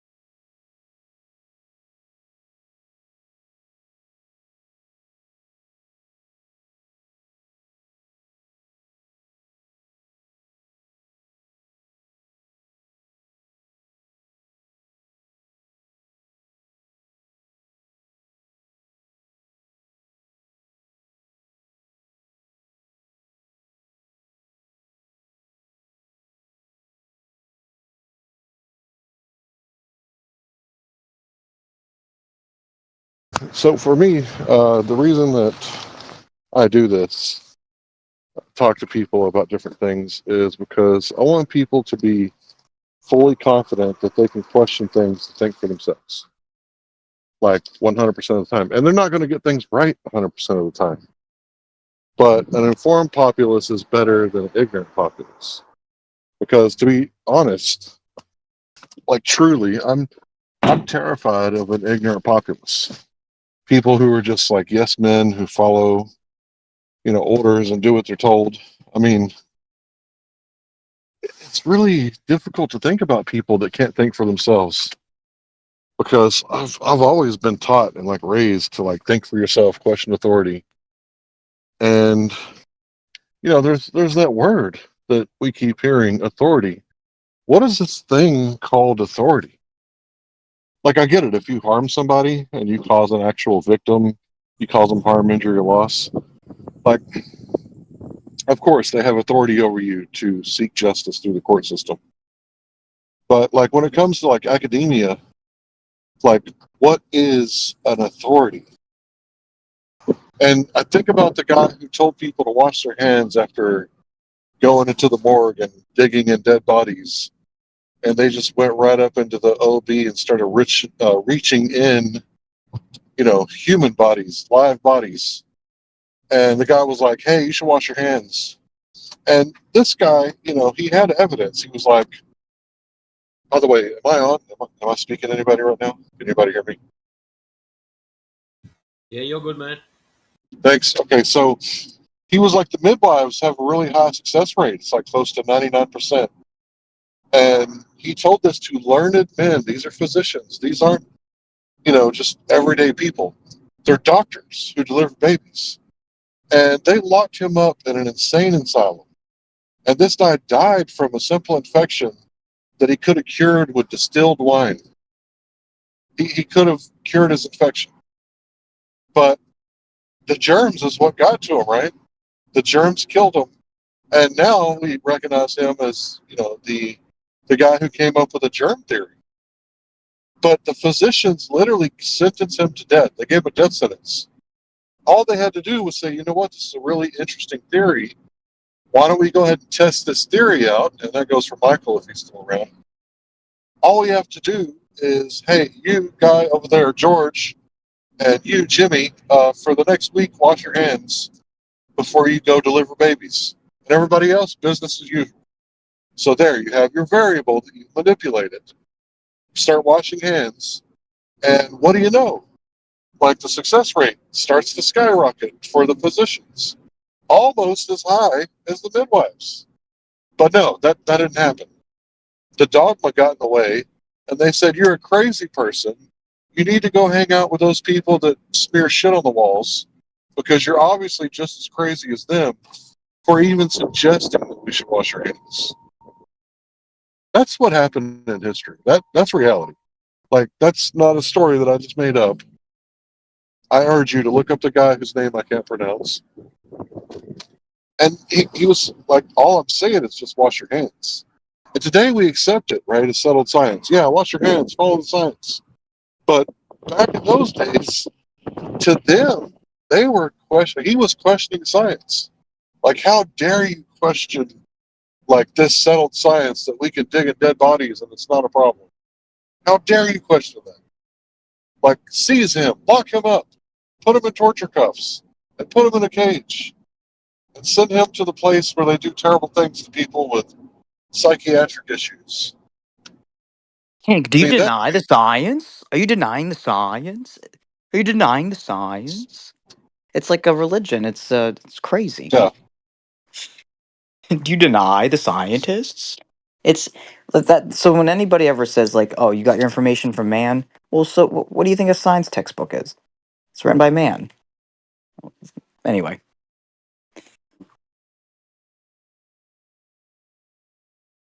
Yeah, so it's not just him, right? Go back to George Washington. He had a sore throat because he was outside when it was raining. So he had a sore throat. So what did the doctor do? Now this is a learned man, a physician, an educated fellow. This guy's okay. In fact, I would even go as far as saying he's the authority. Well, they drained his blood until he died. And the whole time, right there next to his bed, there's the Bible that says the life is in the blood. And it also says you should wash yourself after touching dead things. Right there the whole time. And they bled George Washington to death. He died because of lack of blood. Now, if you were just observing, right, and not actually looking at the variables, you might say he died from a sore throat. But I don't think that's what actually killed him. It might have had something to do with the bloodletting.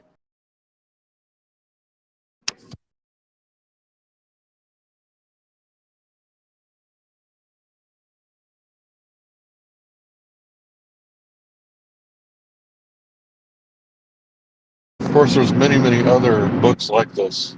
Or sorry, stories like this. I seem to remember a book, When Science Goes Wrong, or something like that. I think they talked about stem cells in the early days. They injected somebody with stem cells, and they started growing teeth in their brain. Anyway, I've seen a lot of examples of this. When science goes wrong, I think.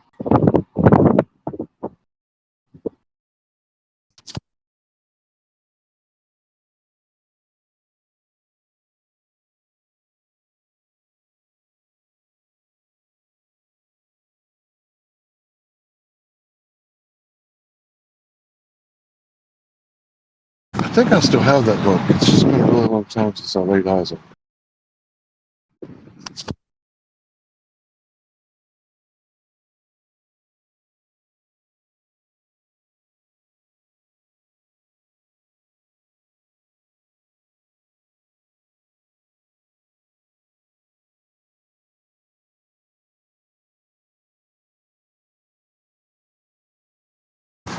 You know, it's remarkable that no one ever says, Einstein questioned Newton. Einstein said that, yeah, you got it wrong about Mercury. I think we can describe it this way, and that actually fits the description better. Because it did, by the way, for Mercury at least. But when it comes to things here on Earth, I think Newton's information is more, his stuff is more logical, but I think it's also wrong.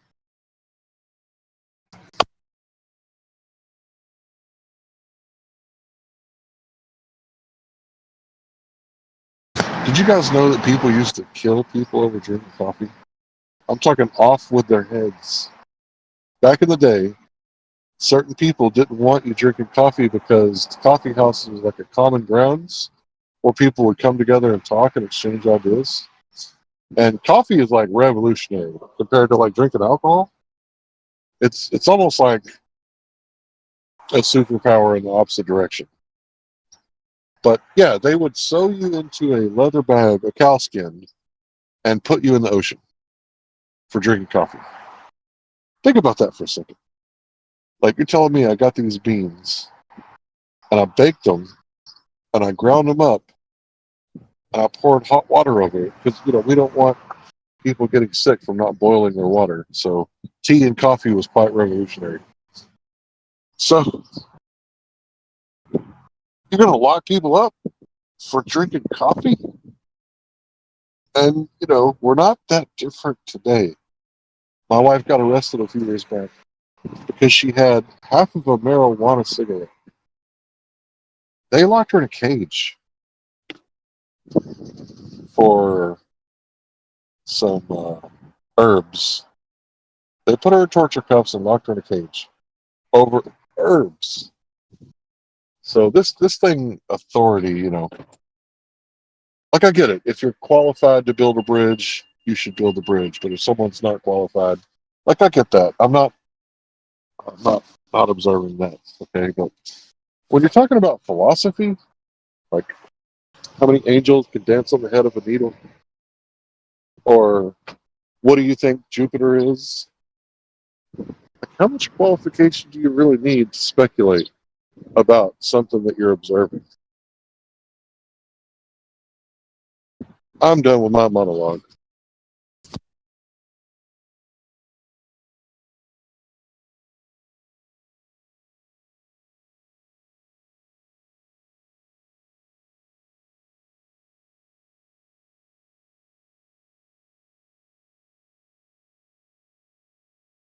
What's going on with Mike OS? Is it not worth talking to?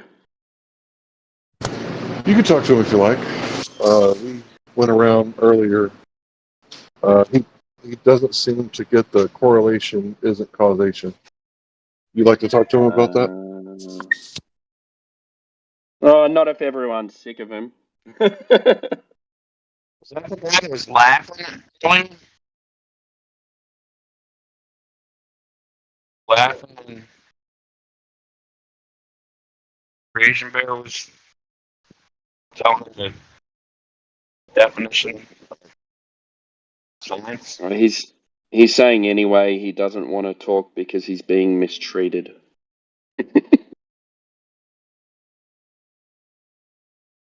Okay, there's a red button there, mate. Mike, if you want to hang up, you can leave. The funny thing is, he just keeps saying, "I'm being mistreated." But the problem is, he can't actually articulate how he's being mistreated. It just is because they don't like what I'm saying. It's funny that people get upset on an app called Discord when there's being discourse. Trace, how you doing, man? I haven't spoken to you in a while. I'm doing good. Just got my new computer up and running. Everything's going good. Nice. Very nice. Yeah, I built a PC earlier this year. I don't know if I told you.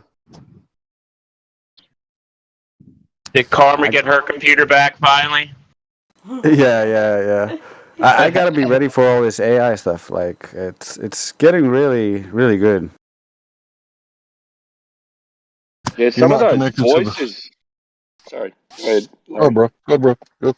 No, I was just going to say some of those voices that are coming out of your music, and that's AI. That's amazing, man.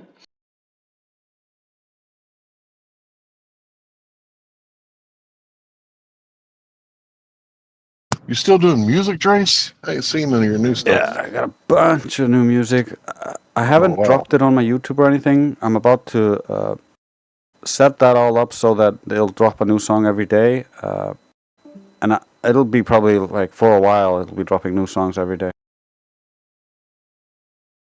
Very nice.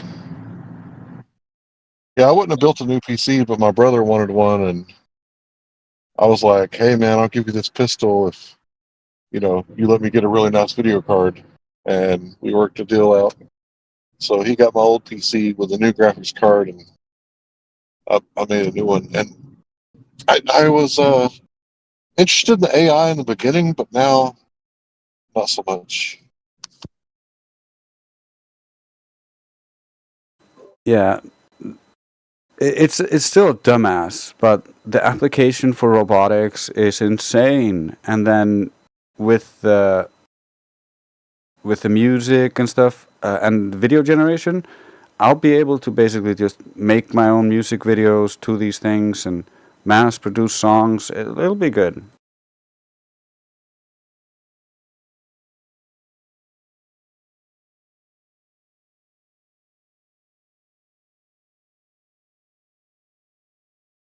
Yeah, I'm just a lazy gamer. I've been playing Cyberpunk 2077.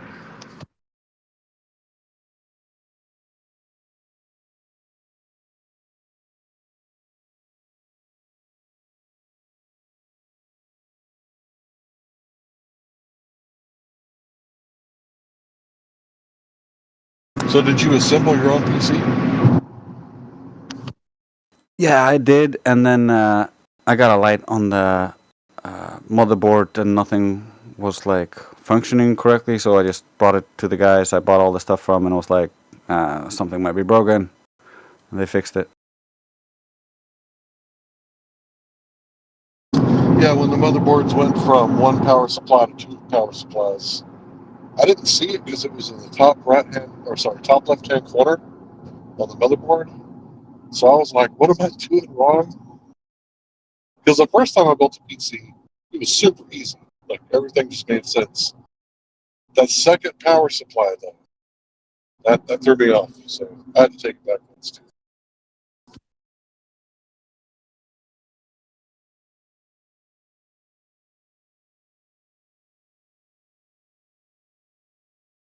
But I this just last finished my. time, Sorry. go ahead. It's good. You go ahead. Yeah, this last time I did it super easy, like record the whole thing, and it was like so easy because I knew the second power supply cord to the motherboard. So yeah, it was super easy and fun.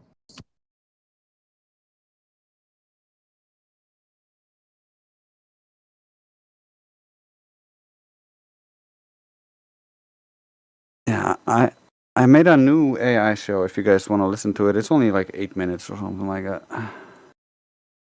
Yeah, send it to me. I'm driving, if you don't mind. Please and thank you.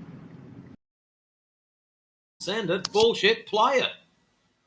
Yeah, play that thing. I want to hear it. Roger that. Un momento, por favor. Icelander speaking Spanish. Almighty God, high priest in control, globe religion on a roll. Your domination are our goal. We worship the gravitron, that's why we wrote this song. Welcome, welcome, my globular children. This is your Lord and Savior, Father Balls. This my new podcast. I call it The Heavenly Bodies. But don't worry, we will also cover space stuff. I got some extra special guests coming tonight. A twofer, if you will. What? Speak, you rotund layabout. Can I ask who is coming? No, but I will give you a hint. You have met one of these golden gods before. Oh, I'm so excited. Is Veal de Gas Bison coming again? Oh, I'm surprised your peanut-sized brain somehow guessed it. Perhaps you are not as dumb as you look, child. They should be here any minute now. How did you like my new intro music? It's good, yeah? The door is open. Come in. Greetings and salutations, Father Balls. Frankly, I expected you to follow up after last time, but no matter. Oh, magnificent bison of the solar faces and vests of glory. Welcome to my humble congregation. Where are you, Veal? Help. I'm lost in this. Over here, your ever-expanding magnificence. Just a moment, guys. Let me go get him. Well, I suppose... Hi, everyone. Oh, praise be. You brought a literal saint into my studio. I could kiss you. Get over here, Bison. No, stop it. Not right now. Not in front of his black holiness. Welcome, welcome, oh, praise be, most black holy of all fathers. I am not worthy of your glorious absence of radiance. May your non-force invisibly bind all things into perpetuity, so that none may escape your event horizon, forever globular men. Hush, child. Now is not the time for you to taint the air with your noises. The divine angel Pope Petit, the Grand Master of the universe, has graced us with his presence. Quick, my blob of a student, drop to your knees and grovel like a worm. Okay, I am a worm master. More groveling, you are too round like a leech that is full. Try rolling around. That might work. Like this. Is this good? Settle down, please. Everyone can get a turn kissing the hem of my dress. It does please me how devout and well-informed of the scriptures you are, Father Balls. Now, what are we doing here? Veal? I don't remember. I brought you here, your black holiness, so that you could illuminate these inbred followers. Father Balls, what specifically do you need? Well, the flat earthers keep using science against us. It has no effect to call them science deniers anymore, especially when they keep showing everyone that we are the science deniers. I just don't know what to do. Please help us, exalted black holiness. We are bound by your gravity, as is the will of the gravitron. Forever globular men.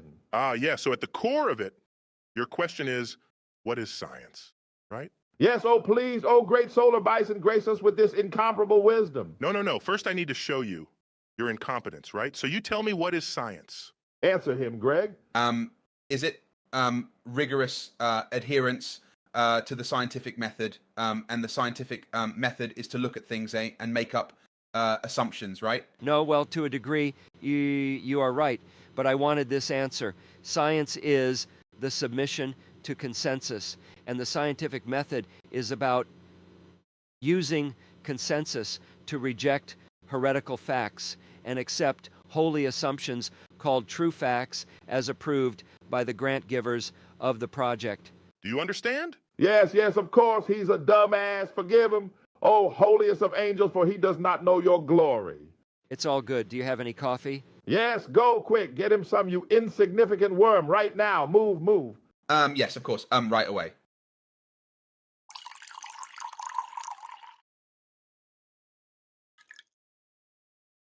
Here you go, Your Excellency.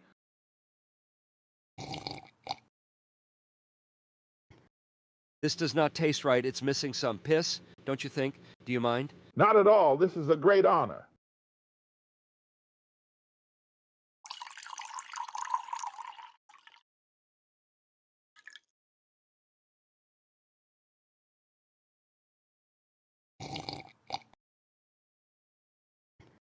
Ah, this is much better, just like on the scuba station. Now, where were we? We were talking about science, the accursed tool of the flat earthers, and how we can redefine it to destroy it and make the hollowed out carcass into our globular rotting fortress. Oh, yeah, now I remember. The next question on this list I am reading says, ask the question, what is a scientist? Someone who assumes when looking at things, then reifies that using math. Obviously, Your Majesty, the great holiest of all holy. Close, you are right and wrong, but I was looking for this answer. Scientist is one who submits to consensus. But the great Solar Bison told me that. It cannot be wrong as a consequence. That is why it is right, but you did not say what I wanted, therefore it is wrong. Ah, I see. I think I know now. Spit it out, you endless infant. Your Black Holiness is a fact, consensus. I see you have been paying attention. Yes and no. A fact is a set of observations which are deemed through the peer review process to coincide with consensus. Ah, that makes sense. It also makes sense to me the whole time. Honest. I also noticed that the divine son of NASA is incapable of being wrong. Am I right? Yes and no. To you, yes. To my superiors, no. Forgive my impudence, O magnificent void of perpetual cold. But what is the peer review process? It's understandable that you don't know. Peer review is the enforcement of the proper submission to consensus. Ah, your glory is filling me up. Quick, my beach ball assistant, ask him what consensus means so that you might better understand it. I do, of course, it's just for you and the audience. Okay, what he said. What is consensus? Consensus are the outcomes that are dictated through the use of funding and peer review. Ah, so it's globular reasoning. Very good. Holy fallacies draw us all closer to the gravitron. That is correct and wrong. You are supposed to repeat what I say. So do you know what happens to those that cross me? Forgive me, please forgive me. I am a worm, unworthy of your attention. The correct answer is cancellation. That is correct and incorrect. Canceling is the sanctified process of removing those who do not submit to consensus. That is what I meant to say. I am pretty sure I said that. Must have been the wind, messing with the reception. Probably. I'm tired. Where are we, Bison? What is going on? Who are these goy looking at me with these puppy eyes? It's creeping me out. Can we go? Yes, we are at a meeting with some followers, Master. You did very well. Do you need a foot rub? No, I want to go home and watch my cartoons. No problem, Your Black Holiness. You heard the divine edict. Now go disseminate this black holy information to the fools who believe us. Goodbye, everyone. Thank you for coming. I really appreciate it. You have my number. Don't be a stranger. Well, there you have it, folks. You could even say I am so starstruck in this moment that the sky has become a kaleidoscope of space Jesuses. My life fulfilled, I can die a happy man. Wow, that was amazing. Okay, that is all we have for the first episode of Father Balls and the Heavenly Bodies. Remember to tune in regularly for more illuminating content. Now put on this GIMP outfit, Greg, and roll on over to the bed. Father Balls, almighty God, high priest in control, globe religion on a roll. Your domination, our goal. We worship the gravitron, that's why we wrote this song.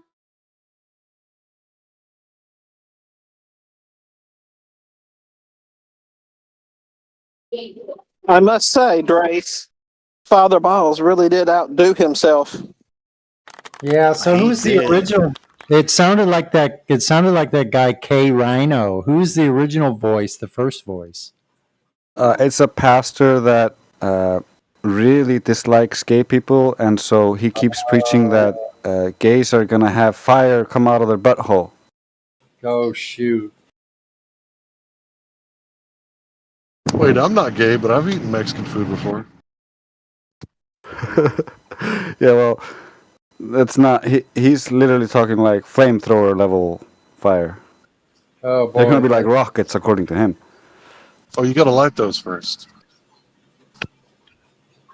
Fascinating. Turns out methane is a very unstable gas.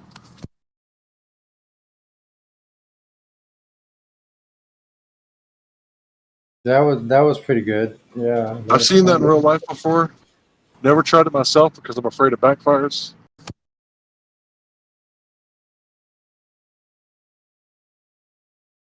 When I was a child, I tried it. It wasn't a big deal. Yeah, I guess if you're a young man, it's probably okay to try it. But as an old man, that can get pretty whew, a lot of hair down there.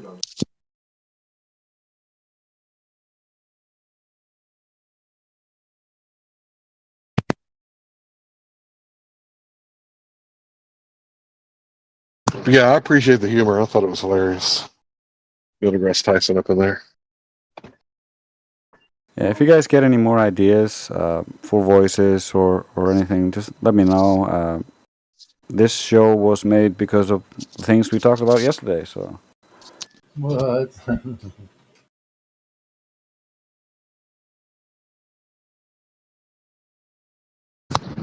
So does anybody want to talk to Michael about the causation, correlation, conflation?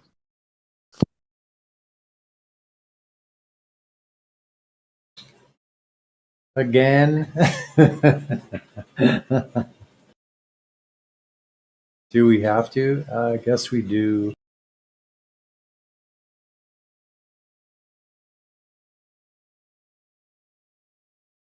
Send in the clowns.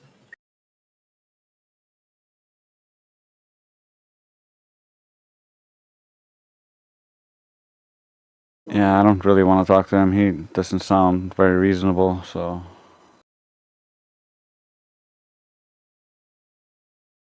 I'd rather hear more from Father Balls. Yeah, I thought it was Cedric the Entertainer at first. And I was like, no, that's not. yeah, it sometimes is. It's just I'm in no mood. Yeah, I get pretty frustrated too these days. I'm getting old, and I've been using the mute button quite a bit, and I just don't have time for pearls and swine these days. I do love genuine conversations, though, however. How often Yeah, does those that are happen always a around treat. here? What was that? Australian guy? I said, how often does that happen around here? It does sometimes. Every now and then. Well, you can't expect a anti-flat earther to be dishonest 24/7, can you? I was having a quick read of Mike OS here. Mike, I'm going to offer you some very peaceful advice.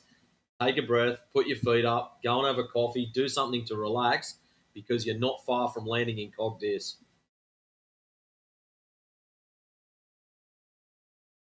Yeah, the guy earlier said that watching porn is science. That makes you a scientist. That's a quote from Michael. That's pretty crazy. Yeah. It's a true quote, by the way. Watching porn is doing science because it's observation, right? But when we brought up the black swan, then he went away from the observational science and started going into the theoretical science about refraction. So he doesn't even believe in his own bullshit. Because if observational science was a real thing, well, the Earth presents itself as flat and stationary. So for all you observational scientists out there, we're just waiting on you to put those two together, by which you find out that 1 + 1 = 2.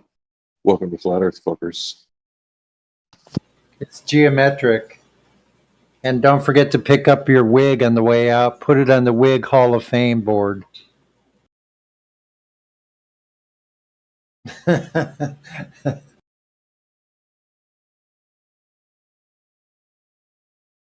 Hey, Drace.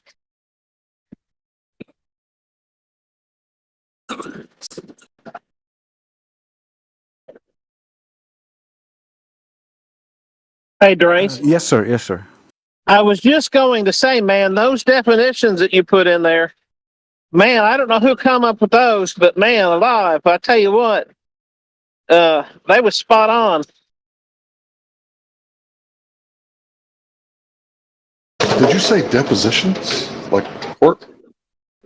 No, Pope Petit gave us the definitions for science and the scientific method and consensus and all sorts of things in that AI video.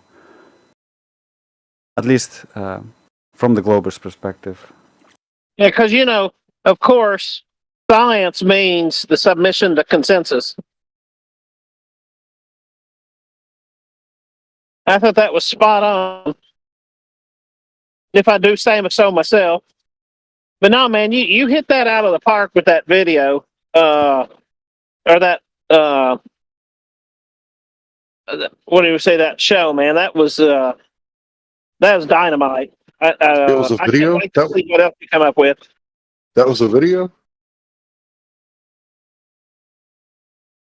Well, Was not that a a video? video, but it's it's a audio that he created. Yeah, Oh, it okay. will become a video eventually. I want to make a video to it. That'll make it even funnier. Yeah, because I was going to say, you make me want to do drugs if that's in video format.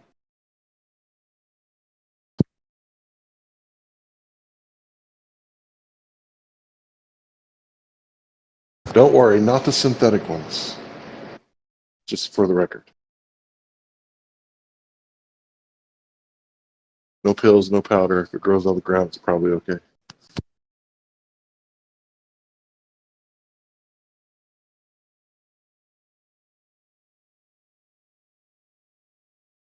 By the way, I've been completely sober for like 2 years. Well, I did have a lot of tobacco there for a while, but I quit smoking cigars too. So Oh, good for you.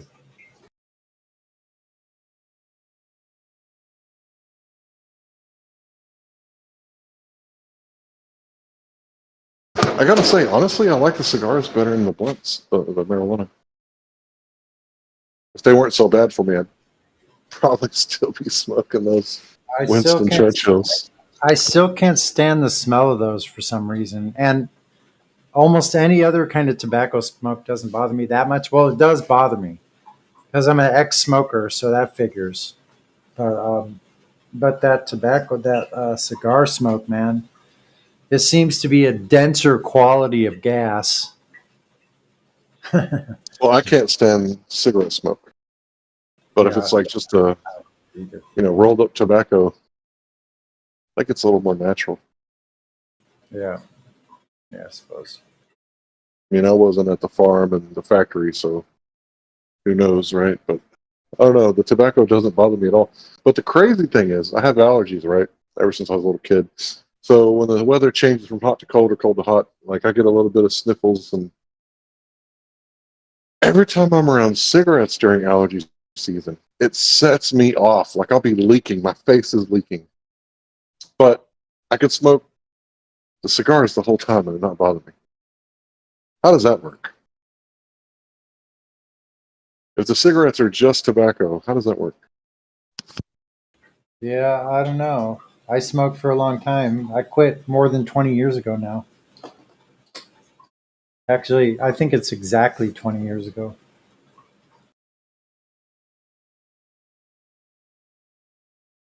Good for you, bro. Yeah, I never really was addicted to cigars. Just like I've never really been addicted to beer and wine or vodka. But I don't know, it's just kind of nice every now and then. But alcohol, can't do it. I just can't drink. Yeah. I got to the point where I could actually just drink one or two, and that's it. But generally speaking, it really is doing me not really that good. Like I could probably do better doing something else nutritious in some way versus doing that. Although I've heard there's supposedly positive sides to it. I heard there's a lot of enzymes and things in beer that is good for your gut. I don't think I have the enzymes to process alcohol, so I get the aging glow, like my face turns red, and I always get sick before I ever get drunk.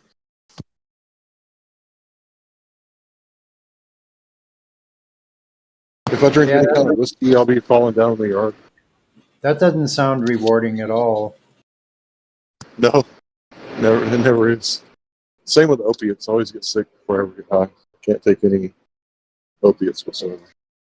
So if I can't drink and I can't take pills, and marijuana makes me lazy, Well, I guess there's only one option left.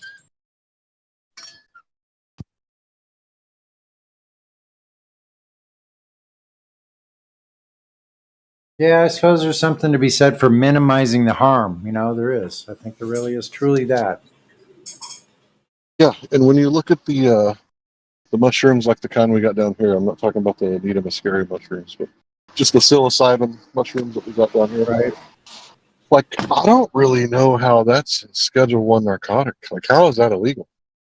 Like, the only harm that I could possibly think of is, getting high in the moonlight and dancing on the interstate. But that's the harm, is the dancing on the interstate in the moonlight. You know what I mean? I don't get it. That's all. That's about it. That's about as Yeah. good as it gets. I haven't done anything like that in way long time ago. In the 90s and before, actually back in the 70s is whenever I did anything like that, like mushrooms, was in the 70s, early 80s, could be early 80s. I might have. Don't remember. Well, I'm not saying that it's morally right or wrong. I'm just wondering, how is it illegal? Yeah, I get What it. I find interesting is in Oregon just a couple years ago, there was a real push to decriminalize as many drugs as possible, which they did. And then here in the last several months, they've recriminalized most of them. I'm not taking a side on that either because I've never been one to partake of various drugs, and I think it's wrong to lock somebody in a prison cell because they may make a different choice than I do. But having said that, I find that interesting, and I'd like to know a little more as to why they might have done such a critter. Well, the thing is that the cops were never meant to police morality, right? Like, just because something is illegal, does that mean that it should be unlawful, or vice versa, right? So, legal code is man's law. So, there's a scripture, you teach man's law as if it were doctrine, right? And there's a difference, right, between God's law and man's law. Now, to me, like, they should be more in line, but we live in a secular society, so they're not. So we have to understand the difference between the two. And man's law should be like God's law in the sense that if you don't cause the victim no harm, injury, or loss, then what, law have you broken? And the thing is that you didn't break a law. You broke a legal code. Well, I don't know how, like, mushrooms and marijuana, because they're only on the black market because the government put them there. So if coffee is legal, and that's a stimulant, but tobacco is legal, that's a stimulant. Well, what if I don't like stimulants? Like, what if I don't want to get all hyped up and strung out? Like I said earlier, I can't do alcohol. I can't take, like, opiates. So what's my other choice? Like, if I want to get high, just like everybody else, like when the cop gets off work, he wants to drink. What is my only other option?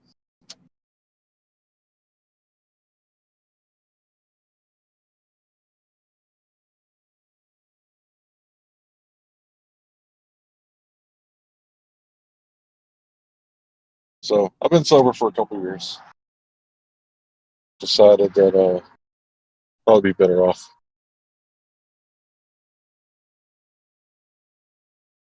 I do drink coffee, by the way.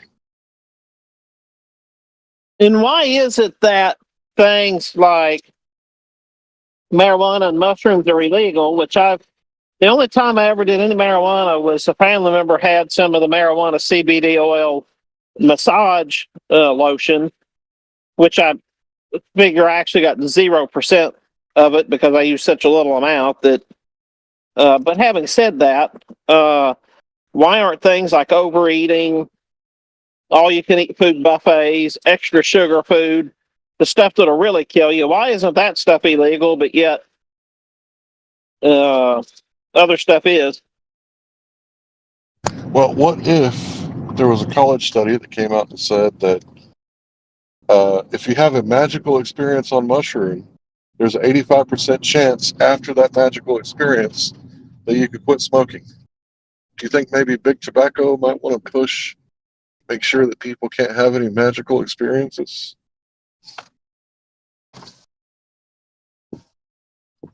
Very possible.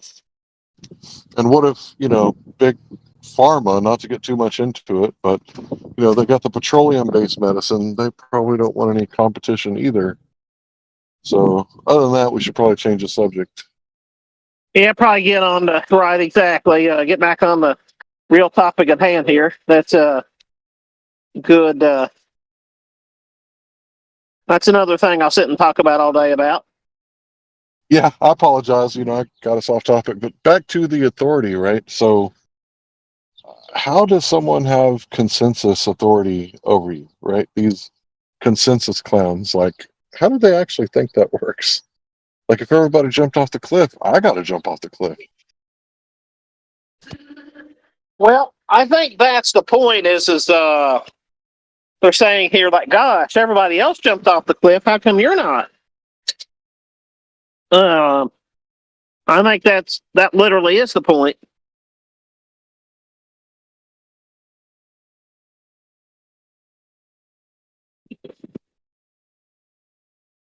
That appeal to bandwagon is such a ubiquitous thing this day and age that's just what you do. Appeal to bandwagon, appeal to authority. I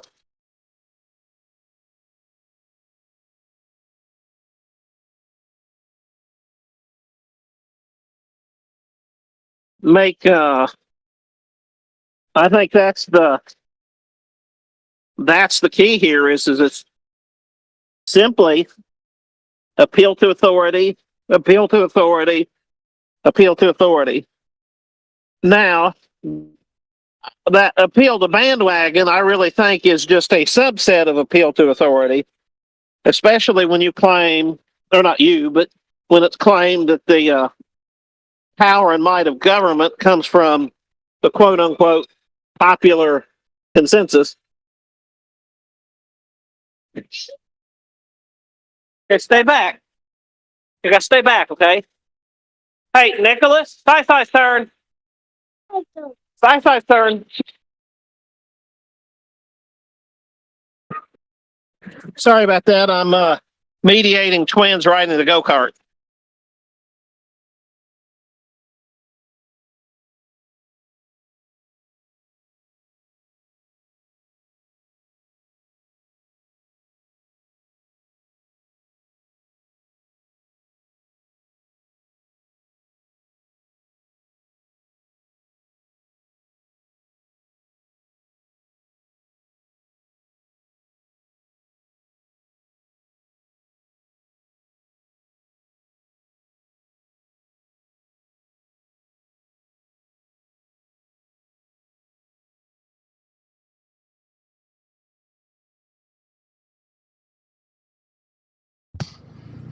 Yeah, so the bandwagon thing. I've always found that interesting because I remember being in like first grade, and this kid Scott comes up to me and he's like, "Hey, we're starting a club, and we want to know if you want to be in it." I was like, "Nope, no, thank you. Good, thanks." And I've kind of been that way ever since then, except for this whole flat Earth thing. I mean, other than playing in a band or playing football, like for the most part, like never joined any clubs, never been Republican or Democrat, didn't really like labels. But some people like really need that shit. Like, how some people are like addicted to drama? Like some people are like afraid to be alone. It's really weird. But I guess, he makes them all kinds of ways. But like I don't get how some people like absolutely are just terrified to think outside the box. Well, I think that humans are just sheep.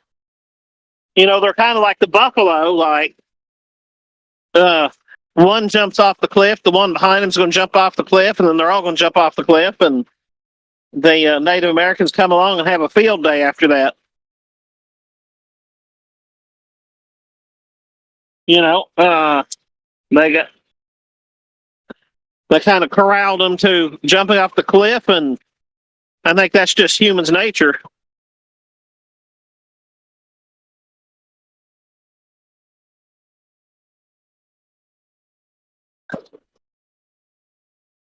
Well, I think it's spent a whole lot of time with my dad, but he taught me better than that.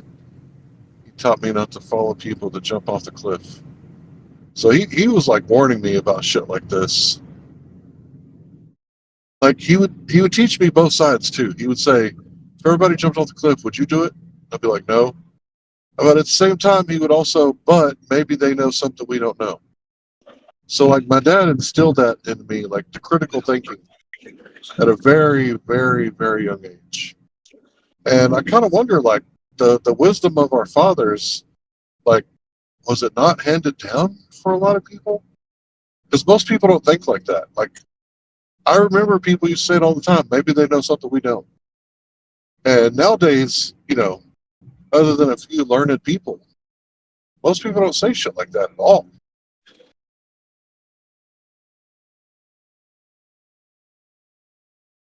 Yeah, and you know, you think of everything from advertisement to stuff on the internet. It's all based upon popular views. It's all based on appeal to bandwagon. And I've been one who, the more popular something is, I guess I'm a bit of a contrarian.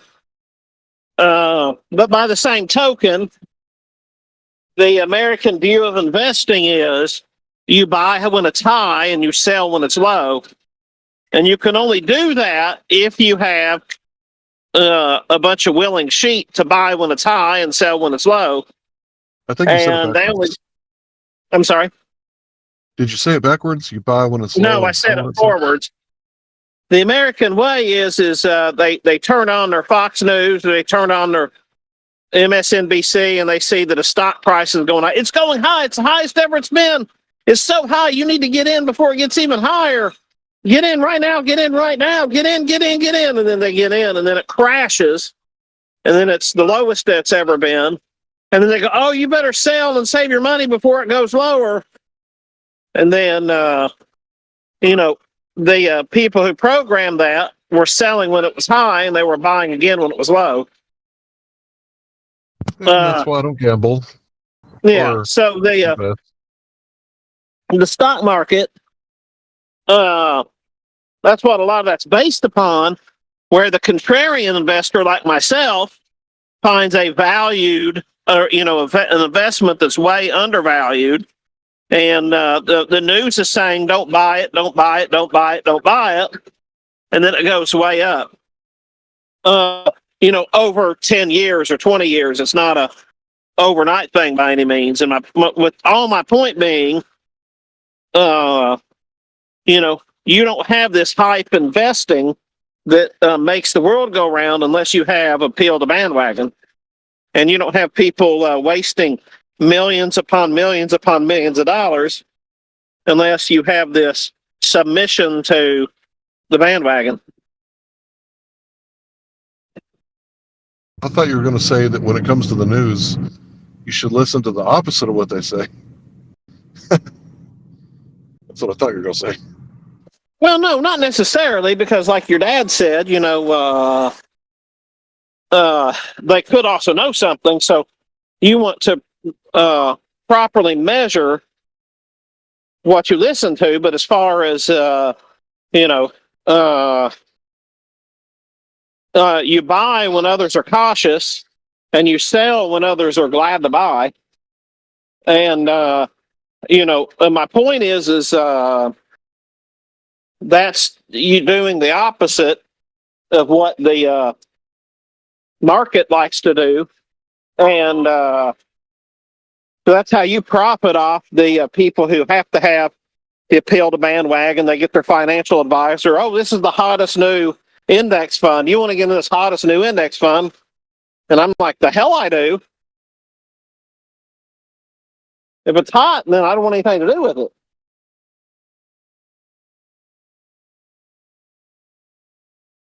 So I often say that, like, if I were to watch UFC, like every single match, that I could win because I usually know who's going to win.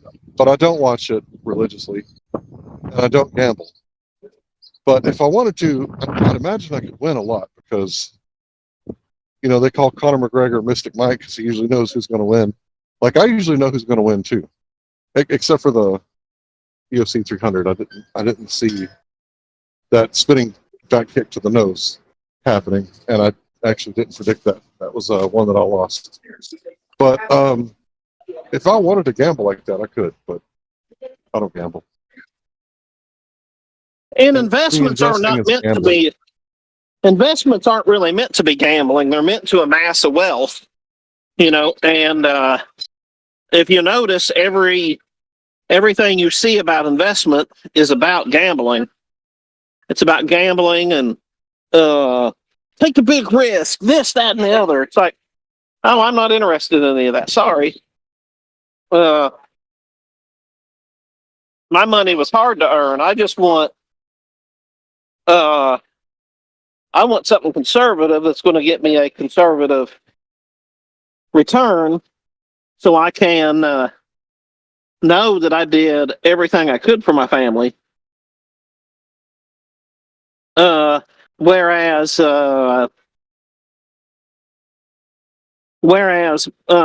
know, the gold dealers in Alex Jones and other places. Hang on one second, I got to mediate here. And you know, those gold dealers, they get on there and they start hollering, buy gold, it's the lowest it's ever been, buy gold right now, buy it, buy it, buy it, buy it, buy it. And then a few years later, when it's high, they're going, oh, gold's the highest it's ever been, buy, buy, buy, buy, buy. Well, which is it? Do you buy when it's high or buy when it's low? But of course, the gold dealer wants you to buy it from them at any time because they want to sell it.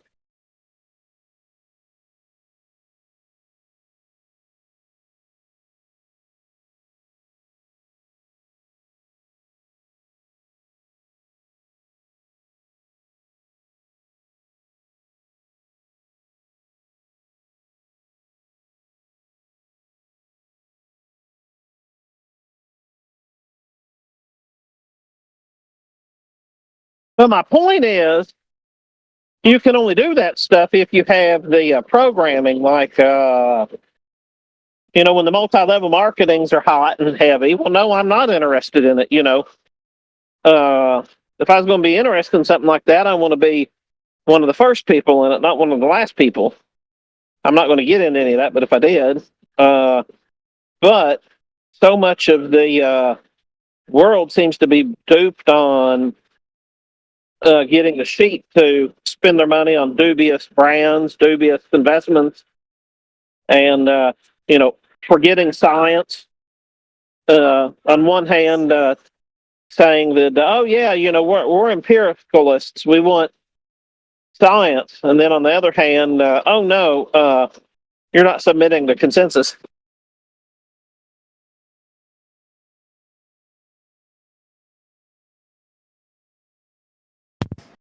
Mic check. Hello, hello. Mic check.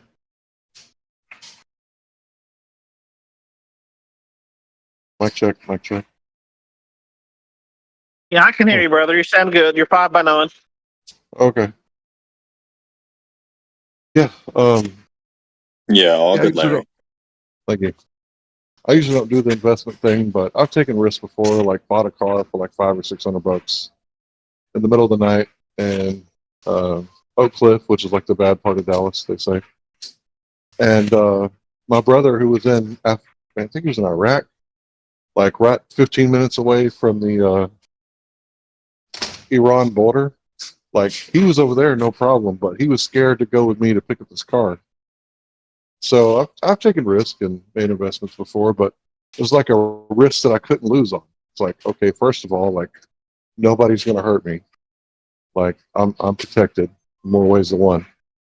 I got a freaking trained guy with me, you know, and I bought the car and actually drove it for a couple of years. Man, that car was so much fun to drive. So I paid, I can't remember if it was $500 or $600. I think it might have been $500 for a 01 Acura CL 3.2 liter. And when Trump was president, gas prices were like $2 a gallon.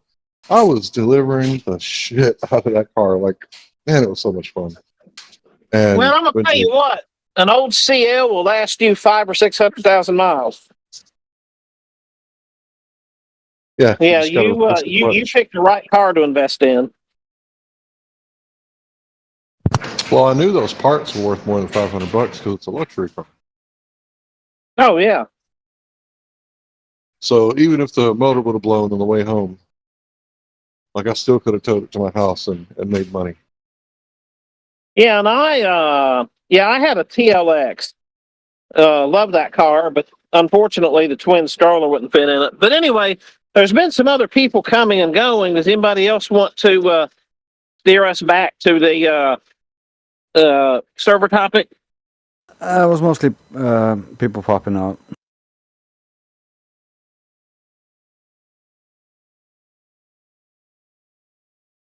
By the way, I love that car.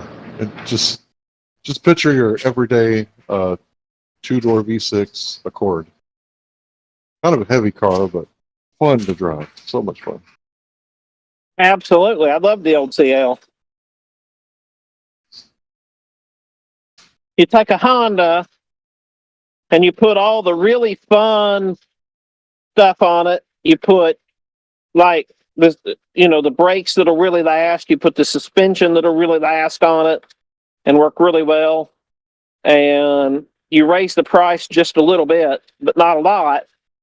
And you end up with an Acura. And, like those old CLs, the old RLX.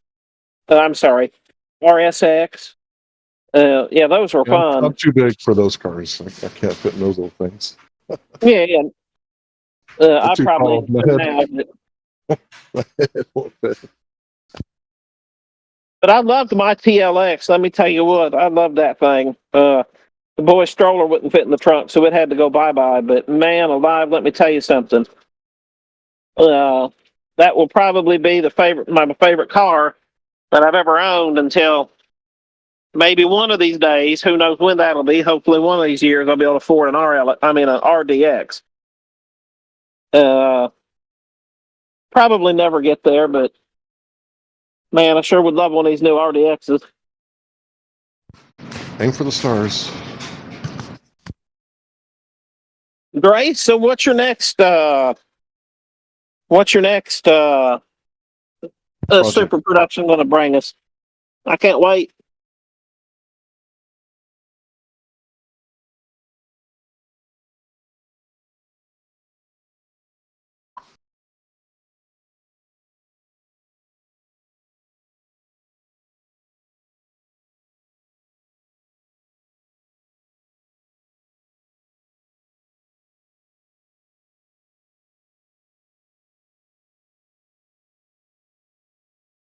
Well, I just wanted to make sure he was included. That's all. But I'm guessing nobody else except for you and me wants to give this a whirl tonight.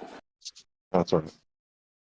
Which I don't wish Drake mind. could go back to making music like he did back in the day with different Yeah. people. Collabs.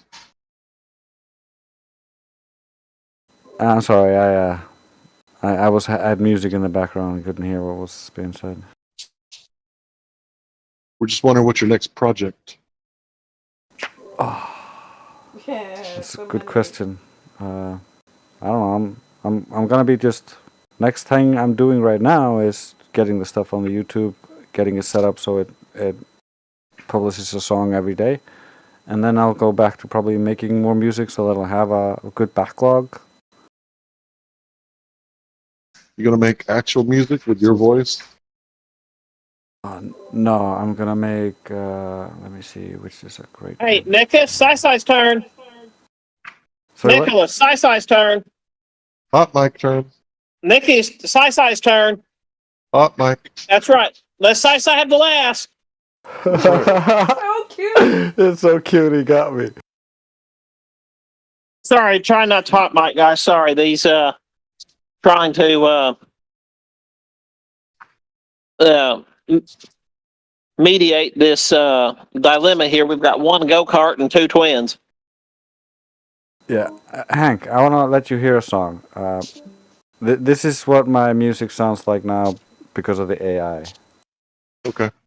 Go for Yeah, we're at crossroads. I am living in your tomorrow, and it's a national dystopia filled with man's sorrow. You can forget the delusional utopia. Sitting at your workstation, do you get the implication of your predestined designation? Syndrome domestication, status victimization, vocation, misapplication of man in creation. Yeah, we're at crossroads. I am living in your tomorrow, and it's a national dystopia filled with man's sorrow. You can forget delusional utopia. Sitting at your workstation, do you get the implication of your predestined designation? Syndrome domestication, status victimization, vocation, misapplication of man in creation. One step closer to automation or complete behavior modification. It's a psychological operation on the entire population. Programmed emasculation and freedom eradication. Now it's truth by declaration and character assassination. Wars between puppet nation, lost the blues between for your irritation. They fool you with the concentration. It's still rat poison by demonstration. It's Epstein's friendly relation, the solution to overpopulation. Yeah, we're at a crossroads. I am living in your tomorrow. If you forget the delusional utopia. Sitting at your workstation, do you get the implication of your predestined designation? Syndrome domestication, status victimization, vocation, misapplication of man in creation. Yeah, we're at a crossroads. I am living in your tomorrow. If it's forget the delusional utopia. Sitting at your workstation, vocation, misapplication of man in creation. Yeah, we're at a crossroads. I am living in your tomorrow. And it's forget the delusional utopia. Complete dehumanization, medical registration, moral degradation for the elite's preservation. All based in misinterpretation, using the media centralization through repeated indoctrination and state-sponsored misinformation. I am living in your tomorrow. If it's forget the delusional utopia. Sitting at your workstation, I am living in your tomorrow. If it's forget the delusional utopia. Complete dehumanization, medical registration, moral degradation for the elite's preservation. All based in misinterpretation, using the media centralization through repeated indoctrination and state-sponsored misinformation. It's human experimentation, trauma-based vaccination. Isolation and deprivation is not medication for psyche fragmentation, done in desperation, with fear of humiliation, done without cooperation, a moral resignation, and controlled publication. A scientific imitation. That's not science, bruh. That's pseudoscience.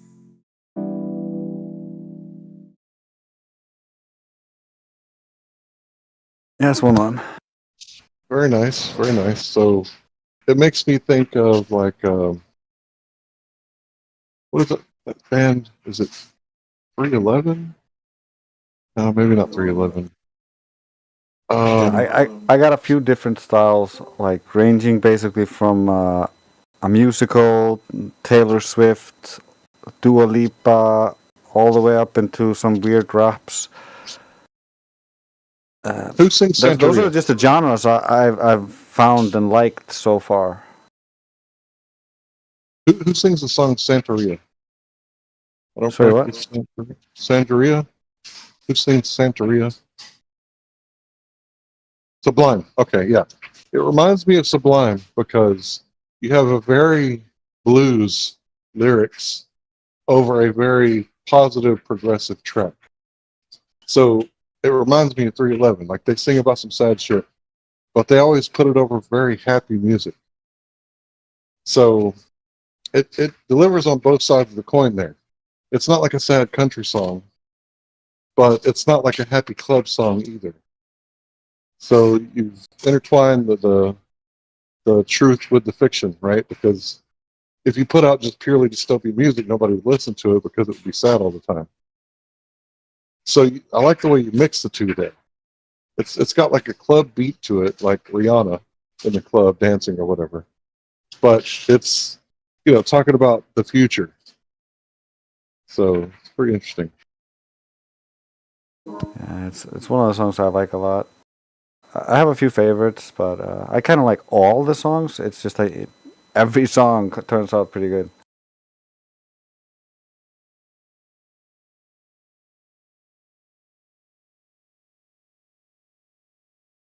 Yeah, it reminds me of Sublime. Wrong Way, you ever heard that song? Wrong Way? By Sublime? Or have you ever heard Date Grape by Sublime? I'm not sure. I don't think so. They're I'll try to very look it up. very sad songs. But the music is very happy and upbeat and progressive. So it's kind of mixing the hot with the cold there.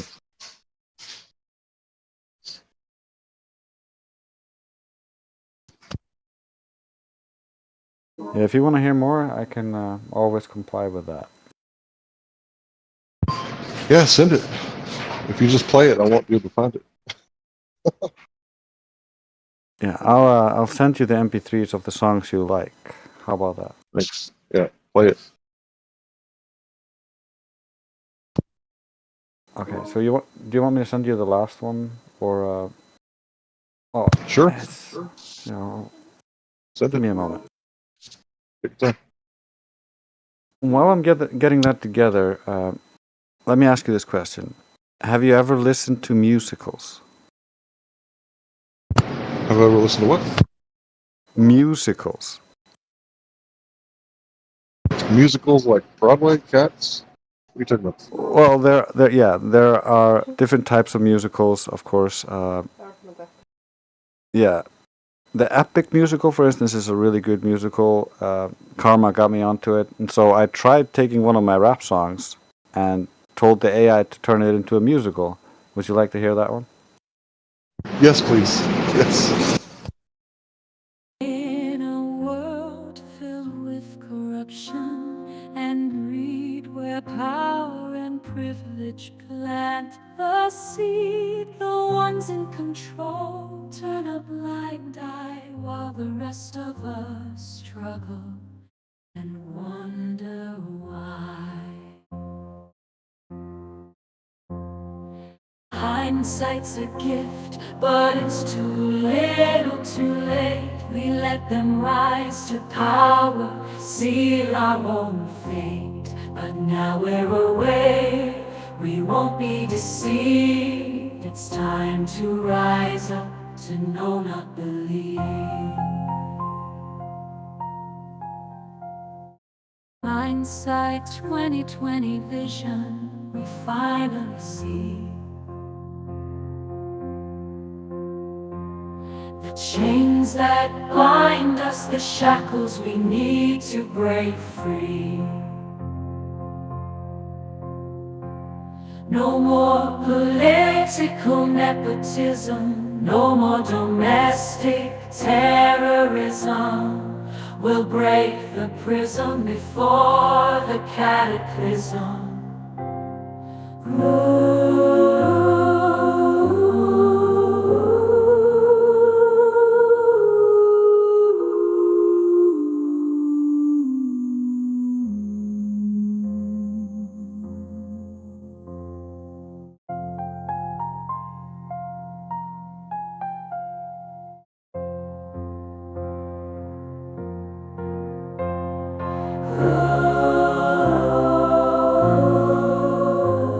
A more political nepotism. No more domestic terrorism. We'll break the prison before the Globers. Are you ready for this? For this. Falsification is independent of replacement. Your cosmology is in the trash. We live in reality, logic based with an unknown cosmology. Potential limitless with my brothers and sisters. Who am I, you ask? That does not matter, but they call me Trace. Dr. Ace, try to keep the pace. My heart full of bass, the destroyer of the space race, helping you break free. The Globers, they be scared of me. Oh, like Einstein was of Miller. Logic is a sacred cow killer, representing the truth. It's the illest, dissecting the lies like it's a funky fillet. Where is your mind? Where do I send the bill at? Here is the truth. You can drink your fill at the discord. It strikes the right chord. The right chord. Bamboos on and lost. You sit there all bored. The globe is gone, fool. You cannot retort. The globe is gone. The globe is gone. The globe is gone. The globe is gone. The call me love, the lover of the creative spirit. We measured the earth, but the Globers never fucking did it. Get off your high horse, open up your eyes. The truth sets you free, it melts away the lies. Why would they lie so you die surprised? Okay, first of all, did it say that Einstein was a woman? No, it said Einstein was afraid of Miller. Oh, okay. Okay, that makes a lot more sense than what I heard the first time. I am at work and there's a lot of background noise, so I tried my best to listen. But I especially love the part where it said that we measured the Earth, the Globers did. Yeah, I never remember which one of the musical songs I like more. But this one was decent. So, Drace, how difficult would it be to get the AI to, say, do a song that's similar to a musical? To a specific musical? Yeah, you know what I'm saying? Like, so, how difficult would it be because while that was playing, I was thinking back to the Broadway show Titanic. And there's a song in there that's, it might be called Sailing Day, but the song it's going on is Take Your Flight, Ship of Dreams. And so I was thinking what could be a fun one is Take Your Flight, Globetard Dreams.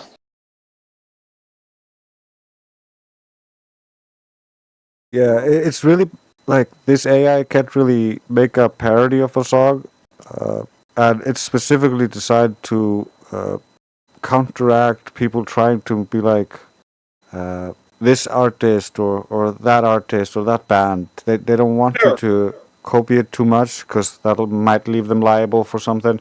So they're trying to make it as ambiguous as possible. But that means I can't make specific parodies with it. But there might be other tools I could use for that, but I just don't have them right now. No, fair enough. But I mean, like, even if it's not exactly the same music or close, it's just, the idea of Take Your Flight, Globetard Dreams. Yeah. If you send me a link to the musical or the thing you want, and have the lyrics that you want, I can basically just generate using those lyrics until I hear something that sounds semi-similar, and that'll be the closest thing we can get. Yeah.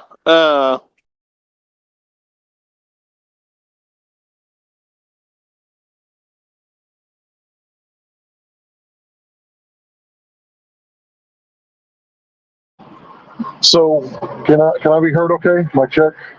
Oh, yeah, hear you just fine, brother. Perfect. Okay, so I was playing around with AI back in the day, and I heard Whitson say causation, correlation, inflation. And I told the AI to write a rap song. It was pretty good. Like, it was actually pretty good. But I had to get it in all text because I was, I wasn't doing whatever Drace is doing. Drace is on the next level.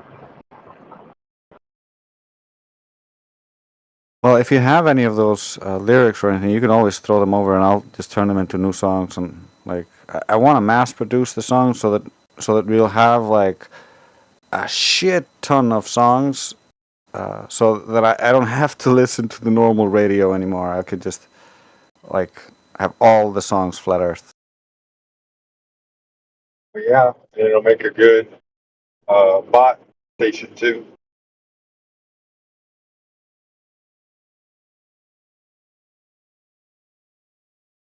I'll be right back, Drace. I'm going to see if I can find that. It's called There She Is. But give me just a moment. I'm going to see if I can play it and make sure that's the right one. Cool. That sounds good. So did we figure out science earlier? I ended up having to leave. No, he didn't. He didn't figure anything out. No, he did not. But I put it as plain as day. Causation is not correlation. Correlation is not causation. Like, if that fella can't figure that out, I don't know what to say. I know. And he's like, oh, I have a language barrier. I'm like, but you just claimed that you're like prolific in science because you're Russian and you grew up Russian. So that to me tells me that you understand everything we are telling you and you're refusing to accept it. He knew what we were saying. Oh, I even explained how he could science purple.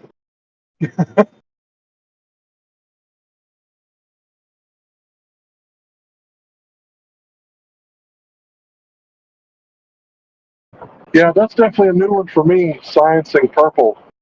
I like it. I mean, it don't get more simpler than that, right? Like how do we know it's purple? What's the makeup of purple? Well, you take red and blue. How do you know?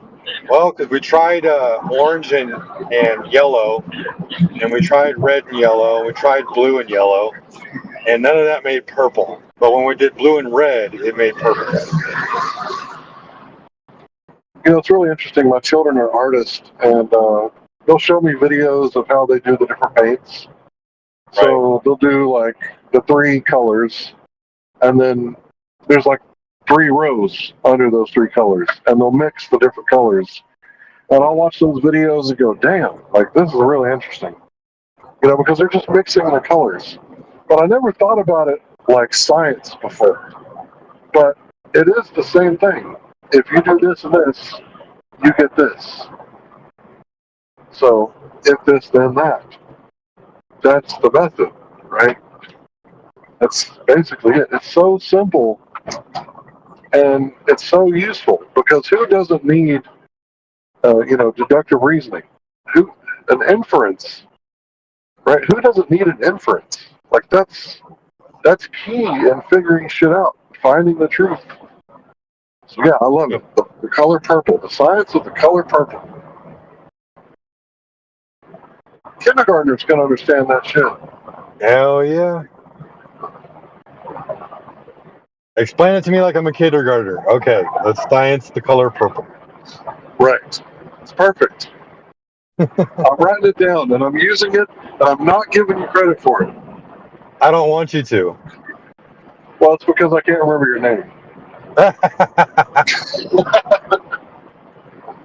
Don't worry about it, man. One day, you know what? One day, though, like, I do want to sit down with you one day, because I need to learn the legalese to write and petition for basically regaining my rights. Well, that's something I've been looking into, but you don't want to go with the legalese because that's their bullshit. So you want to speak in perfect English or write in perfect English. Right. It's got to be declarative. I know. Yeah. So all those legalese words and all that shit, they've copyrighted all that shit belongs to them. So we should stay away from that stuff because we're not the legal society. Right. It's a big club and you ain't in it. No, I get that. I just want to know what words not to use, right? Like this is off topic, but I'll keep it short. So I wanted to get a religious exemption for something at work, and so I looked up how to write for a religious exemption. And instead of writing for a religious exemption, it was basically a layout for how corporations could determine whether or not you're actually having a religious belief, or if you're involving your personal feelings. And I was like, really? That's how you have to do it? And I was like, oh, okay. Well, I just basically wrote, I believe my God does not want me to do this. And then that was my exemption. Well, the thing about religious freedom, it doesn't necessarily have to be about God, in my opinion. Right. So, like the atheists, they don't realize it, but they have a great deal of faith in spontaneous generation. Like, that's their belief. Whether they realize it or not, if there's no God, if you're claiming there is no God, then there is spontaneous generation. Right. You have to believe in it. So that can be their belief, and I believe, and this is a really important thing, whenever you're doing anything with law, you always want to make statements like this: I believe, then make a statement. You don't ever want to make a claim. Yeah. You always want to tell people what you believe, because you have the right to believe what you want. Yeah. So it doesn't necessarily have to be about your God told you this, because that sounds kind of crazy. But you could say, I believe that this would be bad for my spiritual walk. Right. You don't even have to involve God. You can just say what you believe. Yeah, no, and I understand that, and I agree with that.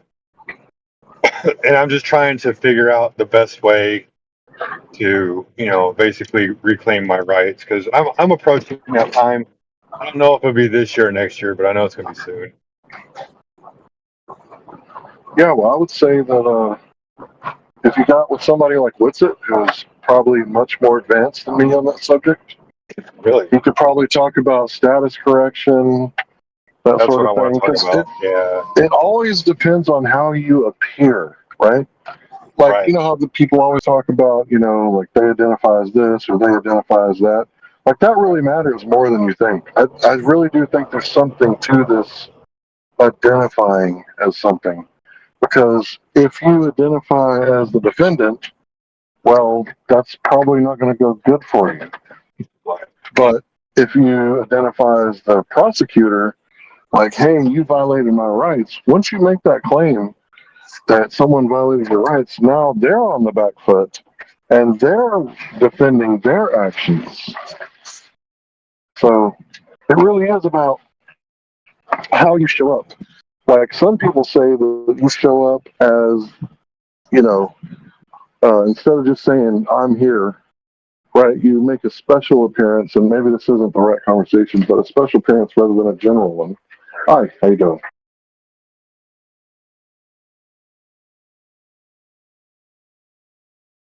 No, I agree. I'm just trying to do it in the most realistic possible way.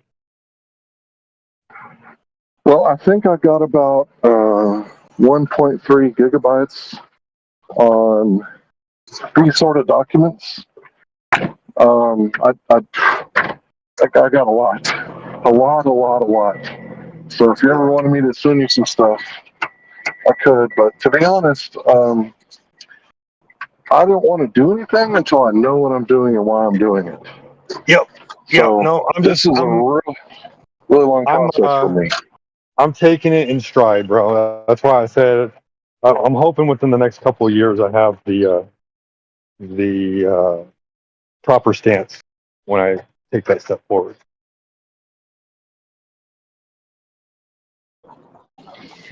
Or I guess I should say the appropriate stance.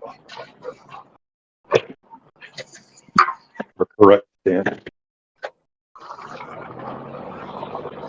For me, I just don't want to do anything without fully understanding it. So I've been collecting stuff for a while. There's a whole bunch of different stuff that you can learn about court. But basically, you know, when it comes to correcting your status, you're no longer ever going to identify as a U.S. citizen again. Because, like, you know, to the people in the room, like, who told you were a U.S. citizen? The government school did? Yeah. Like, I mean, all my documents say Texas. My birth certificate, my driver's license, it all says Texas. So that whole Social Security card thing, that's a scam, definitely. But I kind of wonder, am I learning all this shit that I've been learning over the past few years? Am I learning it for no reason? Because I think the system is about to change. Because everything's going on the blockchain. I'm thinking the same thing, man. I'm wondering the same thing. I'm wondering, like, do I hold on for 6 more years, or what do I do? Well, I think Because I think it'll into the happen in the next blockchain 3. system. I think it'll happen in the next 3, personally. The way we're spending money, I think we're going to default pretty soon. And when they default, they're going to put you on the chain gang. So rumor has it that, like, some other entity has already purchased all the debt that we're just waiting to default. And then when they default, the government will wipe their hands of it, but we'll still owe because the debt was purchased on the other side or whatever. I don't know. That's a whole nother story, though, man. We can talk about something else some other time. Yeah. I know you live near me, so I plan on, like, you know, I need to get together sometime. Come say hi and go have a drink with you or something. Go have a meal or whatever, you know. Sounds good, man. Yeah, I was just going to say that it's interesting to me that I don't see myself as owing any debt. Like, I'm the creditor. Yep. So if anybody owes that money, the government owes it to me. Because I never signed off on any of that shit that they've been doing. No. So if they've been I didn't governing, approve of any of it. they haven't been governing by my consent.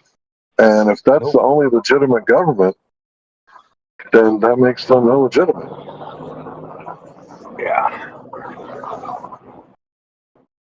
Because, I mean, if everything was on the up and up and our government wasn't acting like we're the United States of Ukraine, Israel, and Taiwan, then I might consent to being governed. But the way the government's acting, they act like their only job is to spend as much money as fucking possible. Money that we don't have. So I do honestly question the legitimacy of a government that is not governed by consent of the governed. Hey, Hank, do you mind if I interrupt a quick moment? Yep. Go ahead. Hey, Drace.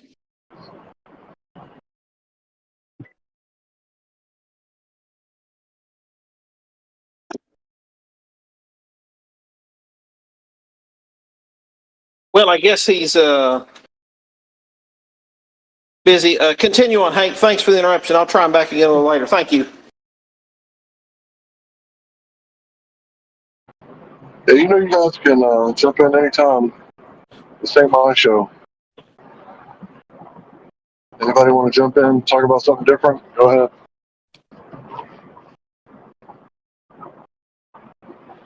ahead. Feel free to continue on. I just wanted to clarify what I was talking to Drace about in the voice text something there, but he'll be back later. We'll pick it up.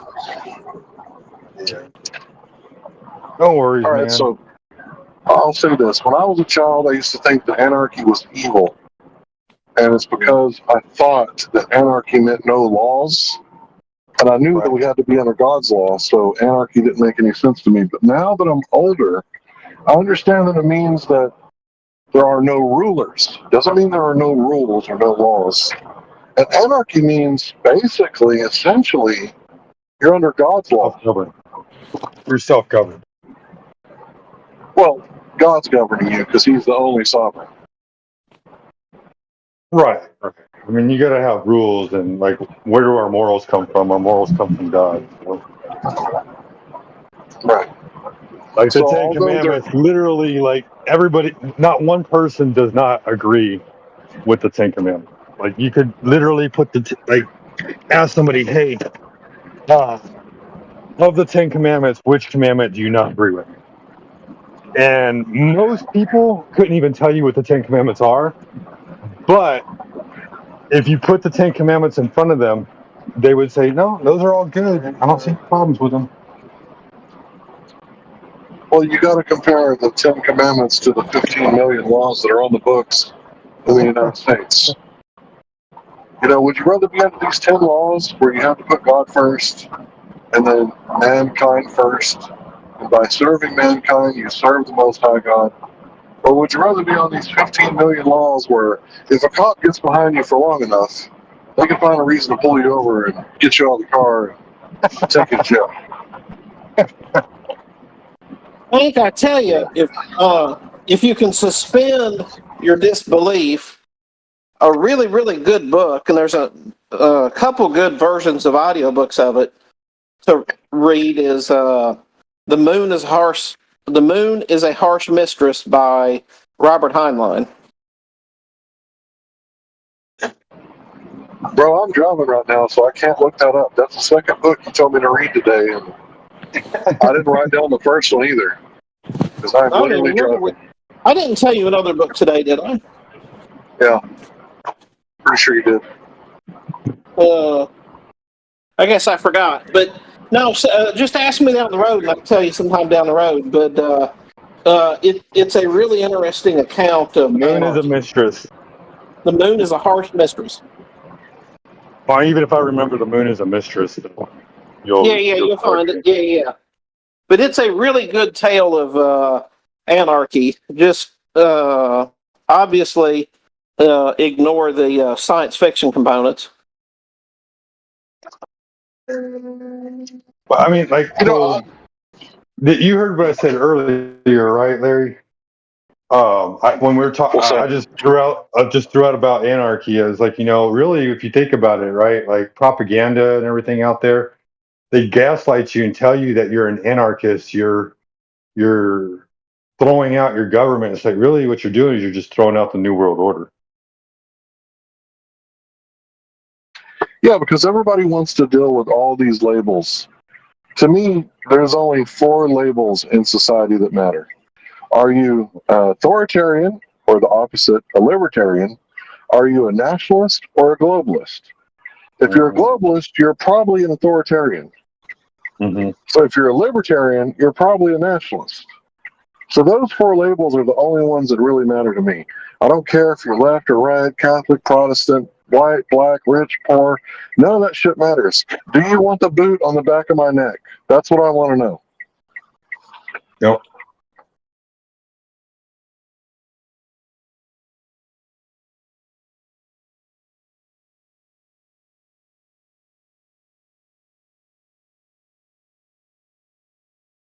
And just so we're clear, just what?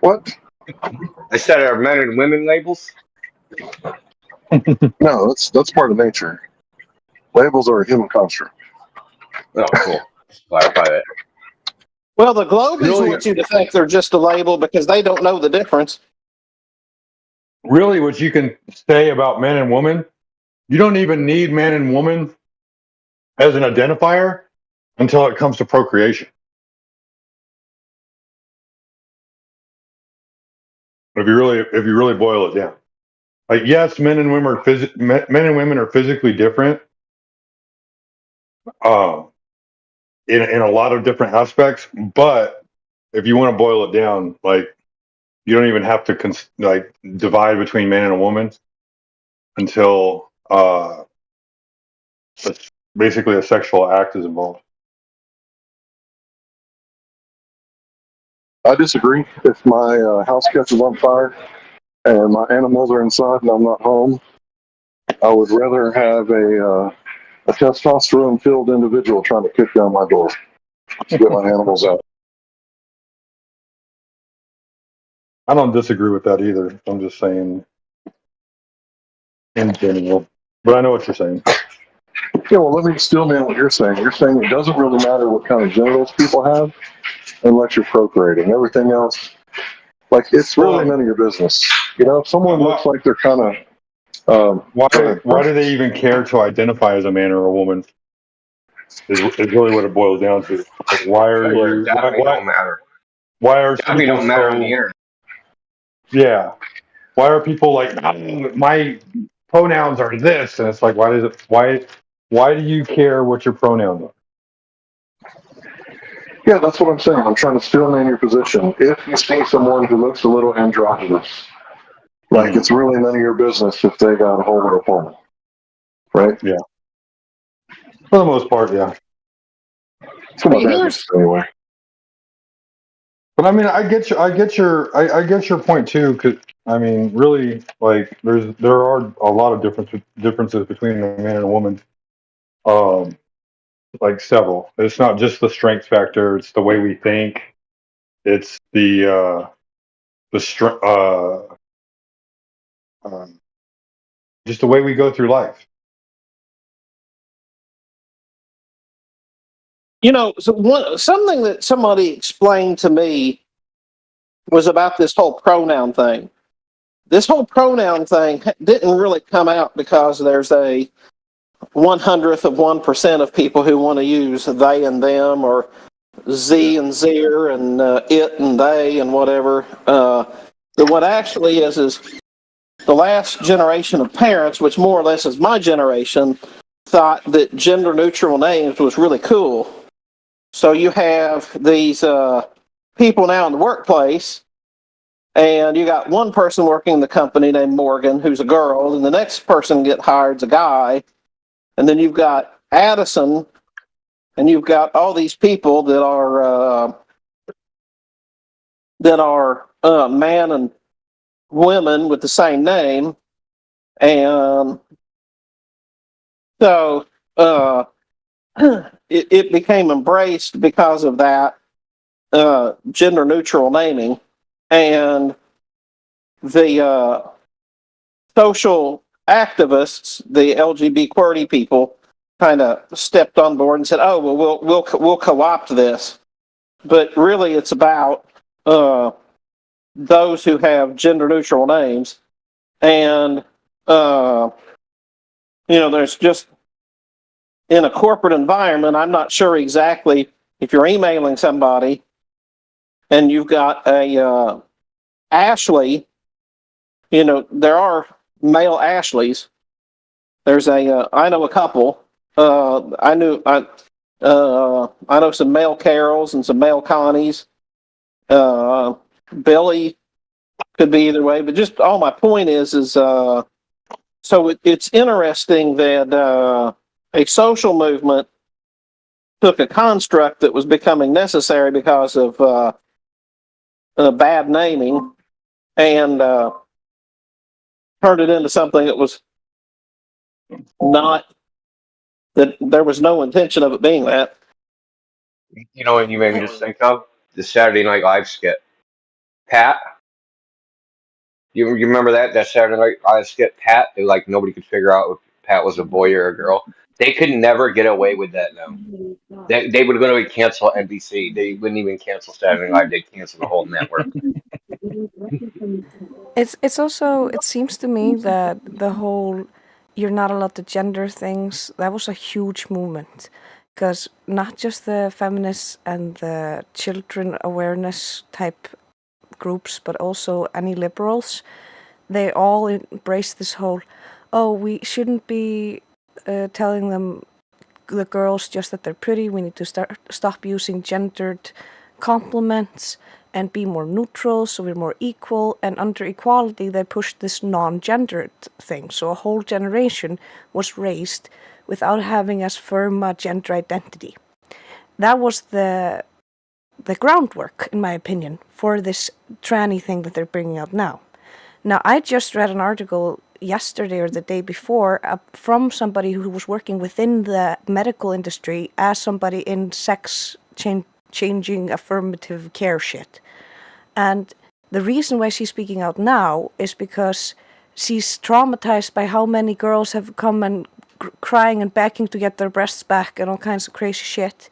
And how there were whole classes of kids coming in for gender reaffirming surgery, all following textbook TikTok instructions, just giving the same backstory, identical to everyone in class, obviously all copying something they saw online. And when they did interviews with the parents, and the parents say, no, that doesn't actually match with anything we've seen from childhood, and all of this sounds fabricated, they were told not to follow up on that.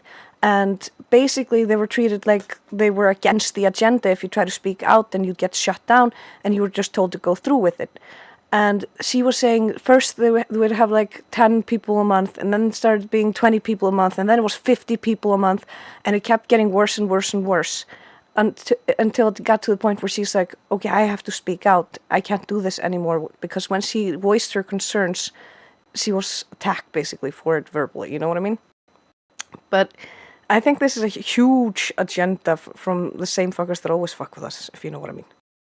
Sorry, I Yeah. I stole his mic. They just want to deny, like, they want to get you to just deny objective reality. That's really when you start denying objective reality, like then they can just pour anything into your brain and you'll just accept it. But this is the gender thing, like it's the same thing. Like so there's something like when people get divorced, right? So say a couple gets divorced, there'll be like a cluster of divorces like around their social group, like people in their social group, friends, family. They'll all of a sudden all those people will start getting divorced too. So I think that there's like this social clustering when something happens, like one person gets gender affirming surgery or whatever you call it. And I don't know why. How's it gender affirming if gender is a social construct? I don't get that. That's a contradiction. It doesn't even make sense. Let's say that that's what it is. Then all of a sudden, people in that group, they all start doing it, right? It starts like this social cluster. It's pretty weird, man. The average person is like just an part of empty it. seat. Part of it, I think, is psychology, because when one person does it, they of course need to somehow justify it to themselves and rationalize it, and so they tell other people, "Oh, I feel so great. I feel much better after this." Right afterwards, to try to justify it. Oh, she was also forbidden from telling the other parents the traumatic instance with the other kids where they were like, I so regret this immediately afterwards. Yeah, and that kind of stuff where it isolates the children from getting the negative experiences, and so they're only getting that positive affirmation as this is so great, this made me feel better, and so when they're feeling bad as teenagers, they're like, oh, I'm gonna do that and feel better. How But did they get people to smoke? They advertised it with Alvin and the Chipmunks, how to smoke for kids. yeah, it started with it celebrities. started with it's healthy. Yeah, with always celebrities and mascots and anybody who's influential and popular and affects. Yeah, they did the same thing with this with Yeah. in TVs, in shows, celebrities. Yeah, influencers. yeah. 7 out of 10 doctors smoke Lucky Strikes, man. Now, have And you? what was that? Torches of Freedom or whatever they used to have for cigarettes, and it was part of the women's liberation movement in like the 40s Yeah. or something. Freedom Have torches. you heard of James / Luna Younger from Texas? No. So James Younger was this little boy whose mother was getting back at the dad and decided that the little boy should be a girl. So she instructed the school and the father and everybody else to start referring to this little boy as a girl, and insisted that the boy wear dresses and things like this. Then the boy would go to the dad's house and say, I don't want this. And so the mother went to the courts and ultimately ended up moving to California, where California passed a law saying that they will not comply with warrants to take children back to their other parent if they're transgender, to avoid the transgender surgery or whatever else. And this little boy the whole time saying, no, I don't want this, but nobody could do a thing because the mother deemed that this was what was going to happen.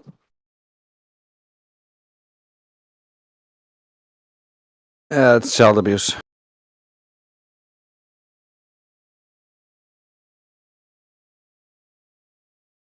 Yeah, Karma's telling me it's a violation of his children's rights. Oh, certainly, no doubt about it. But the leftists were trying to crucify the dad for so long, and then eventually they do what they do well when they've been shown that they're wrong. You know, they don't come back and say, oh, gee, you know, we were wrong about this. We need to correct the record. You know, they just go on their way and pretend that nothing ever happened. And that's what they did. And then there's this little boy who's still, last I know, he was still going through it. Maybe he's getting old enough now to where the doctors and such are going to say, we're not doing this, but yet the mother is a physician. So they're deferring to her, or at least they were deferring to her wishes, saying that, well, she's a doctor, she knows, et cetera, et cetera.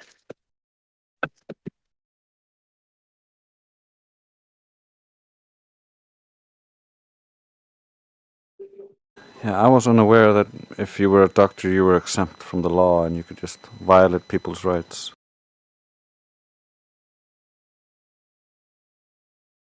Well, in their case, they would say that, well, she knows that even though the boy's a little embarrassed to tell us that this is what he wants, or she wants, or whatever adjective you want to use there, that they'd say, well, if the mother says this is something that the boy wants, then we can trust the mother because the mother's a doctor and would never do something like that. So in Canada, where they have medically assisted deaths, the mother could just say, well, the child deep on the inside wants to die. And even though it's crying and saying, no, I don't want to die, like the doctor's just going to... That's insane. Yep. You know, and it is. I mean, you know, the whole leftist, globalist community believes in survival of the fittest. So in their world, they believe that somebody who would sterilize their children are making way for better genes to go through society. So they're going to, of course, going to support it because they want to push this way for their survival of the fittest. I'd say that's a philosophy that they might recite as mantra, but I don't think they actually believe that, because the leftists are like the extreme socialists or communist. They want you to pay for the illegal immigrant to have sex change surgery.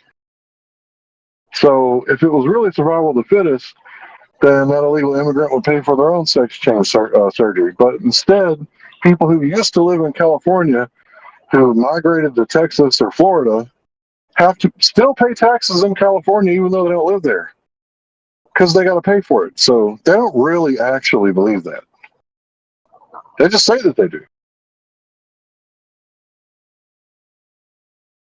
Well, that's the thing is they want them to come over and vote and to clog up the system. So they want all that, but they don't actually want them reproducing. No, It's I not think. about the vote. Go ahead, Trace. Yeah, I think you're right about the vote and that, but I think they want them like there's no the amount of reproduction control in those populations is far less prevalent, and you see it in their population booms. And the reason why I say it's more than just the voting is because they're doing it to all of Europe, every single country that has white people. And I don't know if they're just racist, but there's something else going on. Because if this tracks and continues into the future on this trajectory, there will be no white people in the world. Yeah, I can tell you for why the they're doing it. elites. Hold on, time out. I can tell you why they're doing it. The reason why the Arab Spring and these constant wars are driving people to migrate into these Western countries is because these Western countries have these crazy liberals who are, saying open borders, bring in the illegal immigrants, bring them all in. That way, when the right-wing governments get voted in, they're going to be ultra-authoritarians, and they're going to have these 2030 agendas brought in by the consent of the right-wing people. Yep. It's For sure. But at the same time, like this is why I'm saying, as if it continues to track the way it tracks, it will completely wipe out the white people, and that will become a justification. Just like, oh, we were being genocided, so now that's a justification to genocide everybody else.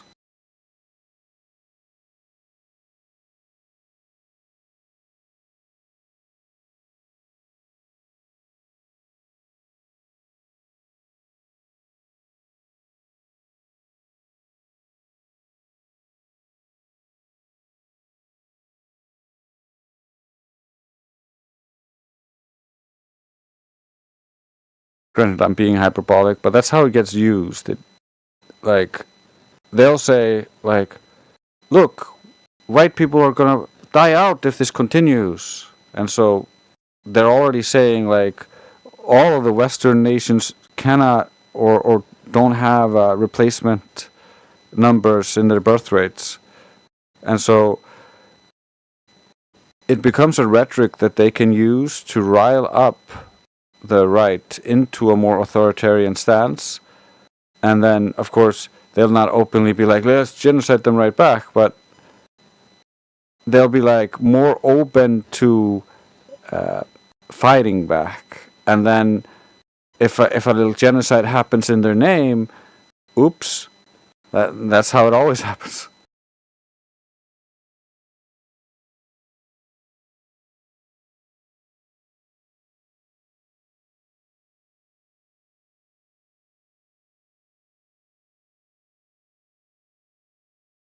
So did you guys go over Witset's little debate there? Have you guys done a Oh. post-mortem on that? No, I watched most of it, but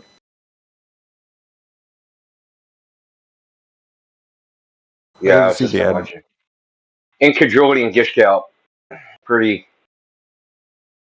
I talked to Whitson about it for a little while. He was on the Age of Cosmology Discord. So he was basically like, I don't know how to characterize it. I mean, he said that he really didn't have a chance to drill down into anything because the guy said he doesn't care about science, but then he would make a scientific argument and then Litzer would address it and then he would just jump to something else. So it was like he was always playing like catch up because the guy was kind of like guiding the conversation. Is what Yeah, he was said. a sophist. Like, Yeah, and so which kind of agreement because I said that he kept personalizing everything. So particular Aaron Ra, who's that atheist dude, he uses this tactic, yeah, right? He gives like everything he says, his evidence is from like an anecdotal viewpoint. So if you like attack that claim, then it looks like you're attacking that person and it makes you look like an asshole. Right? Because like you started off with like, yeah, I see the moon and it looks like a sphere to me. Don't you think it looks like a sphere? Right? So you have to attack it. Like, how do you attack that without basically going, well, making it look like you're attacking him? And he kept doing this over and over again. Like when he said that he was in an airplane and the horizon was only 6 miles away. yeah. I mean, what do you do? Like, no, you're a fucking retard. I mean, that's he clearly is a retard, but you don't want to say that on the yeah, I know. video. Like the horizon's 2 to 3 miles away, and so check this out. He had an earpiece, dude, and he always has an earpiece in, and he's being fed information because he was like coming up with stuff like so fast after Witsit would say it, right? You know that he didn't know that stuff. He was probably had like 3 or people talking and like feeding him information at the same time. So I think that was kind of funny. Yeah, you could even see it like when Alex ran out there. It like they definitely have the whole crew in the studio like on the edge of their seats. They're like, "Come on, come on!" Yeah, I would call it. I wouldn't even call it a draw. I would just call it a conversation. I didn't really think it was much of a debate. But I mean, the good thing is that he's probably going to get a second chance. And there's something like 47,000 people watched it on Twitter, connected on Twitter. And from what they said, I think 6 million people on some other platform. But I haven't verified the 6 million shit yet because Infowars is on a bunch of different platforms. So that's actually like a good thing because obviously you're going to get more exposure, and then you'll have people like, oh man, I can debate this guy. I'm going to go in there and and then Witsit don't have to be so nice to them because he was like, I just thought he was too nice, man. He kept letting them off the hook, but you kind of have to in a way. He was like in a box of like limited of like what you can actually do. Yeah, and because of the format, like the guy galloped like as much as he could during his time, and so Witsit just has to try to address every single aspect of the gallop. Did you notice this thing too? Well, He'd like Witsit would say something. He'd say something back and be like, that to me is just ridiculous. Oh, let's cut the commercial. He kept getting the last word in and then cutting to the commercial. Which I yeah, thought was pretty slimy, dude. That's the slimy dude. You got to alternate that. I'm sorry. yeah, it wasn't a good showing for Alex, but or the Infowars in general, but it was good for us in the way that at least Witsit came off as confident. He came off as calm, collected, and ready to answer Yeah, but you more know how questions. Globers are. Yeah, but you know how Globers are, right? They want to answer for everything. Yeah. And Yeah, like, if you like, don't give an sure, answer sure. for everything right now, Flat Earther, and Witsit even brought this up, right? So, but like, it doesn't even. yeah, we know that, and like he can, like, we understand what he's saying, but like a lot of these people are just, they're just NPCs, and they don't even understand that they're doing what he says they're doing, right? I mean, it's everything in the universe right now, flat Earth, or you're wrong, right? I mean, yeah, it's pretty Yeah, nuts. yeah. I just think there are some Globers who would be intrigued by how this went, just because of how Witsit behaves. But like that's not going to be a majority of them. Most of them are not going to respond to that. But like it was a good showing, even if I would have personally liked to have the subjects more drilled into. I would have liked the fallacies to be addressed and like showcased how he's being fallacious, because his audience would not have liked that, I think. Well, I mean, so his tactic is so it's convincing people by forming like a unimind, right? So you say things like, the moon's a sphere, it lines up with the shadows, and everything is predicted perfectly, and it makes sense to me, so that's what it is. And everybody else that, like, that's listening, that is like non-curious, right? That are intellectually lazy, just go, yeah, he's right, man. It just makes sense to us. And I thought about that, and Yeah. I'm like, even when he was debating, I'm like, dude, like what you have to do, like, or at least what I would have done, I would have like, yeah, their story makes sense. But you know what? They're giving you cherry picked information. And he did bring up counter information, right? The transparency of the moon and things like that. But you have to actually say it, right? That information, the claim that the earth is a rock lit by the sun and here's the shadow and all that thing, that information is cherry picked. And they're leaving out anomalous observations which falsify their claim in the first place. I just don't think it, like, that's how I would have laid it out. And then like everything he brought up, especially the moon, I would have just gave him examples of like observations where the moon, like he used that shadow of the sun. Karen B took a has pictures of that, like with a ball in the sun. They like the Terminator line doesn't line up. I don't know what he's talking about. They don't line up at all. And then we got observations where the sun is in perpendicular to the Terminator. And then you got like NASA filmed an eclipse where there's you can see a solar flare through the so-called moon. So there's all of this pieces of evidence, right? So like that's what I would have did. I would have been like, listen, yeah, that's the story. We all know the story, but they're not giving you the full story. They're leaving out information to support their story. So anomalous information they're ignoring and pretending it doesn't exist, right? Like, especially when people say, yes, we predict this stuff perfectly. I would have just brought up the three-body problem. We're like, no, we don't. And they don't even do astronomical predictions based upon the sphere in the first place. They assume the Earth is a point at the origin of coordinates. The only sphere, really, is the celestial sphere. There is no other actual sphere.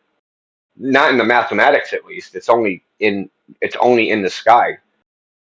So that's just what I would have done. I would have just highlighted that, like, everything he thinks is based upon cherry picked information, right? So he believes all these things, and yeah, it makes sense. But the only reason it makes sense is because the information he has is cherry picked. So the information he knows is only the information that goes along with the story, and that's why it makes sense to him. But when you start bringing in the contrary information, the anomalous observations, now the story don't make sense anymore. And I would have just highlighted that, and that would have ruined him. That would have been it. It would have been over right there, because he would have kept bringing up all these stupid things, right? And I'll be like, okay, let's take what you said, right? That you think you believe this particular fact set, right? Well, here's this counter fact set that you don't even know about, that they never told you. In which it did bring up something like that, right? That he did bring up the fact that, like, yes, all this stuff works in a geocentric model as well, but they never told you that. They only tell you that it's a heliocentric model, right? He did, but I just don't think he did it efficiently. But it's easy to sit here and say that, I wasn't in the debate. You know what I mean? When you're doing it, it's a Yeah. different story. Yeah, I totally get you. I mean, is 2020 like hindsight? Like it's super easy Well, I actually to thought of it look back. during the debate, so it actually isn't hindsight. Like while he was doing it, I like picked out the tactic right away. Just I from get you. I I don't get. know. Well, See, you're also which one of the better debates? arguers. So Yeah, but which also debates anti-flat earthers, and they have a particular tactic, and then you get used to that. You know what I mean? I don't know. yeah, I don't yeah. know if You he's get really into a habit debating with like everything, random man. people. Yeah, I don't think he's debating like random people anymore. And he even said he's looking for like scientists and things like that. So then you end up like your mind is at their mindset, right? And instead of like if you go over the politics server, like they have all different gimmicks that they go. You're gonna because they debate over there, right? And each person that jumps in this chat, they have their own little debate tactic, right? That their own little technique, and just like experiencing a variation of them, you end up being able to pick out, oh, this is what he's doing. This is his Yeah. argumentation, and you can just and then once you know their art that like how they're trying to quote unquote convince people, you can just cut it off, dude. Yeah, I think it's important to highlight what they're doing and like how they Yes. are trying to manipulate them, because then it starts being ineffective. Yes, exactly. Once you say, yes, this is, yes, you made all these observations, but you're cherry picking information, and it's not. But I would have said it's not your fault. You're cherry picking information. They cherry pick the information to give to you. You know what I mean? So then you don't get to like it's you being Yeah, dishonest, yeah, right? Then you push yeah. the dishonesty onto another person. That's one of the best ways, actually, because uh, then they become less confrontational. The defensive mechanism isn't as triggered, less dissonance, because you can throw the responsibility away, and that's what most of them like to do anyway. Yeah, and it's like it's not that you've been lied to. They have a worldview, right? And like they've been taught the Earth's a globe, and they have a worldview, and they think that any anomalous observation must be wrong, must be incorrect, doesn't exist, can be discarded, right? So it like Witz has said, it's in astronomical journals that they've seen stars through the moon. Okay, it's in the journals, but they discard it. So here's another one: negative parallax. So they say we measure the distance to stars with parallax.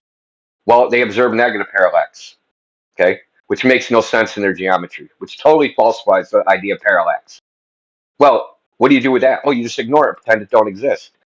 And that's almost literally what they say, because there's a whole article about negative parallax, a whole peer-reviewed thing, and basically they say, oh, it's not really important.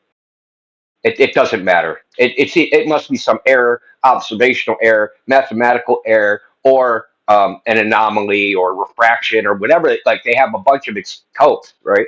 A bunch of copes, like why we can ignore it, like excuses on why we can ignore negative parallax and don't have to take it seriously, right? And it's not that they have an ill will, right? You think that like some astronomers are gonna like, fuck, dude, look at all this negative parallax.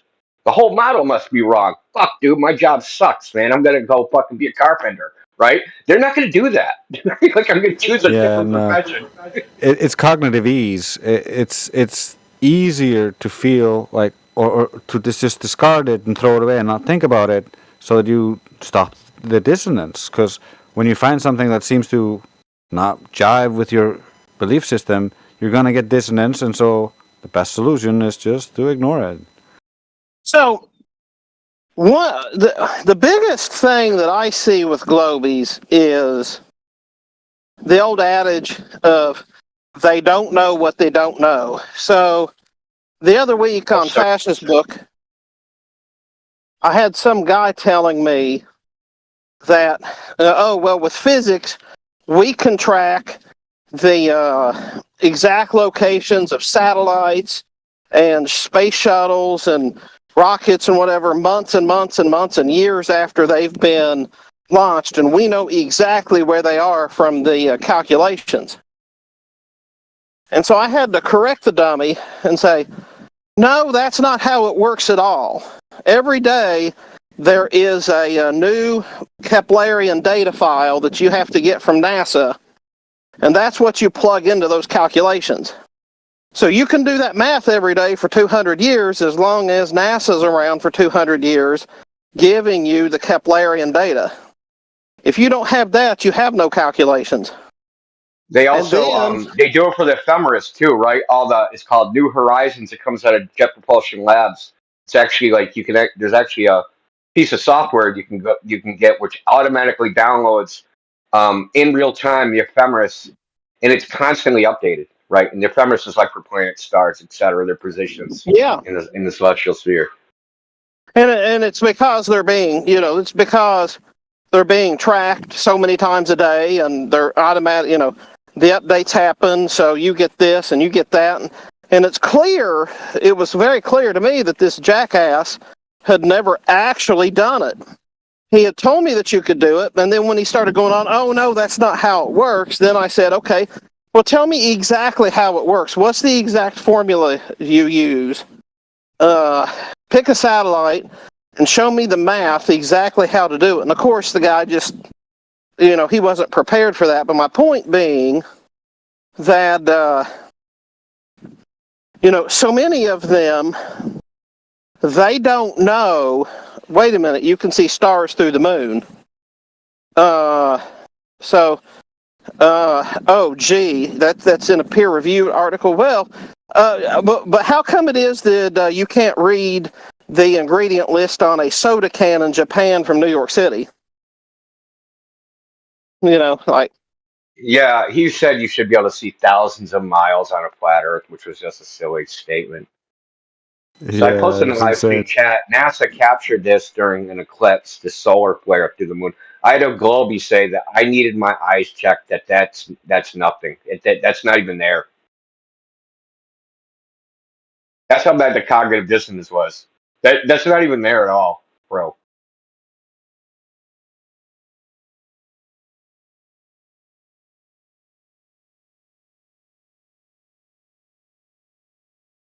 But yeah, what I find is like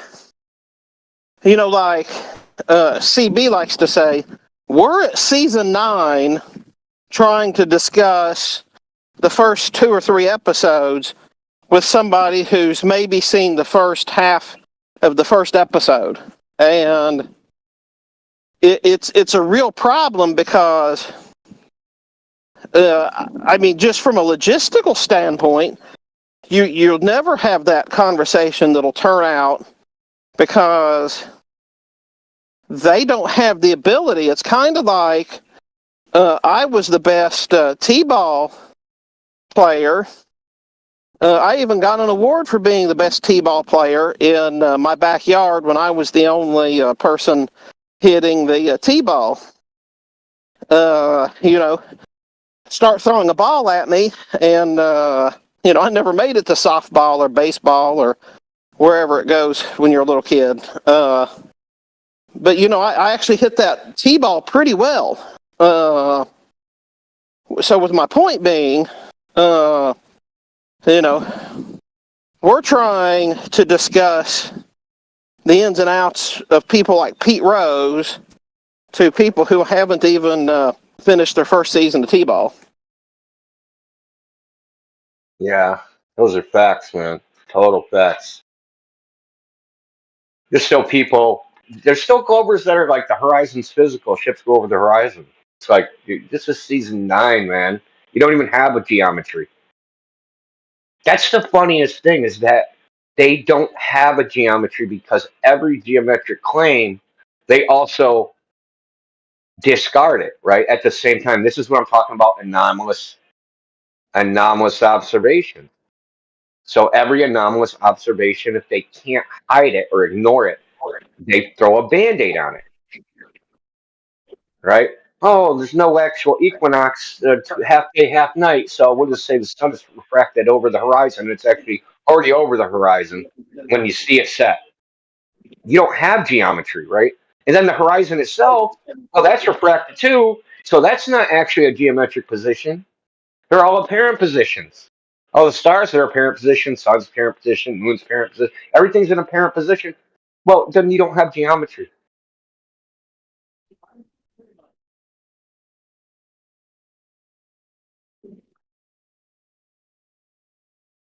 Yeah, I do wonder, like when these globies come on here, like this Mike fellow today, when he was on here this morning, uh, I knew I had seen him before, and I had a vague conception that he was a globie. But then, so I asked him, "When did you realize the Earth was flat?" And he said, "Oh, well, no." He said, "I think it's a globe. I just want to debate, et cetera, et cetera." And then I was on my way to the office, so I didn't really want to engage him because I just didn't have time. I had an appointment.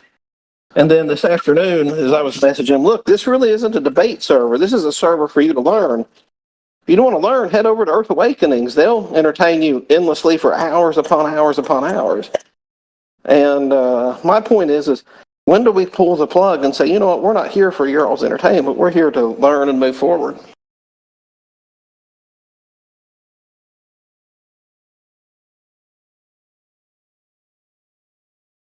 Yeah. And then there's the other thing. We got to have geometry, and they don't. That's the thing. That's what really annoys me. Because like right. Who the hell did it? I think it was Scott Mackey. A couple people did this. Okay, the horizon's not physical. They're like, okay, the globe horizon isn't where it say it is. Okay, so what's the flat Earth calculation for the horizon? Like, dude, we don't have a geometric horizon, and neither do you, and no one can actually calculate the horizon distance.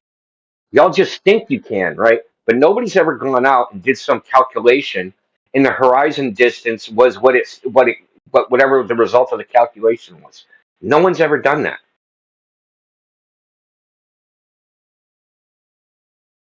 Right? So one of them is the black one I had to deal with on X is the Blackpool Tower. In that, right? Look, Walter Bismuth's calculator. It matches the observation perfectly. Well, I'm looking at the calculator. It says the horizon's 6 miles away. In the picture, it's 9 miles away. So how can it match perfectly? How can it be a match at all? Because if you do the calculation, you have to compute the horizon distance first. So if you compute the horizon distance and it comes out 6 miles, and then you look at the image and it's 9 miles, then the calculation can't ever match reality, period. Because anything after the calculation of the horizon, height, drop, obscured, any of that crap, relative angles, it's all wrong. Everything's wrong. It has to be wrong.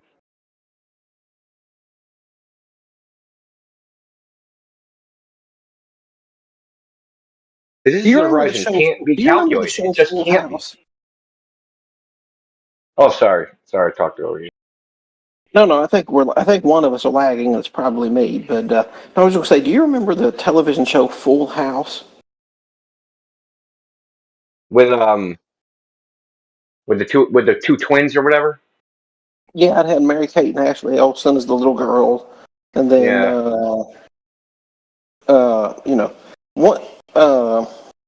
So they were playing these games, and the little girl came up with a game that makes me think of Globies.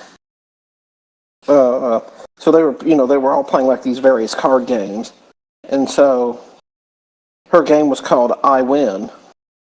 And the way it works is that you deal out the cards, and then of course she wins. So however that it happens, she always wins. And I think that that's what the Globies are doing is they just never grew up and realized that you don't have a game called I Win, or it's not actually a game.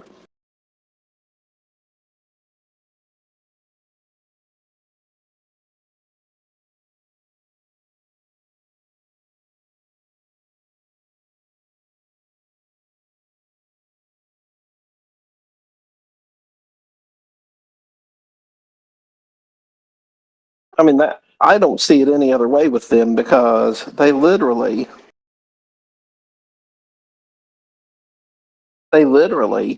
that's all they have is You're stupid. They're smart. And whatever science you give, oh well, that's anti-science. That's why Drace's AI shows are so spot on, because it's their exact behavior.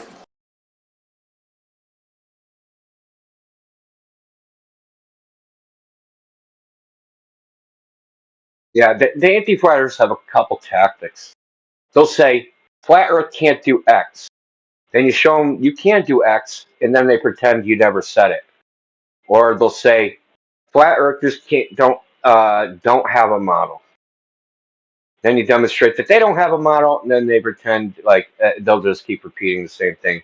Can't explain sunsets. You explain sunsets. They'll pretend you never said it, and they'll just keep doing this over and over again. We were talking. I don't know where I was talking about this. Maybe in here. What people like McToon do is perception management. They're not actually trying to prove flat Earth versus globe. They're trying to create the perception that flat Earth has no evidence and the globe is perfect. They're trying to do it through perception, right? And how do you do that, right? You ask a flat earther a question, say you can't do this. See, McToon has actually come up with slogans. He actually has like a thing, first law of fourth, second law of fourth. He's actually created a whole freaking propaganda psyop narrative, right, to create this impression to people. Right? He said, "Tell me when sunset." He thing on Twitter. He said, "Predict where the sun rises. It predicts sunrise times on a flat Earth." Okay, I said that's easy. Gleason's map or the equation time. See, flat Earth can't predict when the sun is. We're like, dude, I just told you. The Gleason's map or the equation time. Look, Indio's waving the white flag. He can't do it. Like, dude, I just told you, and this is the third time I'm going to tell you, equation of time or Gleason's map. So no matter what you do, he's trying to create a perception. It doesn't. He's not after truth. He's not after whatever. He's just trying to create a perception. Yeah, he really doesn't care what you're gonna say in response because he already has a canned response. Yeah, whatever you say, he's going to say nah or whatever. I call it narrative control or narrative containment. They either have to control the narrative or contain your narrative. That's why they always interrupt right at the crescendo of the crux of your argument. It's not a coincidence that they always step in to try to throw me off my groove and kick me off my flow state right at the point of me trying to make an argument, to the point where I have to say, yellow belly coward, stop interrupting me. Y'all know that's not my nature to say things like that. They push me to say things like that because I have to point out how much of a coward they are because they don't want the audience to hear what I have to say. Yeah, it's definitely a debate tactic. I've seen it in debates on other subjects, particularly like Christian versus whatever debates, right? So it could be atheism, it could be whatever. Like, if the person is making good, valid points, they'll interrupt right when you're making so you have a syllogism, premise, and right when you're about to say the conclusion, they interrupt the conclusion, right? So that nobody hears it. It's disgusting as far as I'm concerned. Yeah, it's happening right now on the other server. Crypto's the guy came in and said, he said, celestial navigation works on a globe because they get results within a couple of 100 meters. And then Crypto said, okay, provide your evidence. And then he'd say, well, and then he'd ask Crypto a question, and then Crypto would start explaining, and then one sentence, two sentences in, interrupt, and it's been going on for half an hour. They interrupt Crypto a lot. Yeah, that's why really they do. Like I think Crypto is probably interrupted the most out of anybody, other than like maybe. I mean, there's probably a tie between Elijah Gregory Nah, crypto's way ahead. They interrupt him a Yeah. lot. But always right when he gets to the Do point, with man. They mic interrupt him. quality too. I think Sorry, it's I his just interrupted accent. you. I think the accent scares them a little bit. He sounds so posh, so intelligent. They're like, "Fuck, I gotta stop this." It makes him assess. But I think Elijah is when they interrupt Elijah is because his mic is always a bit, and he's very careful in what he says. So he kind of speaks slower so they can understand, and then there's a little pause so they fucking boom jump in and scatter bomb. Yeah. Well, I mean, I think Crypto and Elijah both have this pause, like they're making sure that the person can actually digest into their brain, but they're not Yeah. actually listening. They're just waiting for their turn to talk. Yeah, exactly. Yeah.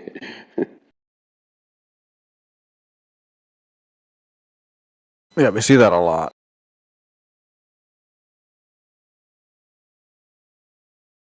That's why I've started I used to do it too. Like sometimes just like if you don't think they're listening, say, "Yeah, tell me what I just said. Say it back to me." Yeah, you have to do it. Otherwise, you're just wasting your time. Like, say it back to me, or steal me in my position, or something, right? Just to make sure, at least for the audience, that this person is either they're not even paying attention. I'm debating a zealot that isn't even paying attention. He's just like blabbering his dogma. Yeah, it's really good to have a comprehension check regularly. Well, and I tell you what else you need to do is you need to make judicious use of the mute button. Like to give them 1 or 2 times to interrupt you and say, okay, you've interrupted me 3 times now. If you interrupt me again, I'm just going to press the mute button. I really truly think that's how you have to deal with these globetards. Well, I pulled one kind of out of Jim Panda's playbook because he came in here one time, and the dude was like monologuing, and people were trying to get a word in edgewise, and whenever they did, he was like, "Why are you censoring me?" So I pulled one out of his playbook and like, listen, when you're talking over, you're basically muting me. So if you keep muting me, I'm going to mute you. So now we know, right? Now to the audience doesn't think you're just muting them to like silence them, right? Because if they're over talking you, what are they doing? They're silencing you. Yep. Yes, absolutely.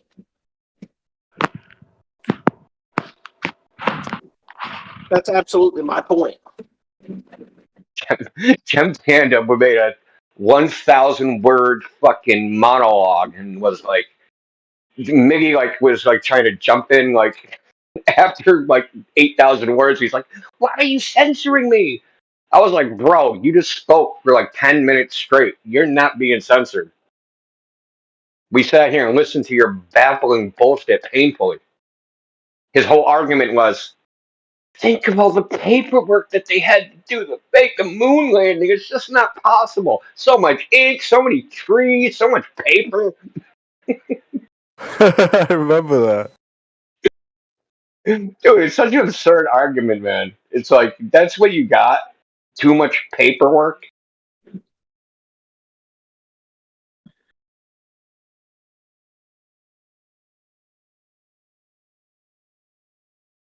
Yeah, everybody knows that when someone's counterfeiting $100 bills, it's the paperwork that keeps them from counterfeiting shit. Just like the NASA, right? When they want to counterfeit space, it's the paperwork that keeps them from raking in, more money. Because only $60 million a day for NASA. I mean, they could rake in so much more, but it's the counterfeiting, the paperwork that really slows them down. Yeah, it's just like with the mafia. The mafia, like they couldn't cut it because of all the paperwork. It's impossible. You have to hire a whole section of secretaries and typists, and no way, you can't do that. No way. It's amazing the Federal Reserve gets all that counterfeiting done legally, because they've been blessed in by the federal government. But it's a miracle they do it. Well, the government loves paperwork, so it's understandable. Well, I just think of it like this. So Leonard Euler, he's a mathematician. He has 11,000 publications and he's fucking blind. So, like, you know what I mean? Like, if that guy can publish 11, it might even be more than that. Maybe Gauss had 11,000 and Euler had. Well, let's put it this way. They've been indexing all his publications. They started in like 1908 and they're still not done. Okay? That's making the index of all the papers he wrote. What about L. Ron Hubbard? Didn't he like write like a prolific amount of words down before he died? Yeah, or J.R. Yeah, Tolkien.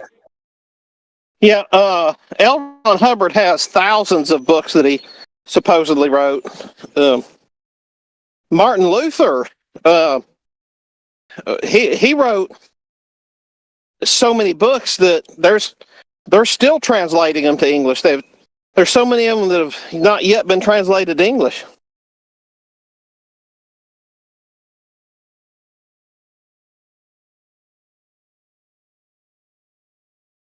And that was what, 1650 or something, or?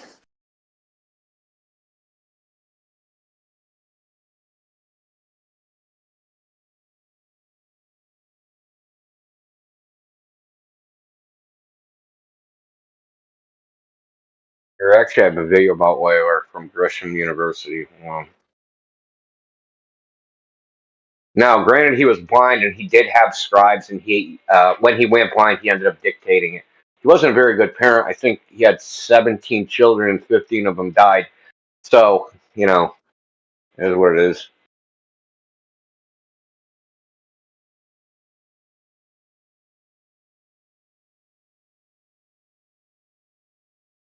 Well, his wife had 17 children. I'm not sure about him. He was blind. He didn't see what was going on. What about Martin Luther King's book Concerning the Jew? Isn't that everybody's favorite? You guys ever seen that thing? It's rough, man. Are you being serious? You wrote a book called Concerning the Jew? Absolutely. Oh, No, he's confusing two people. Martin Luther, the reformer, had a book called The Jews and Their Lies. Martin Luther King Jr., of much later vintage, didn't write any such thing.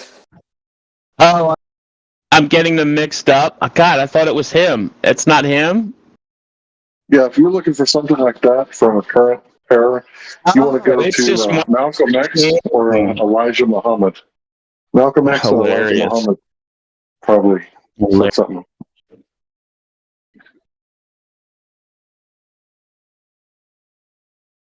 Sorry for over talking to you. Yeah, if you're looking for something from the civil rights era, Elijah Muhammad probably said something along those lines. But I think the word Jew is the most misunderstood word in all of history. I don't think even half the people understand what that word means.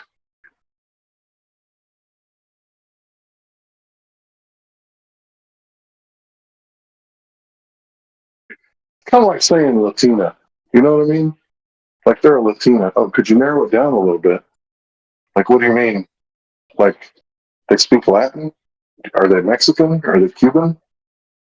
Are they from Buenos Aires? What do you mean they're Latina?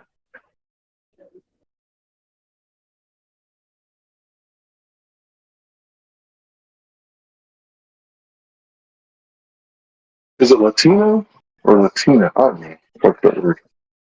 I don't use it. That's why. Turned over.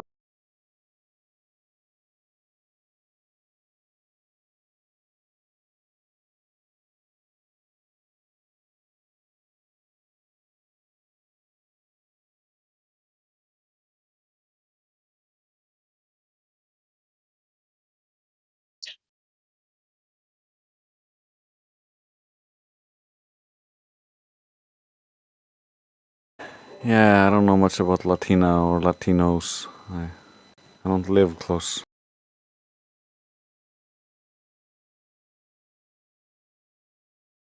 Well, I'm just saying we got to be specific, right? Because if I were to say Zionist, you know exactly what I'm talking about. Yeah. But the other word is very ambiguous. What do you mean? You mean like descendants from Judah? You mean the race? You mean the religion? You mean converts? What do you mean? But when I say Zionist, you're like, oh, okay. Yeah, I know what that is. There's certainly a difference. Right, because most Zionists are Christians. Am I wrong? Well, they say I they're don't know. Christians. I don't know about the distribution, so I don't know enough about the internal workings of the collective of Zionism. Yeah, so it's a political movement where they are loyal to the Rothschild state that was created in 1948, seemingly above their own state and or religion.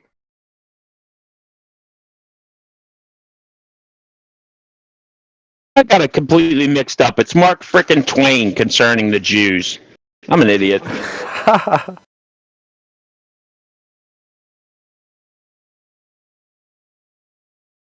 Boom.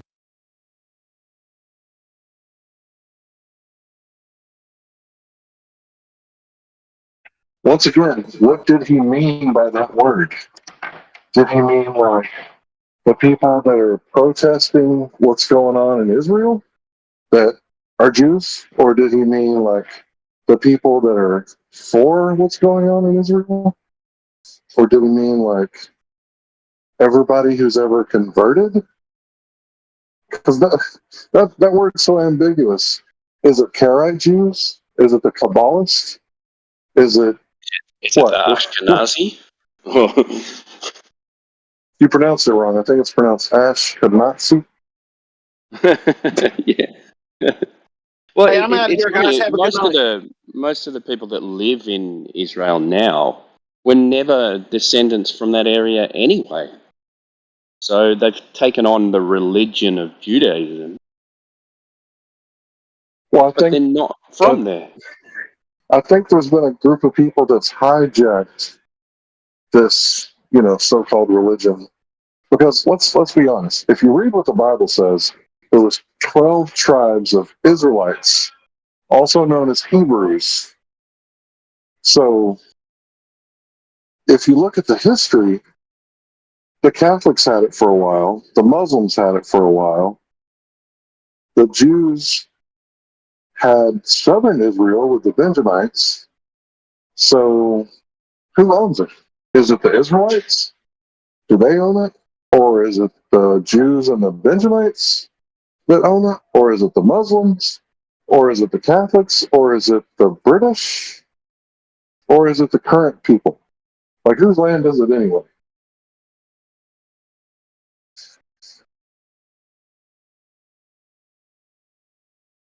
Because it's not like there was just one tribe of people who lived there for all time. Because even before the Hebrew Israelites lived there, the Hebrews, there was the Canaanites who lived there. So whose land is it anyway? Who has legitimate claim to the land?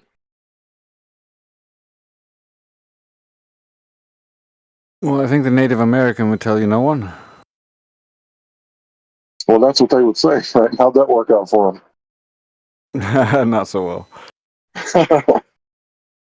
Yeah, better make a claim. Claim Someone your needs to, inheritance. someone needs to shepherd and protect the land from people who wish to do it harm.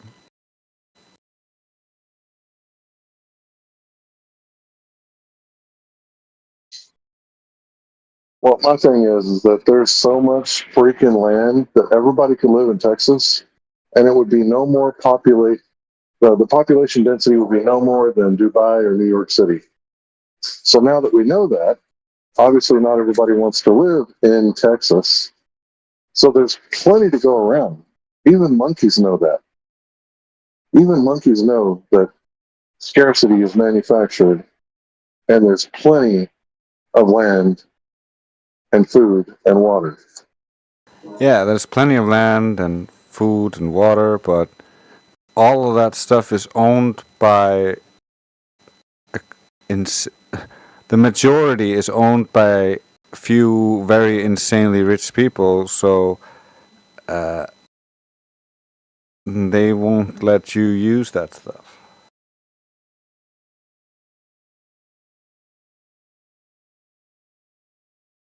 That's the issue.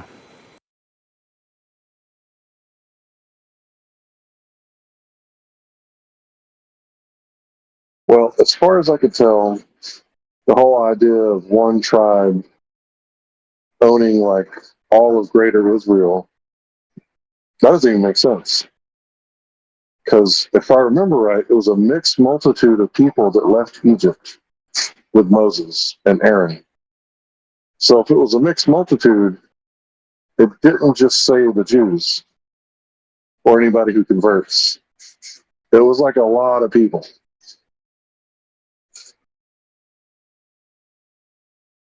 A lot of different family groups, not just one.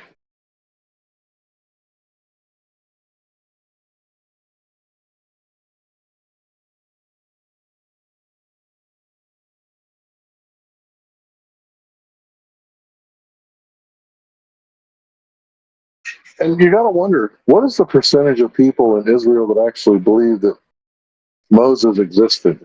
Like, how many people actually believe that?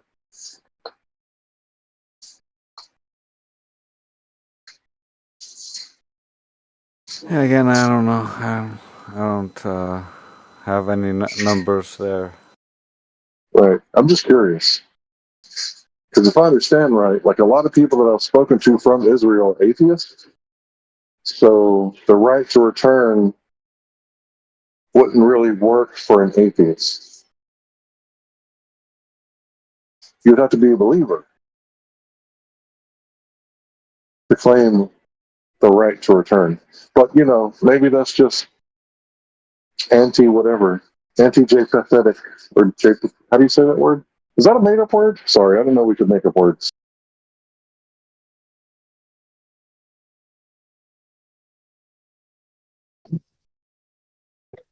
Aren't all words made up? If not, then that means words are intrinsic, which would debunk atheism. Yeah, but you know a word is made up when you have trouble trying to pronounce it. How do you pronounce that word? Anti-Japhetic.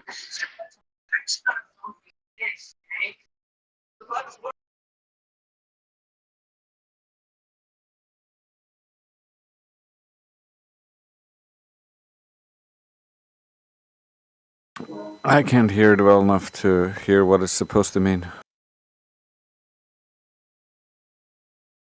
Well, Shem was one of the sons of Noah, right? And we've heard the word anti-Semitic. So Japheth was another son. So it turns out that he had two more sons. So anytime somebody says something bad about Europe, then that would be anti-Japhetic. Because Japheth was another son of Noah. Sorry, Noah.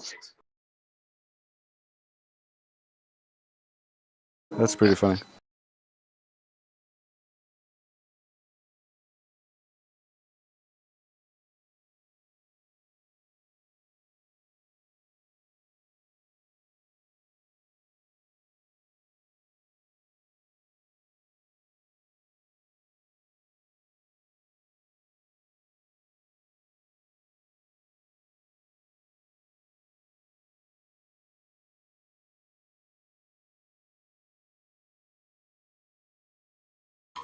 Then you have the son of Isaac, Saxons.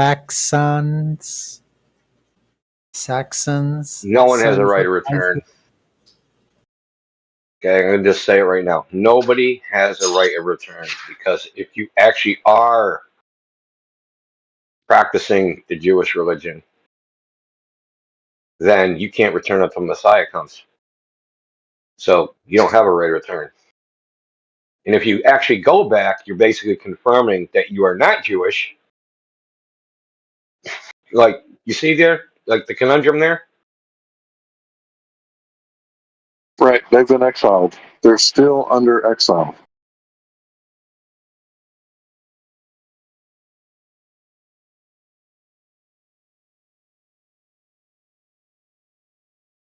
Orthodox Jews consider people that go back to Israel and saying there's a right of return, they consider them blasphemers.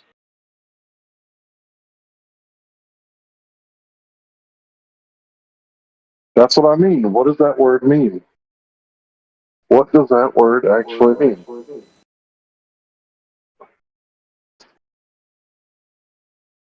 Because no true Scotsman would ever leave his house without his kilt.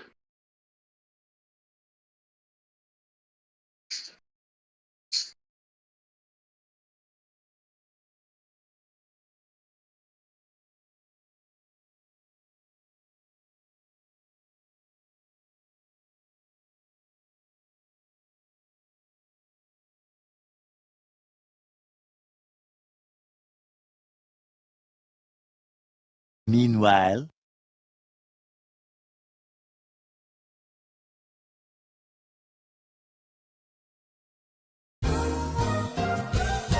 Meanwhile, the United States government is sending $95 billion to Ukraine, Israel, and Taiwan. Yeah, I thought that was pretty crazy. A picture, a snapshot taken from January 6th, right next to a picture from Congress, and it looks like America's been captured by Ukraine because the people waving the American flags are in jail, and the people waving the Ukrainian flags are sitting in Congress.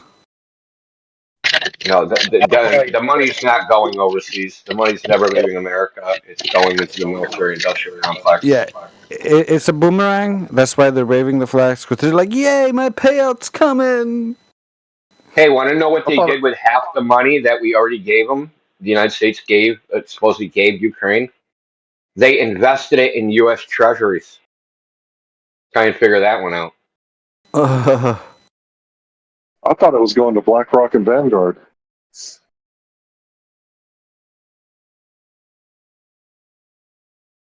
No, they used the money to prop up the currency so they can fight it more, right? They basically did a rehypothecation.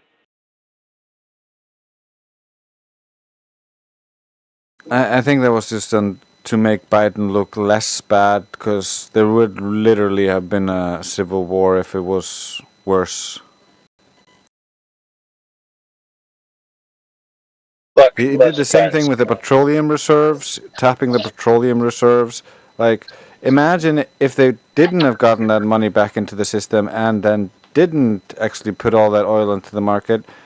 Gas would be so high, like there would be revolts everywhere.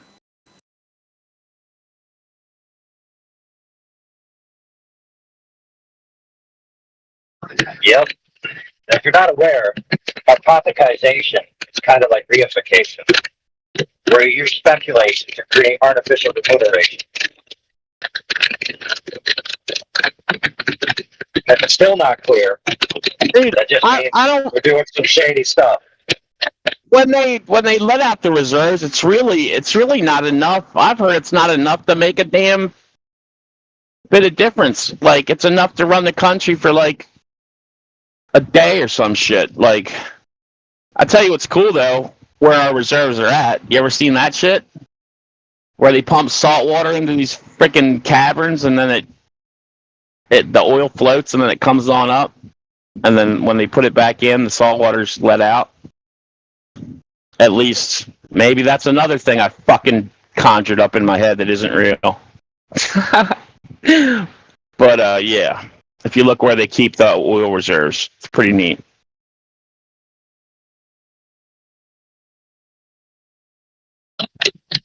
Dude, that sounds like Blackbeard's treasure.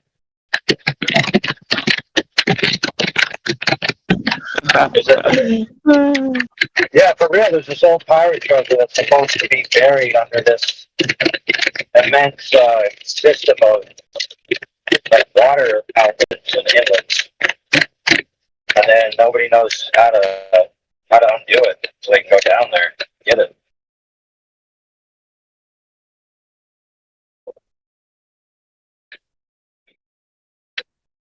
Well, dude, that would kind of go with the Oak Island freaking nonsense. Have you ever watched the Oak Island thing where they have you ever watched that? No, but I gotta take a picture of this moon. Dang, man. Indio, you see this moon? I don't know if that's my freaking mic. I hope it's not my mic. No, I think it's AI. He's in his truck. So the treasure of Oak Island supposedly was down in this like hole. They call it the money pit, and they found like different things. Who knows if it's even real? But when they got down to a certain depth, it started filling with water. So that kind of matches whatever the hell story he's talking about with Blackbeard.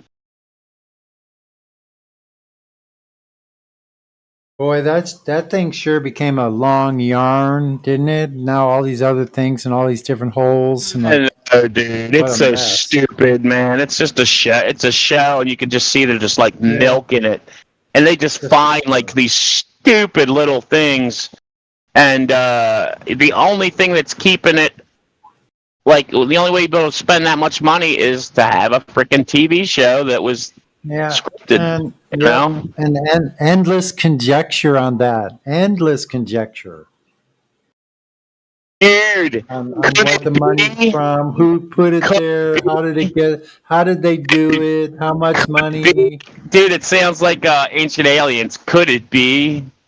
Could it be?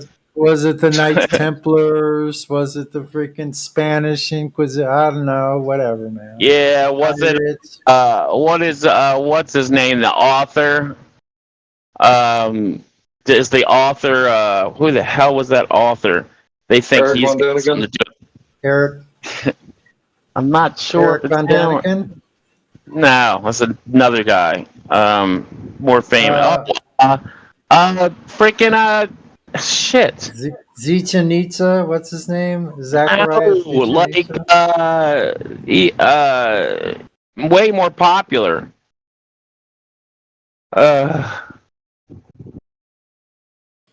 forget. We're going to need more than a popular author.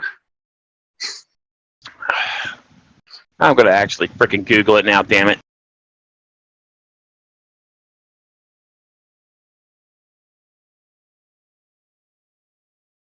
Take your time, bro. It'll come to you.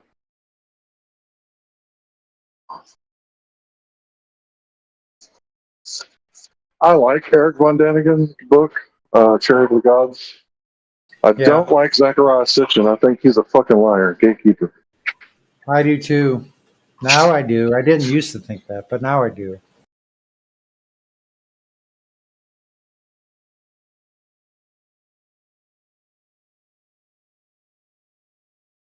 Made up the shit about them being aliens.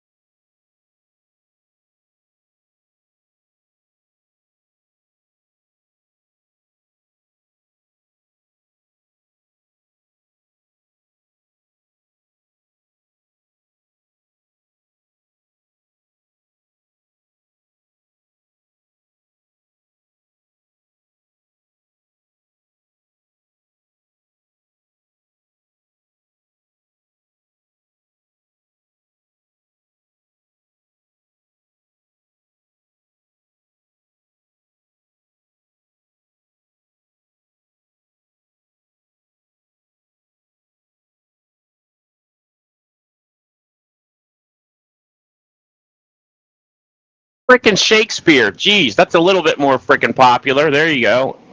The William Shakespeare's plays have something to do with finding the treasure. Some crap. Like it's all like hidden in the plays or some crap. The world's a stage, and Shakespeare's stage was the globe.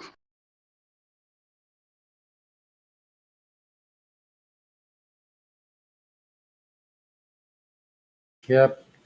And now there's practically a Globe Theater in every single city.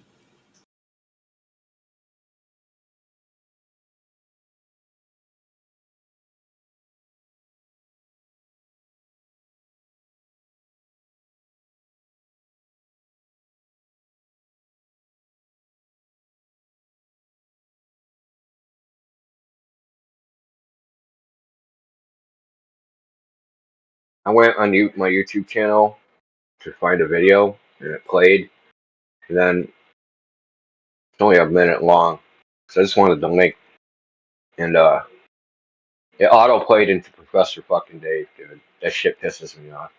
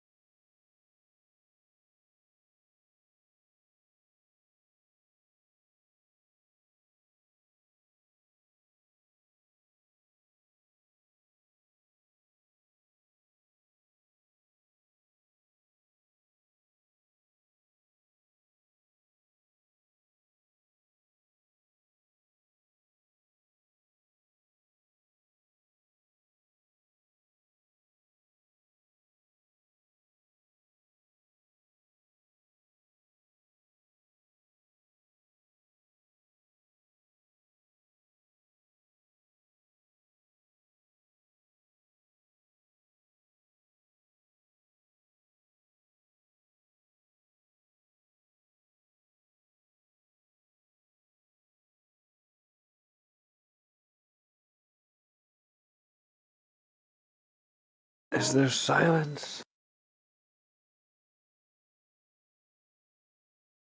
To take pictures of it. It's just flat gorgeous to see.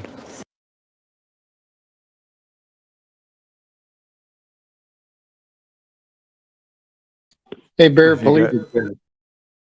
Sorry, what? I was seeing if Bear Pelagic was listening. Just figured maybe he could send me a link to his coffee. I've heard about his coffee years ago. I'm here. I'm here. Yeah. Freaking, I just spent the last 8 hours freaking roasting. I'm busy to say the least. My goodness. How you doing? What's your name? Jesse? Oh, you're the dude that was on the other day? Yes, sir. Yeah, where are you at? What state? Oh, you don't have to dox yourself. You don't have to. I don't give a shit. As long as you're in a my face on here, man. I don't care. I'm about to go. I don't give a shit. I literally put up my freaking number to everybody. I'm in DC now, but I put my 4 weeks notice at my job. I'm going back to my hometown of Fredericksburg. I don't know if he's freaking up for you guys too or just me. Shit, it's probably me. Damn it.